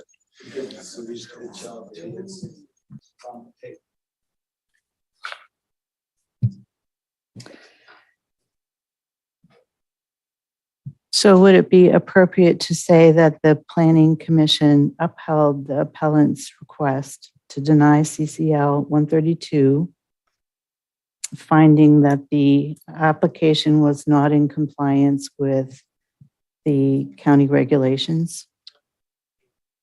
That is not included in the application materials. This is an Appendix C document that we're referring to.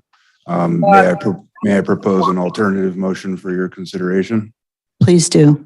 I would propose that you approve the license and include the condition that the odor control plan be implemented prior to operations. I appreciate that. It doesn't address, I don't believe it addresses the concerns that I brought up regarding cumulative impacts. Thanks. Yeah. Yes. So wouldn't implementing the odor control plan help to resolve those? Maybe I can jump in. Again, Derek Cole, special counsel. So there is a cumulative impacts analysis. I do want to be clear that that is in the record, that is irrefutable. And I think the commission understands that there is such an analysis is not sufficient. It's not just that my concern is that I heard a lot of people talking about odor, and I heard a lot of very generalized concerns, and that's understandable from a lay perspective. And my concern is that there may be some planning commissioners who feel like we're not actually regulating this subject when in fact we are, and we actually have quite comprehensive regulations. So I just need to be clear, because if we do deny projects that have met all the legal requirements, there are, given how much investment people have put into this process. So I just want to be very clear that if the commission is going to deny this project because of cumulative impacts, we need itself. My concern again is that on that very specific site that cumulative impacts were not addressed. And then we were told that we were not allowed to essentially condition the issuance of license on implementing those mitigation measures until there has been a complaint. So, that's why I'm basically council's legal interpretation, which is if at the time the director issues a license, the person has achieved compliance. Director Poblani and I were speaking about this yesterday. The verb tenses and the way the syntax of County Code Section 7 clear that if at the time of issuance there is no further compliance issues, in other words, abatement hasn't been achieved, then we must issue a permit. So here's a photo. This was the previous appeal where the appellant was bringing years of photos going back several years and saying, well, they have a history of noncompliance. compliance and they have corrected that and they are officially back into the compliant category, then if that is the state of facts when the light, and I mean, obviously you're a commission, you have to make your decision, but I want to be clear that that's not a basis for the decision. And then I want to reiterate what I said earlier, which is the new requirements that were established by the EIR that were incorporated in chapter 17.43G measures in 17.43A, particularly the performance standards in the cultivation chapter of the ordinance going forward. So as long as staff determines that an applicant can and will comply with those, then we must issue. So again, I want to get back to what I understand as commission, and I just want to be very clear, what is it about cumulative impacts that is of concern? What are we missing? And I think we need to be very specific there. Okay, so again, I guess my concern is that the EIR is a general county document versus something that really drills down into site-specific conditions. But I have a couple other questions. So Mr. Plabani suggested that one alternative was to condition the license to implement mitigation, if I understand that correctly, but you're saying, we're saying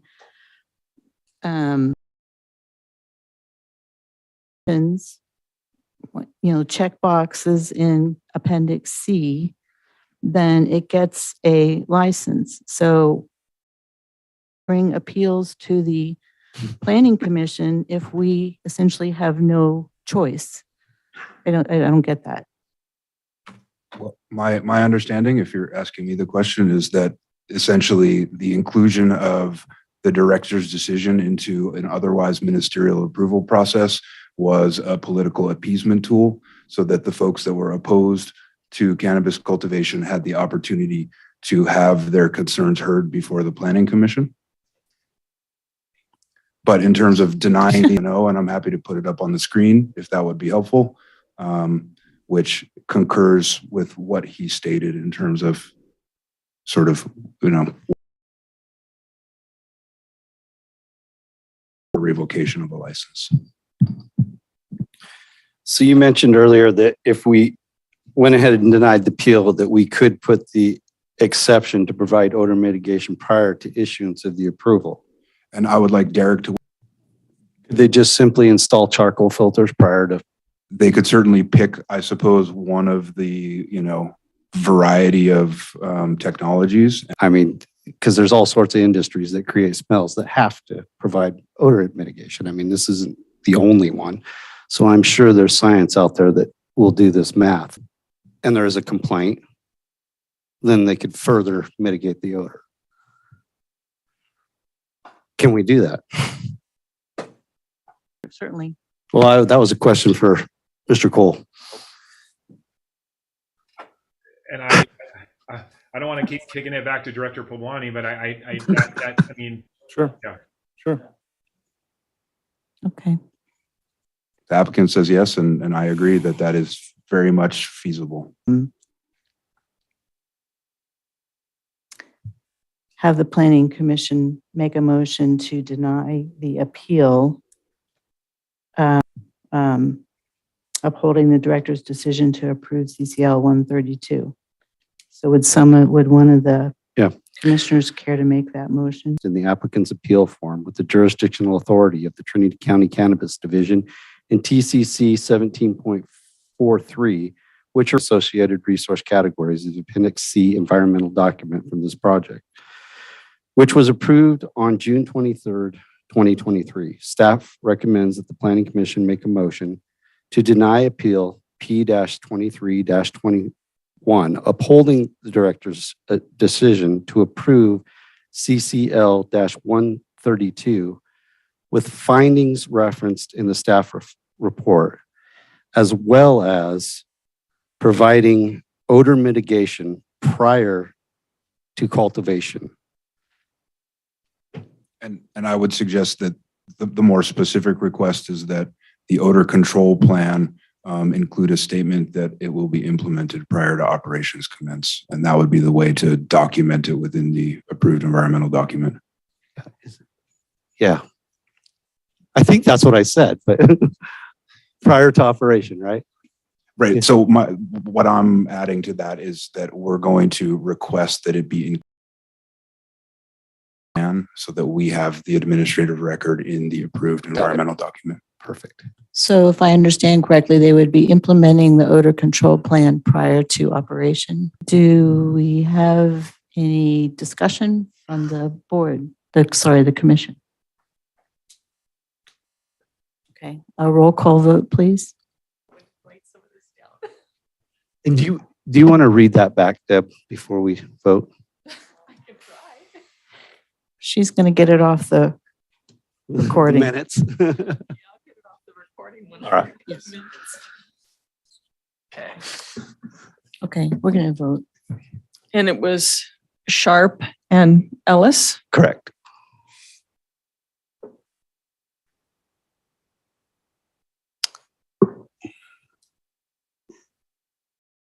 Planning Commission makes a motion to deny appeal P 2321, upholding the director's decision to approve CCL 132 with the findings referenced in the staff report prior to operation. Appendix C document. Where do I need that? So we're adding included in the Appendix C document prior to operation.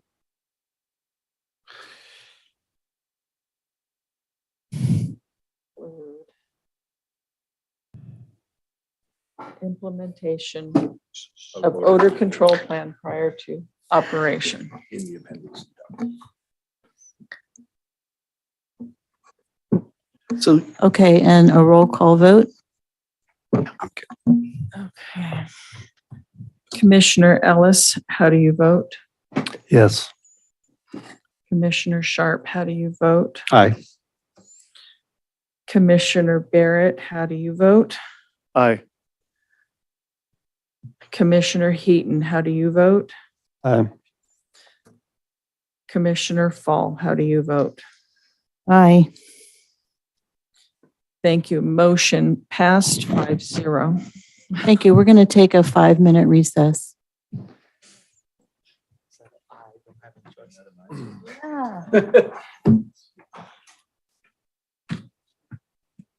Oh, my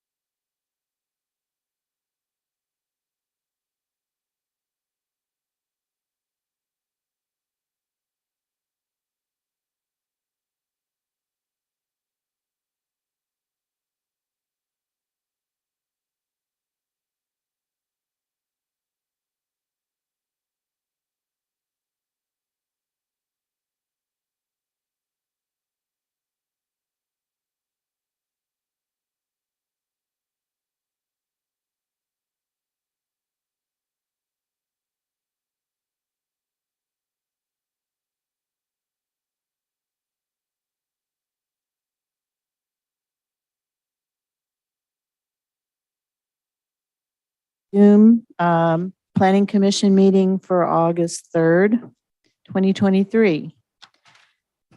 And we are moving on to agenda item. This special meeting was originally scheduled to address appeals. And so I wanted to power through those, and I apologize to the earlier. And so rather than have them spend their valuable time, you get to listen to me for a minute. So you have in your commissioner packet a copy of their PowerPoint on the visions and guiding principles. So what I am requesting from my fellow commissioners is that you really read this PowerPoint. There's also a handout on what is a vision statement and guiding principles. So what I am requesting is that in 1, 2, and 3. And then there's guiding principle options. There's 1, 2, 3, whatever for each guiding principle. As a planning commission to really provide feedback to our consultants. We've often said that we're not really involved in the general, what is your vision for the county? So what I'm requesting is that you look at these, mark them up, talk to your neighbors, get inputs, and then bring that marked up statement, be ready to provide detailed comments to the Minter Harnish consultants at our next meeting, which is August 10th. They will be here then via Zoom to hear your comments. Do you guys have any here next week during our regular meeting, which is going to be very short on August 10th? We got a week. Is that okay? Yep. That saves you from listening to the presentation tonight, and it saves those guys from having to stay here till 10:30. Okay, any other board questions or comments, staff questions or comments regarding agenda item 9? Public comment? We do. Rhoda? Rhoda, do you have public comment regarding agenda item 9? It took me a while to discover my unmute button. Come on. This is fucking, I'm sorry.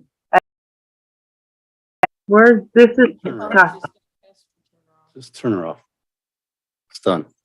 Just going back to the other stuff. Yeah. Is there any other public comment? I'll an email out to you all asking you to plan to attend our meeting next week, August 10th, our regular meeting. One of the memo clarifying our schedule.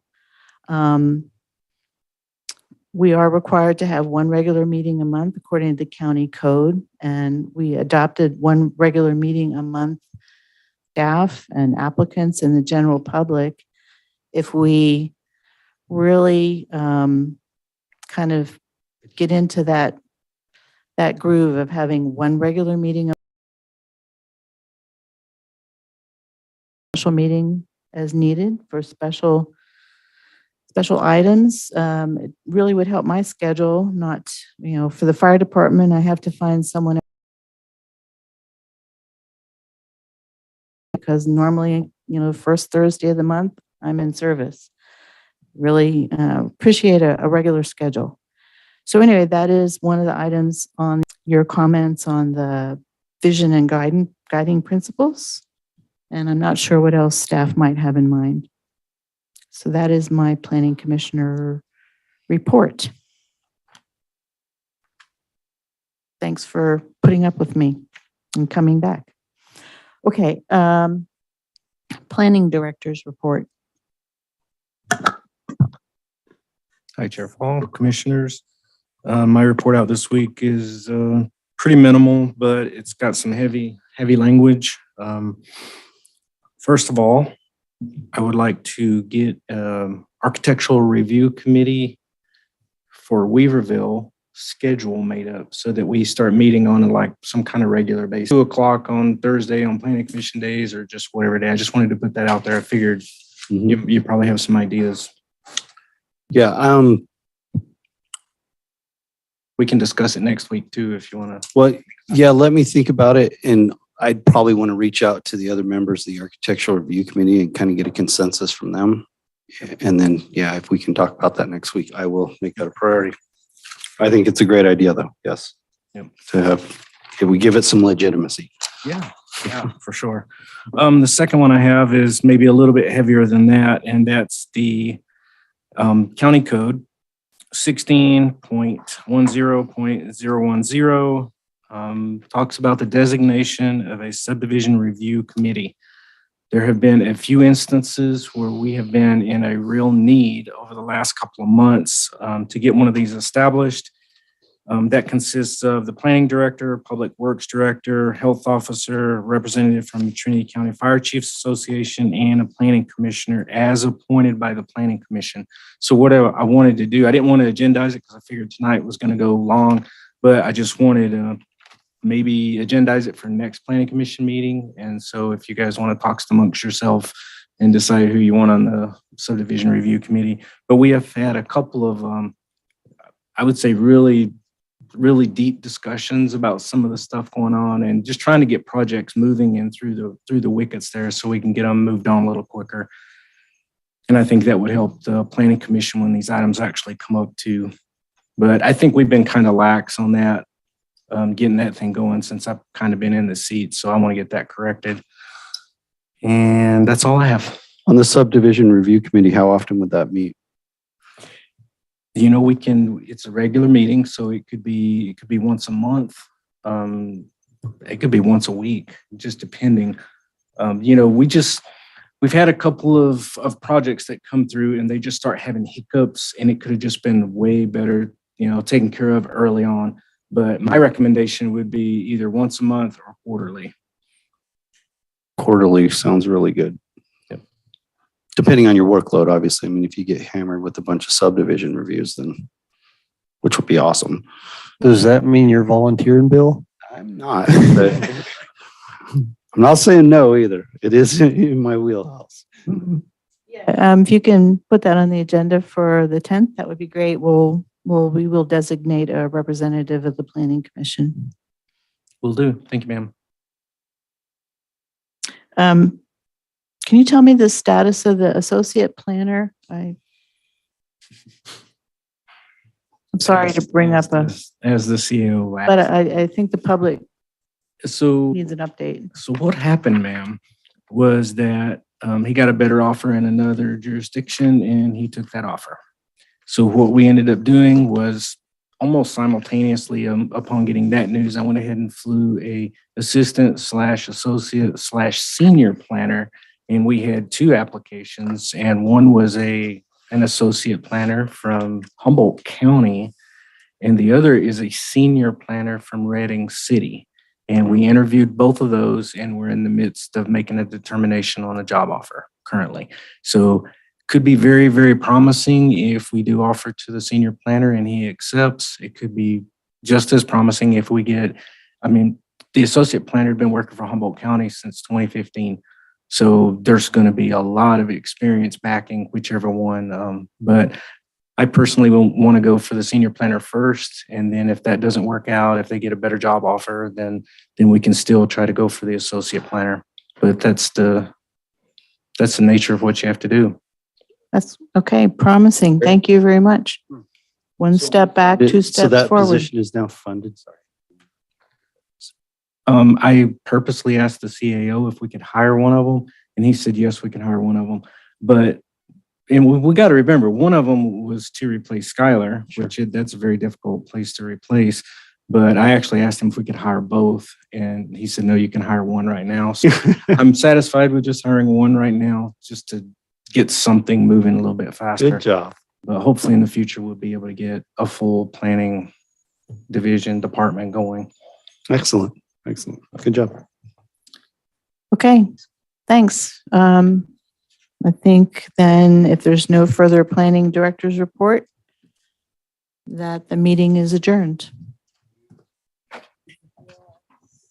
It's only 2.5 hours home, Todd. I know. It don't get any better than that. That's right. You got time to reflect. I know. Just don't fall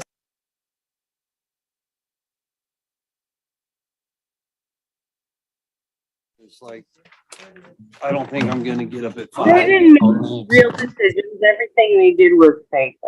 Still there.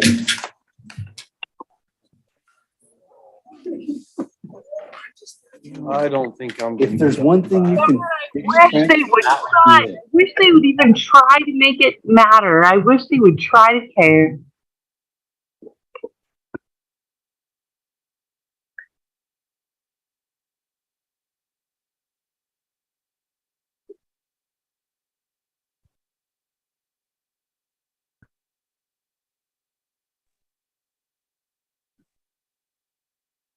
I wish they would try to care.